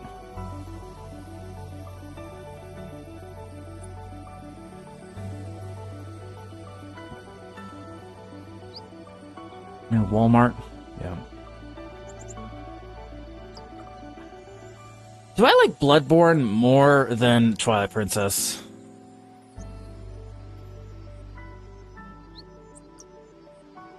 Do I really like Bloodborne that much? I really liked it when I played it. Like, when I finished it, I was like, this is so sick.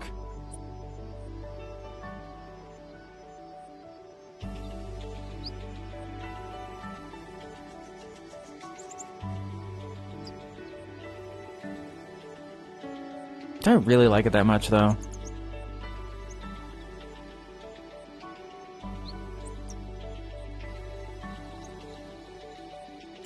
I don't think I could put this above Twilight Princess, though. Just don't. But it's like, it in a lot of ways, it is way better. It is. Ah, man. It's hard because Twilight Princess's pacing is weird, but the high points are so sick. It is not like Twilight Princess is not as seamlessly playable as Wind Waker, or that's why I have because you have to when you play a new game, you have to get through the village section, and it takes a long time for the game to actually begin. So that's why, to me, I haven't replayed it as much, is because it's the slowest starting Zelda. Like every other Zelda, you just pick it up and you just begin, and you're just off. Like Wind Waker's kind of like that. It just starts. You begin the game, and even though you're at the town, it does kind of flow pretty good. So, Twilight Princess does take time to cook, and when it starts cooking, it's pretty sick, pretty awesome. But I think I'm gonna go ahead and say Bloodborne. Man, am I really kicking Twilight Princess off the top 15? Damn, that's rude. What's up, Branzy? What's up, dude?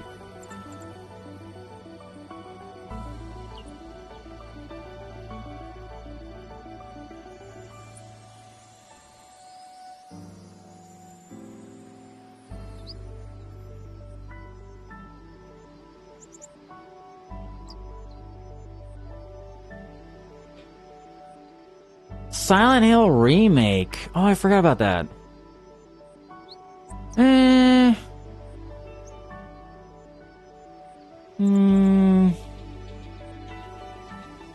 Remake Part 2? Damn it, that's true. I mean, there's stuff like Lies of P, right? Like, Lies of P is so sick. Would Lies of P be on here? That's actually a good point. It's like Lies of P and then Silent Hill 2 Remake. Silent Hill 2. God damn it. I really liked Silent Hill 2 so much.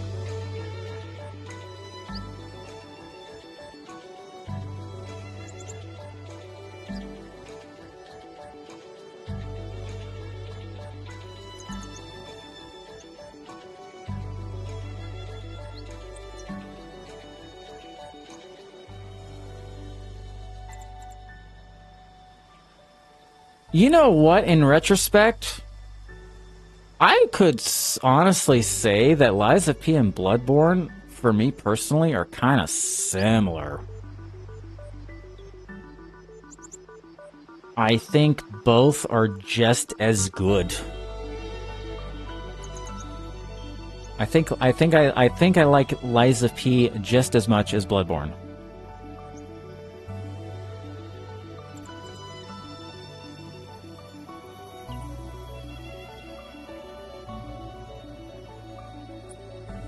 I think they're actually, honestly, I think I like them equally.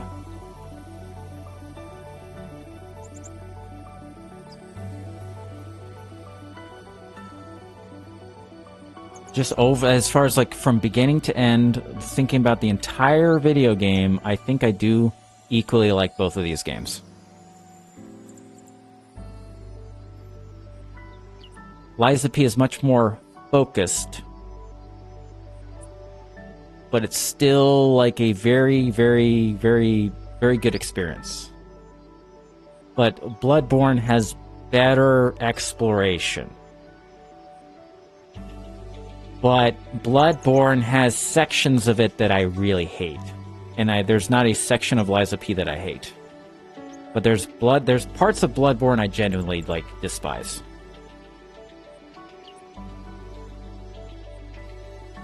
And I do think the Lies of P bosses are generally more fun to play. Also, me playing Bloodborne, I don't really remember the boss fights as much as Lies of P.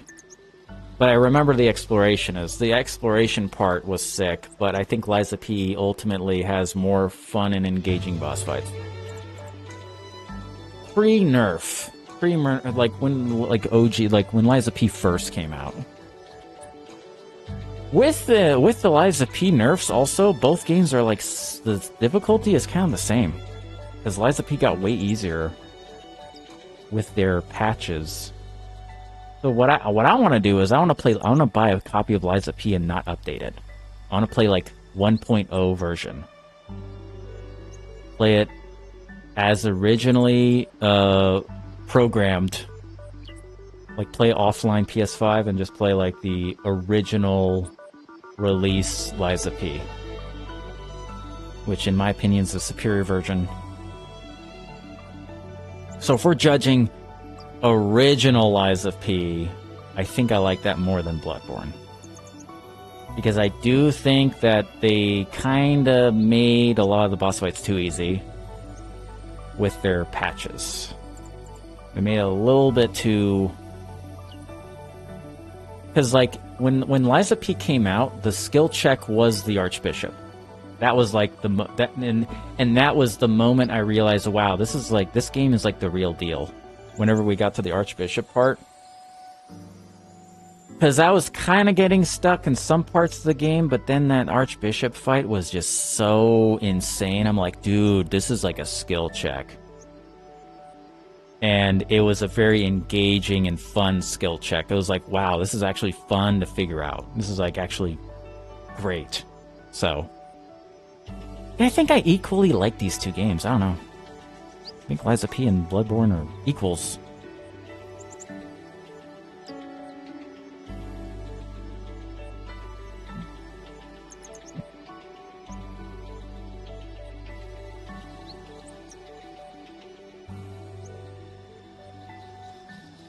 But, you know what? I think...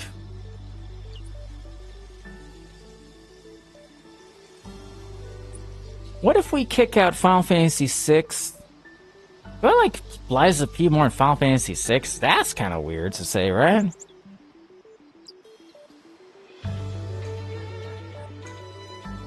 Man, not even putting Twilight Princess in the top 15 is kind of weird, huh?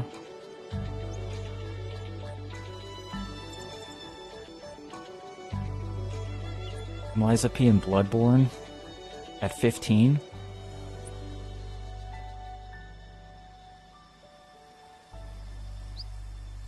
Maybe?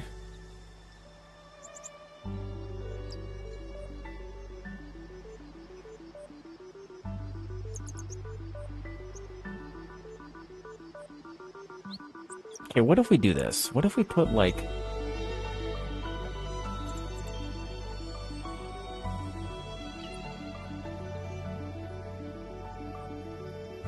Okay. Now, here's the thing. I don't like Lies of P more than Shadow of the Colossus, though. Or Skyrim.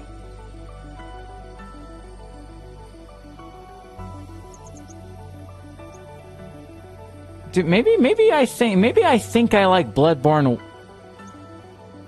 Maybe I don't like Bloodborne as much as I think. Maybe is that the lesson here? Is that I just honestly, maybe I want to like it more than I do, but I actually just like Elden Ring the best.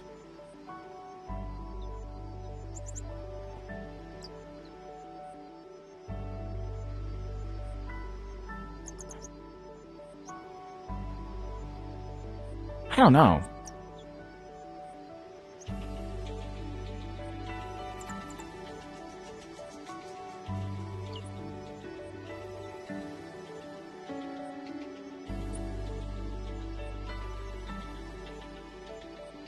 This is hard.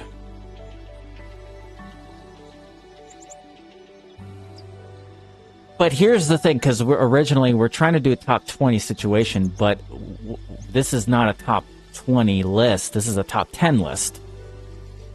So I'm trying to do all this thinking about what's 15, and when in reality, are any of these games even on this list? Right? Like, I don't feel strongly about Twilight Princess. I don't feel strongly about Final Fantasy VI. I'm not feeling strongly about Lies of P and Bloodborne. Elden Ring, maybe. but when it's boiling down to it, I don't even think if any of these games are even going to crack the 10.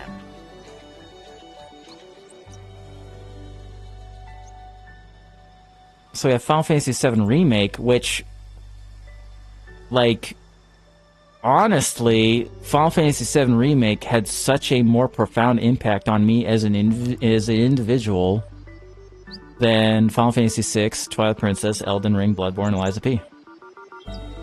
So I think I have to put this at 10. Like, the first playthrough of Final Fantasy VII Remake was euphoric. It was like one of the greatest gaming experiences of my life, playing that game for the first time. It was insane. And Rebirth was like this, like, as far as games of this decade, it's like almost reaches that same level of euphoria as playing this for the first time. But 7 Remake Part 1 was probably more profound because it was seeing Final Fantasy remade for the first time. So it's Rebirth may be a better video game, but the first one has like such a huge profound impact. So we could do something like we need to kill a Zelda. Because I don't know if I'm going to put Rebirth in my top 10 quite yet. I think Rebirth, what's going to dictate, because however Part 3 of Remake turns out is not going to change anything about Part 1. But Rebirth will be good or worse depending on the third game. Yeah, Rebirth is going to will either get better or worse when Part 3 comes out.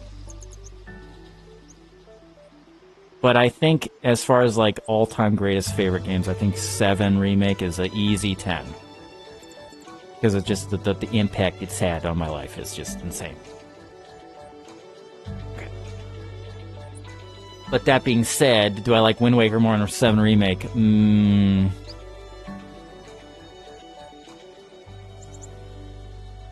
Okay.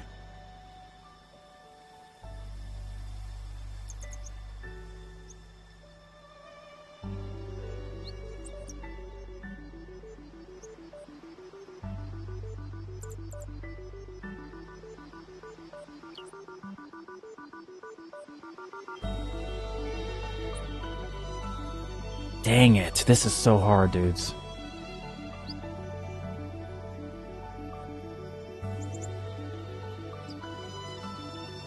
Final Fantasy 7. Because then we have to do the top 10 after this.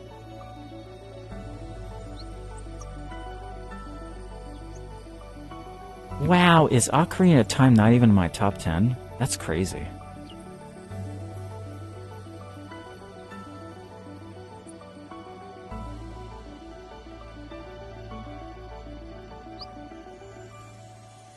I like Wind Waker. Do I really like Wind Waker more than Ocarina of Time?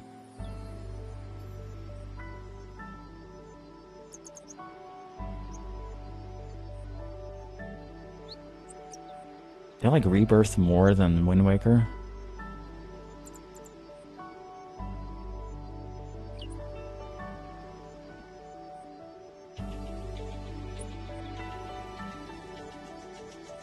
That feels better. Rebirth at 10. Breath of the Wild, so that means that Breath of the Wild and Link to the Past are the only Zelda games on here. I'm not putting Ocarina of Time or Wind Waker. Or Twilight Princess.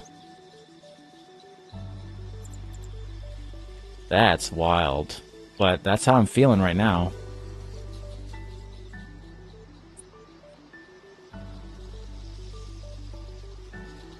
Because I'm thinking about my Rebirth experience. Thinking about the experience.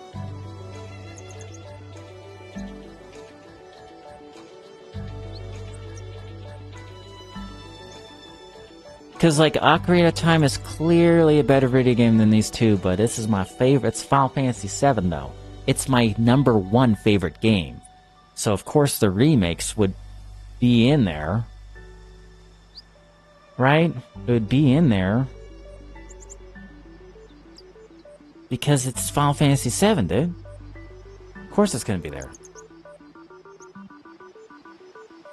I do feel like you need to put Wind Waker in there. I don't know, man. Wind Waker was at one point my favorite game ever. It's just like, but who do I kill? You know?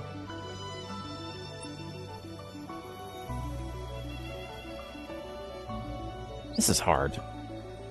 Yeah, Final Fantasy IX. I think Final Fantasy IX for me has been solidified, dude. It's just been... It's been solidified. Like, me, this is like one of my favorite games. It's like, it's been cemented. Final Fantasy IX has been cemented as a favorite.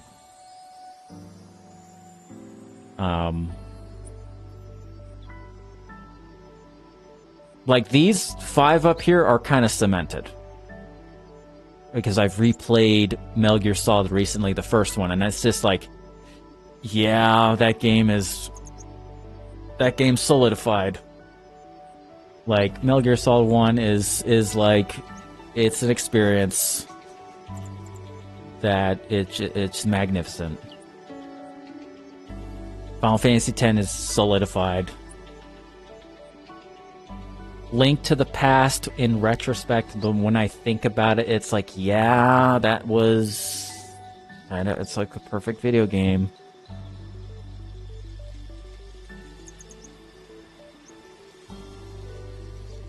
So we're gonna go ahead and, like, kind of put to the side Wind Waker and Ocarina of Time for now. I think Rebirth and 7 Remake at 10 and 9 are solidified.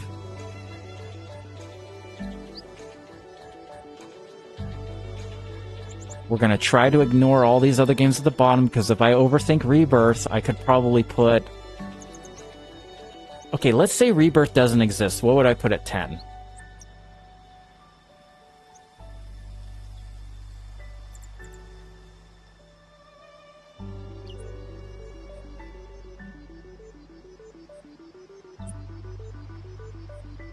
I would put Wind Waker at 10.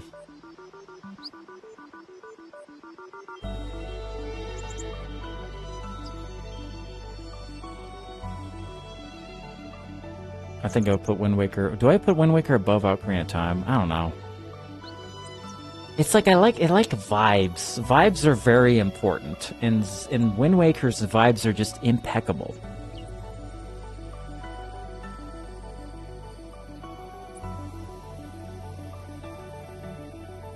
Yeah, I think Rebirth needs more time for me to, like, figure out, perhaps.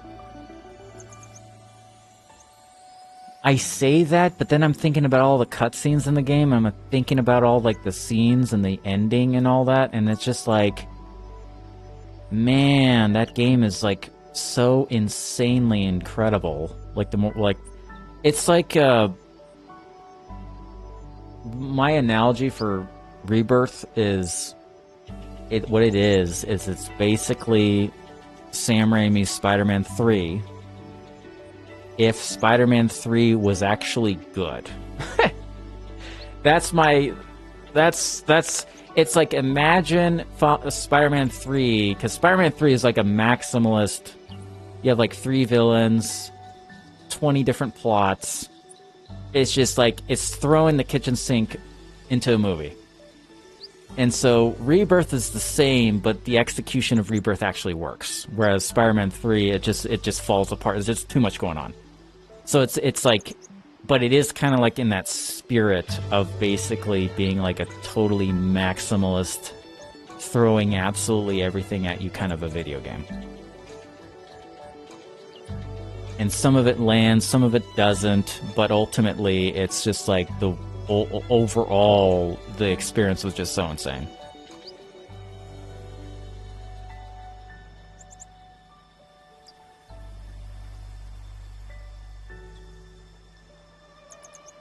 Yeah, I don't know, but Wind Waker's Wind Waker. Wind Waker's just Wind Waker. So I think I'm okay with not putting Rebirth at 10. I think Wind Waker has to be in the 10. It has to. I think we just have to have it there. If I'm not going to have Ocarina of Time in the top 10, I have to put Wind Waker. Like, I think that is probably the best option. Yeah, okay. Alright, here we go. Yeah, if Ocarina of Time's not in the 10, Wind Waker has to be in the 10. We just got to do it. Okay. So now, dudes, we finally got, like, what, 2 hours later, we finally got the top 10 best games of all time for me. According to me. According to me, dude. Forget favorites. Now I'm calling it the best games ever. Make it spicy. These shit on your games, dude. These shit on your games, dude. Alright. So as of now, we have Final Fantasy VII, Resident Evil 4, Chrono Trigger, Metal Gear Solid, Final Fantasy X, Link to the Past, Final Fantasy IX, Breath of the Wild, Final Fantasy VII Remake, and Wind Waker.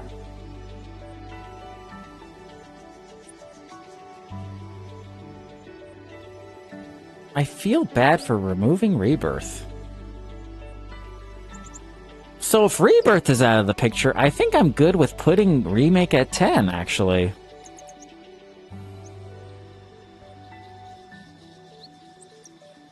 Yeah, I think that's... Yeah, okay, so Final Fantasy VII Remake's 10. Wind Waker, 9. Okay, we're getting somewhere. That's good.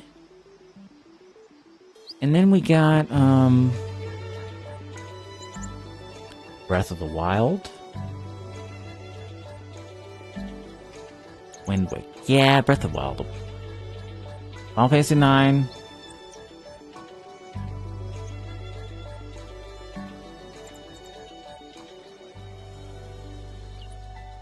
Final Fantasy 10.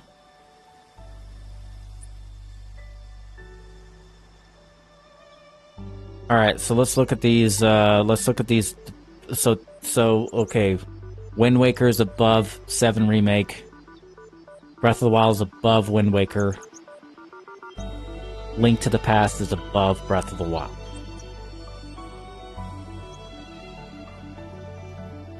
Yeah, because this is how I can justify this. Wind Waker has peak vibes. Peak vibes. It's still a classic Zelda. The dungeons aren't the best, but overall the experience is just like it's just the vibes. Breath of the Wild has even more insane vibes in exploration, but there's no dungeons.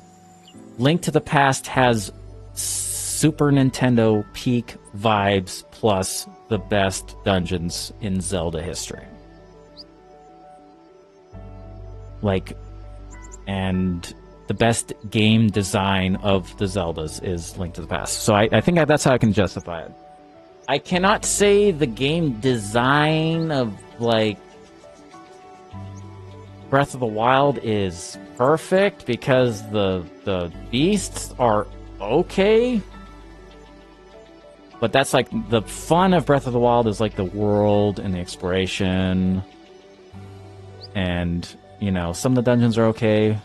The Hyrule Castle's incredible. But it's about the world map. The world map design is unparalleled. Probably the greatest open world map ever made. So I can justify that. So that's how I justify Link to the Past being above it. Okay. Cool. And I do think of, like, as a personal favorite, even though I critically say Zelda Link to the Past is a better video game than Final Fantasy X and 9, I do think I like Final Fantasy 9 and 10 just more personally.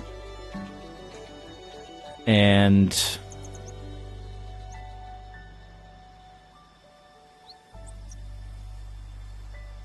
I think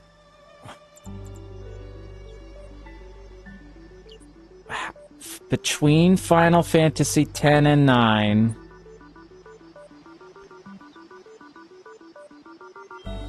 Ten is like the ultimate linear story game. It's like linear RPG. As far as a game that's an RPG that's linear, that tells like a narrative with voice acting, unparalleled. Final Fantasy IX, though, does feel like a classic RPG, like classic Final Fantasy, because of the world map. And Final Fantasy IX has the best world map because of the hot and cold minigame with the chocobos. Like, the side questing in Final Fantasy IX is so much better than Final Fantasy X. I do not like Final Fantasy X's Aeon side quest.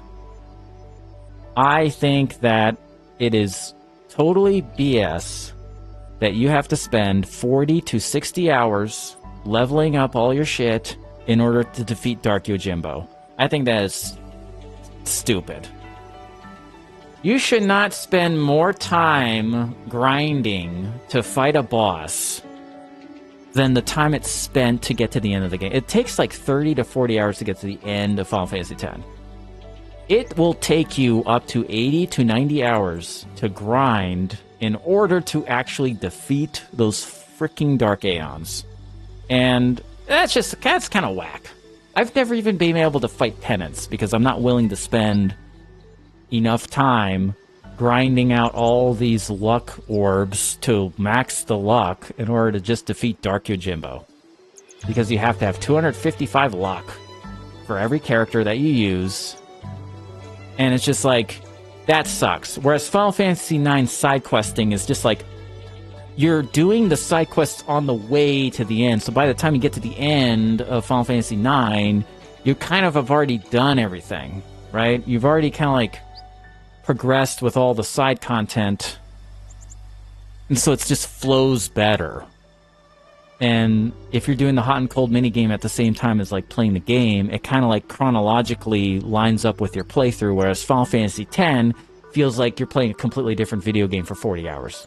Because you're just grinding these orbs for hours and hours and hours. So like by the time you figure out how to like defeat one of the monsters in the arena, it's like, okay, well I have to fight that enemy for like 20 more hours after you figure out how to beat it.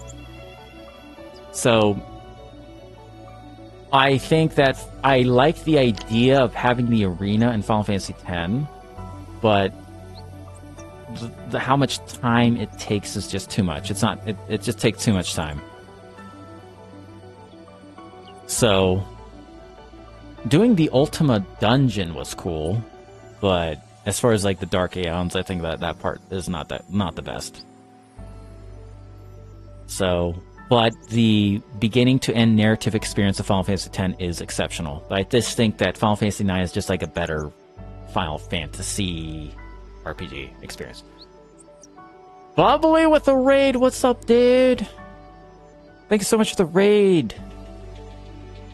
I appreciate it. Hooray! We're doing our best games of all time, dude.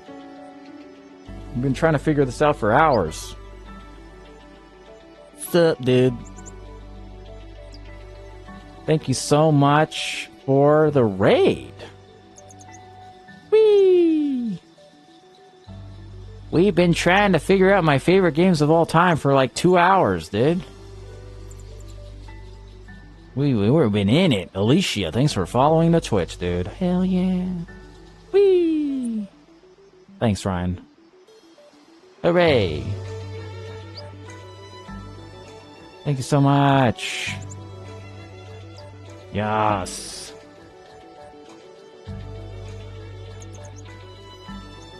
Thank you. Well, what was Bubbly Nuggets playing? What are you playing? We gotta do dinner. No problem, dude. Thanks so much for the raid. I appreciate it. Have a good night. Thank you, dudes. Welcome in, everybody. The guitar tone? Oh, yeah, dude. Oh, yeah, dude. I gotta show you my setup. You wouldn't believe it.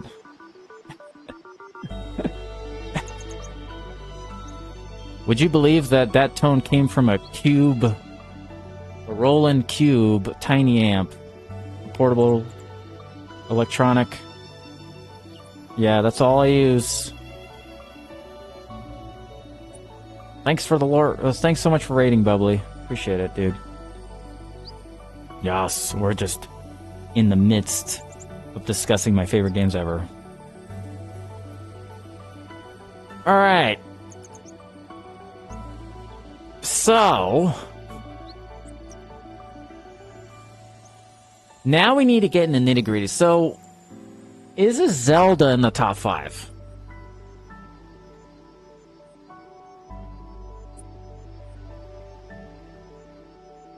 Do I like Metal Gear Solid more than Zelda? Oh my god.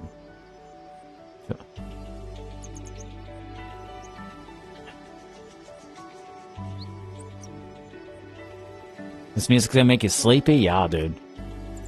That's Final Fantasy X. So we got Final Fantasy VII Remake, Wind Waker, Breath of the Wild, Link to the Past, Final Fantasy X, Final Fantasy IX, Metal Gear Solid, Resident Evil 4, Chrono Trigger, Final Fantasy VII. I could stop here, right? Like, we could literally just call it right here.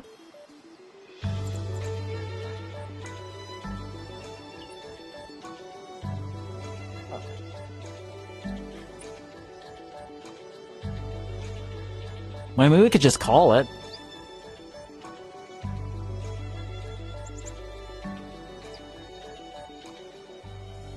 Because, like everyone knows, this is my favorite game ever made. Final Fantasy VII is my favorite game ever made. I do want to... there's a game we have not talked about today. Like, at all. Because the whole point of me doing this list again is because, like, I've always known that Final Fantasy VII is my favorite, but it's hard for me to figure out what my second favorite is. Like, what is my second favorite? What is it? And I came to the conclusion, after watching someone stream Chrono Trigger, that just like how I consider Final Fantasy VII to be my #1 definitive favorite game ever, to me it's like, no shit, it's Chrono Trigger's #2 after watching it. Because I played it I played it a year ago, and it blew me away how much it blew me away when I played this again a year ago. Because I'm like, dude, this game is way better than I thought. Like, I knew, like, I've always, like, this is the first RPG I've ever played in my life. Like, I think I was 4 or 5 years old when I played Chrono Trigger. So it's like, it's been a part of life forever. Like, I think I played it when I was 4 originally. So it's just been with me. So it's just sort of like took it for granted for so long, and then I replayed it a year ago, like from beginning to end, and it was like, dude, this game is perfect. It's a perfect video game. Like how they set up the triple text and the different character the gameplay is what kind of blew me away. I'm like, wait a minute, this is not like playing an old RPG and having it be like a total pain in the ass to do random battles and stuff. It's actually fun. Like, all of the boss fights are genuinely fun to figure out and how to beat. And so, just from a video, because a lot of problems with a lot of, like, the games on the bottom of this list, it's sort of like, well, for its time they were fun, but as time goes on, they become less fun.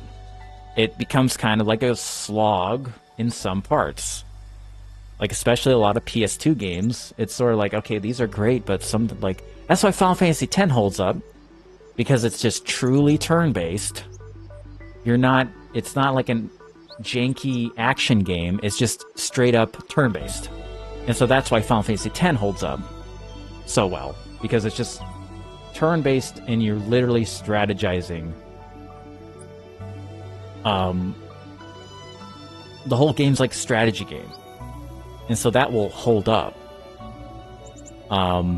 As a matter of fact, I wonder if I should put Final Fantasy X like above 9, just because like 9 still has random battles, and it's the slowest as far as like if we're talking gameplay, 10 is far superior to 9. So maybe I should put 10 above 9. But it's just like the storytelling and the charm of 9 is so good though. So good.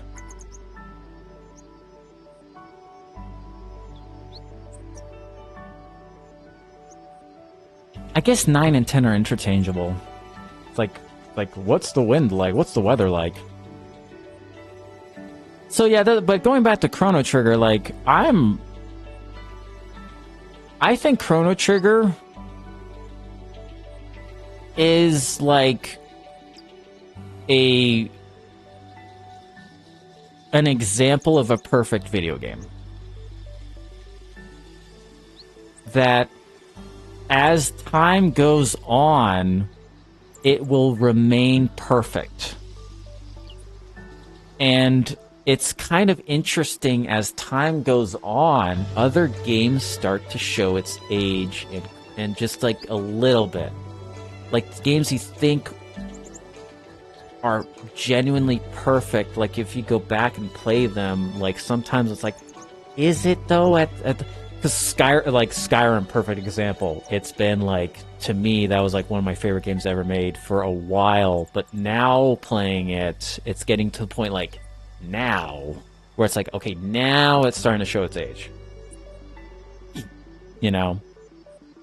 And even though it was for me perfect for so long, but now when I go back to it, it's sort of like, okay, now the combat is sort of getting annoying. And the jank is starting to show. And so sometimes it takes a long time for games to be like, well, maybe that's not as perfect. It's still great. It still made its impact, you know? A lot of games still made its impact. But Chrono Trigger is one of those games where it's just like, it doesn't age. It probably will never age. Like, Metal Gear Solid has aged a lot, right? Like, Metal Gear Solid 1 aged quite a bit. Resident Evil 4, it's tank controls, right? Tank controls aged. Breath of the Wild is probably going to age if they come up with some other open world game that's similar, that is better.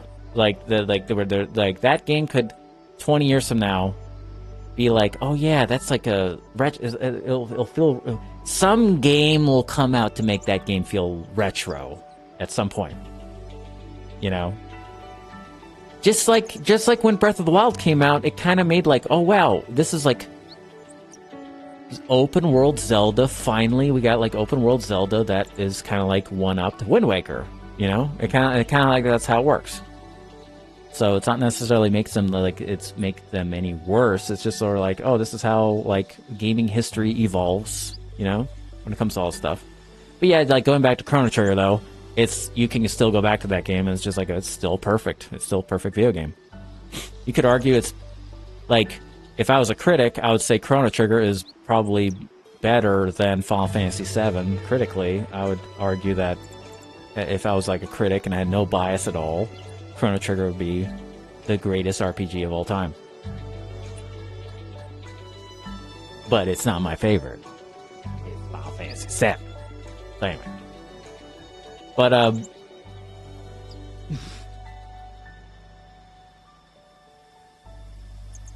so I think that's why I wanted to do this list, because it's the realization of how much I love and adore Chrono Trigger. And how absolutely sick and amazing it is. Just the time travel stuff, and you like, time travel game done perfectly. So good. Alright. Now, we gotta figure out what number 3 and 4 are. Is it Resident Evil 4 or Metal Gear Solid?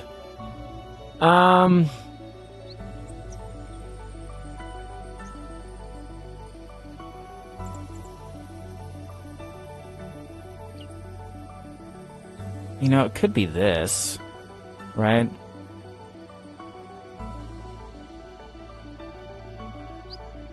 Is Final Fantasy X really my 4th favorite game ever? I don't know about that.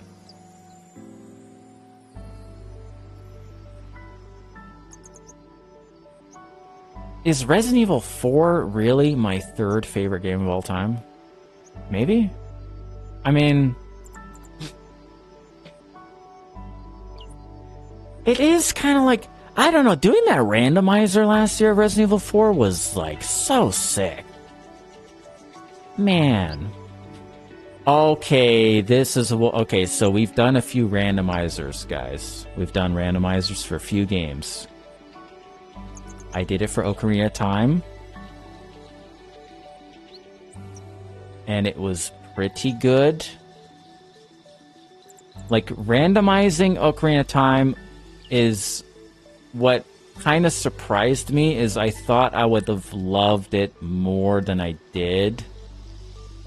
Because of, like, how many rupees you get? You get so many rupees. It makes you realize, like, damn, there's, like, a lot of rupees in this game that are in chests that are, like, useless.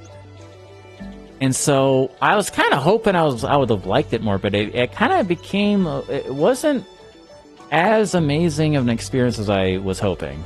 It did, like, inject new excitement to it, and it was really cool, but randomizing Resident Evil 4 is euphoric. That completely changed the game. It completely elevated that game to a whole... It was like, okay, this is, like, experiencing it again for the first time. Like, for real. It was like, oh, this is a whole nother echelon of an experience. So the randomizer of Resident Evil 4 really solidified the game's greatness to me. And like, wow, this game is so well designed that the randomizer just elevated the game.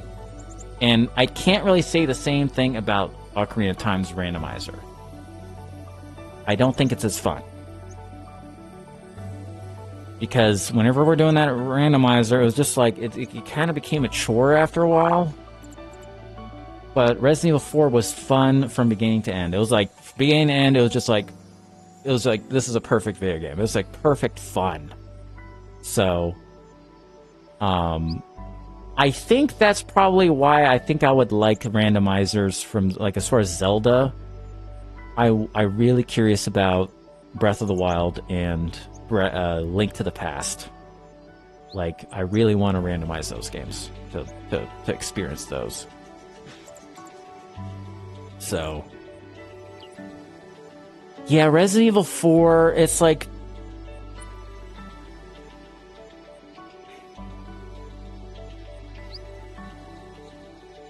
you know, the more I think about it, I do think I like Final Fantasy IX more than Metal Gear Solid. By a smidge.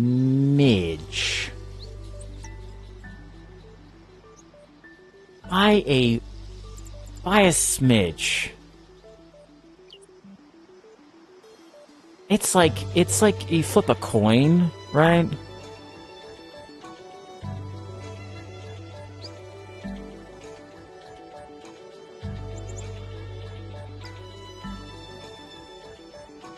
Final Fantasy X is really sick.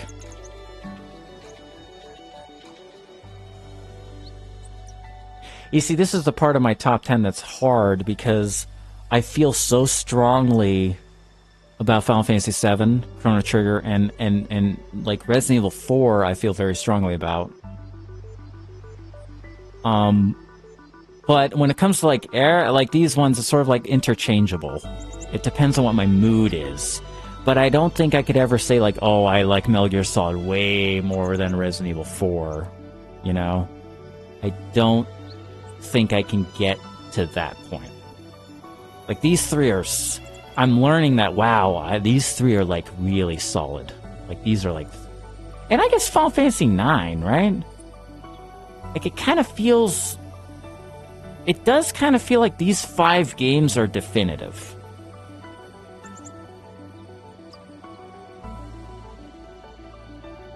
And these 5 are very definitive.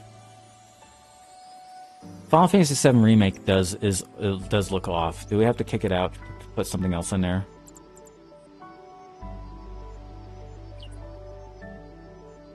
No, it's Final Fantasy VII. Gotta keep it. Gotta keep it.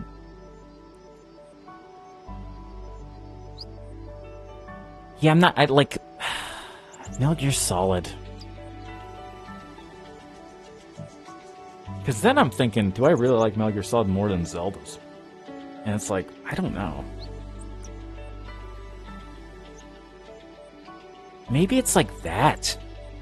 Or maybe, like that.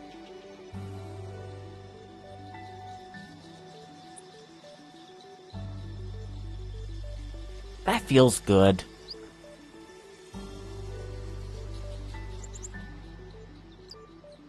That feels kind of good, right? I don't know.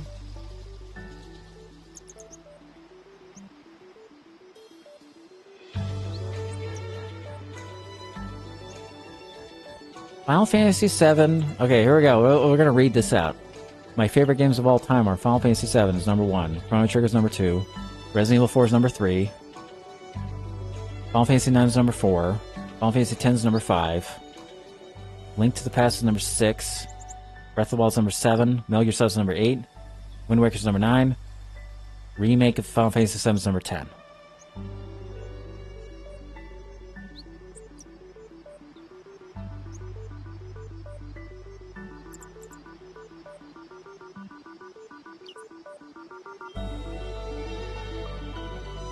That feels pretty good. And anything... Oh, thanks, Alicia. Have a good one, dude. Appreciate it. And then everything below 10 can get shit on. We're deleting it all. Get shit on every other game that exists. Get shit on. Get shit on Skyrim. Anyway. Get shit on Skyrim. Anyway. Alright. Is this the list, dudes?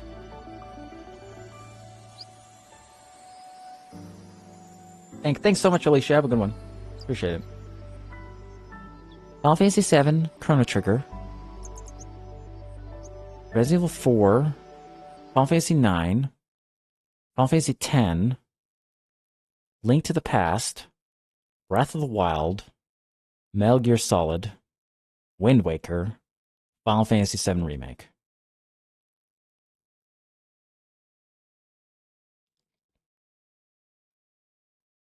Have we did it? Did we do it?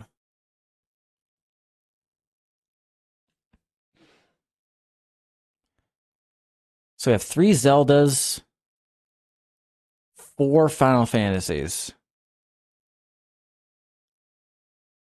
So the only 2 games that are not RPGs or whatever, like, is Resident Evil 4 and Metal Gear Solid. No Tears of the Kingdom? Definitely not. No. No. I think I need to wait until the next Zelda game comes out to kind of figure out where Tears of the Kingdom is. Because I played so much Tears of the Kingdom. Like, I exhausted so much of that game, and I think I squeezed every ounce of fun out of Tears of the Kingdom to where, like, I never need to play that game ever again. Like, I can go back to Breath of the Wild and have a good time, but if I go back to Tears of the Kingdom, it's just like, I feel like I've done absolutely everything that I need to do. And honestly, I don't really like the narrative structure of Tears of the Kingdom. I don't like the narrative. Like, I kind of think it isn't as cohesive as Breath of the Wild, narratively. Like, there's cool moments of Tears of the Kingdom, but it's like, there's no way I can relive all that on a second playthrough, like all the moments, because I played Tears of the Kingdom so perfectly. Because you can spoil yourself on the big plot twist of Tears of the Kingdom if you play it a certain way. I played the game absolutely perfectly to where the last big plot reveal was when I was at the end of the playthrough. With the what's it called? Those like hieroglyph things that you find. The one where it showed like the big plot twist, I found at the end. And so I found it, and I'm like, wait a minute, where is blah at? and then I go find and then like that experience, like it cannot be replicated. The first playthrough of Tears of the Kingdom cannot be replicated. You can kind of like relive your first playthrough of Breath of the Wild a little bit. You can kind of like relive the magic, but Tears of the Kingdom, it's like you only experience some of those plot things once, and it's hard to like relive that, in my opinion. That's just me. And also like the first playthrough of Tears of the Kingdom, you don't know how pointless the depths are when you first do it until you beat it. So when I replay Tears of the Kingdom, it's just like, oh, the depths. Oh, well, I'm never going to do that again. Like the depths are like pointless. There's one dungeon down there and everything else is just loot, and then that's pretty much it. Like you have that one temple that you do with the robot, and that temple is not like the best temple in the game. It's the lightning temple's the best. There's like an actual temple. So like the depths are, I wish they didn't have the depths. I wish they just had more sky islands instead, I think. Because like the depths are just like, after you know the whole game, it's not as exciting to me.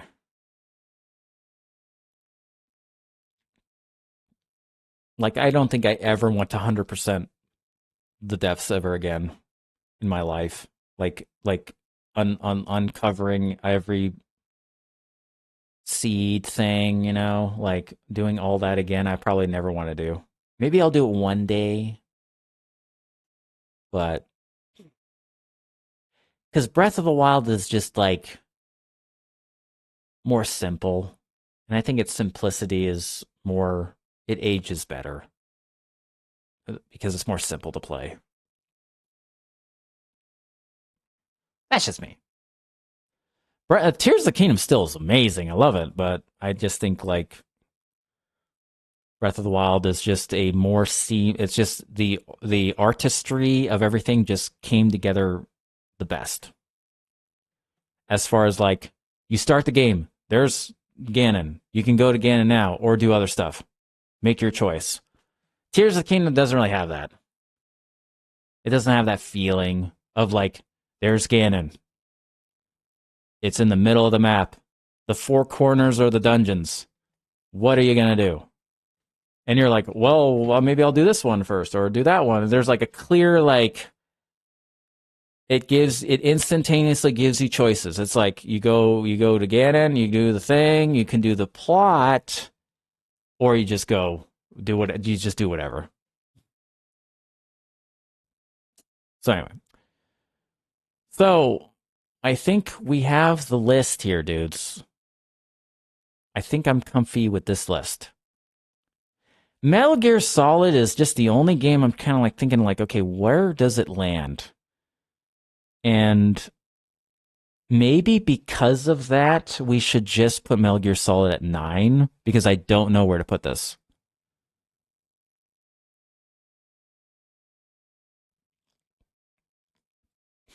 Or 8, I guess above Wind Waker.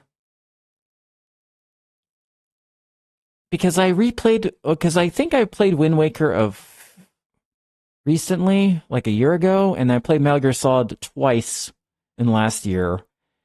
And Metal Gear Solid was a pleasure to play both times I played it.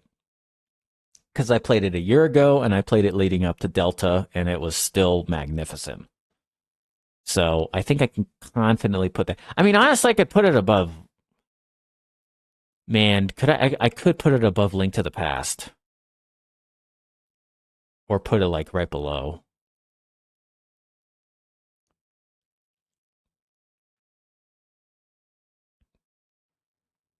You know what, dudes? If I'm being real with myself, I think I like Metal Gear Solid in general more than Zelda. Just overall.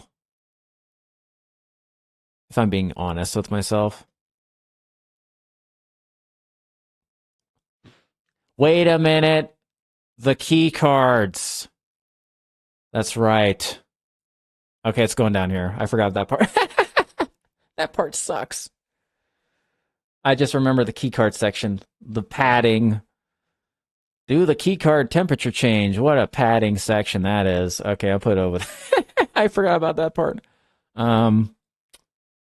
Even with that, it's still magnificent. I'm going to put it like, I don't know, man. I'll just put it here for now. Okay, we'll just put it here. I don't know.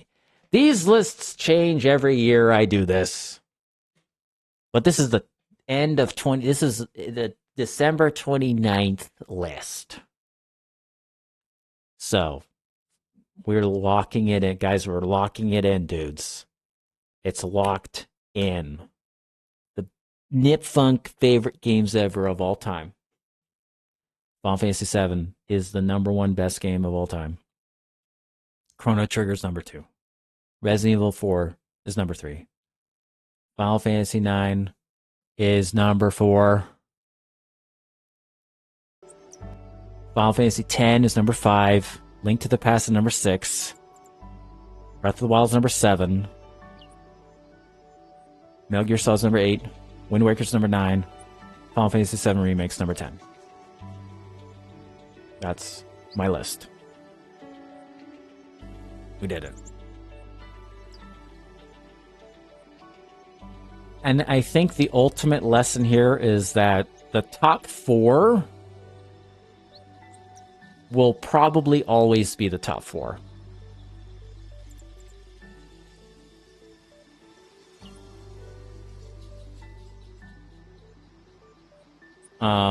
But the like 1 through 5 is always going to probably interchange with itself, because like I feel very strongly about Final Fantasy X and 9.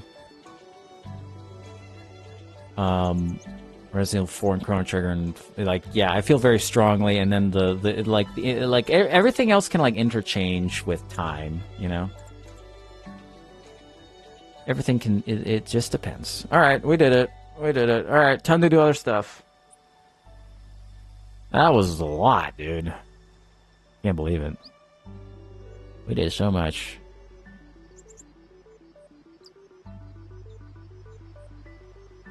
It is 11 o'clock. I wonder if we should just go ahead and bounce for the day. I think we should. I'm just going to go ahead and bounce, guys. We did stuff. It was fun. We'll be back on tomorrow. I think we're going to figure out what we want to do with life tomorrow. Yeah. Alright, we're going to close out TikTok and YouTube first. Thanks, guys, for watching. I'll see you guys later. Peace out, dudes.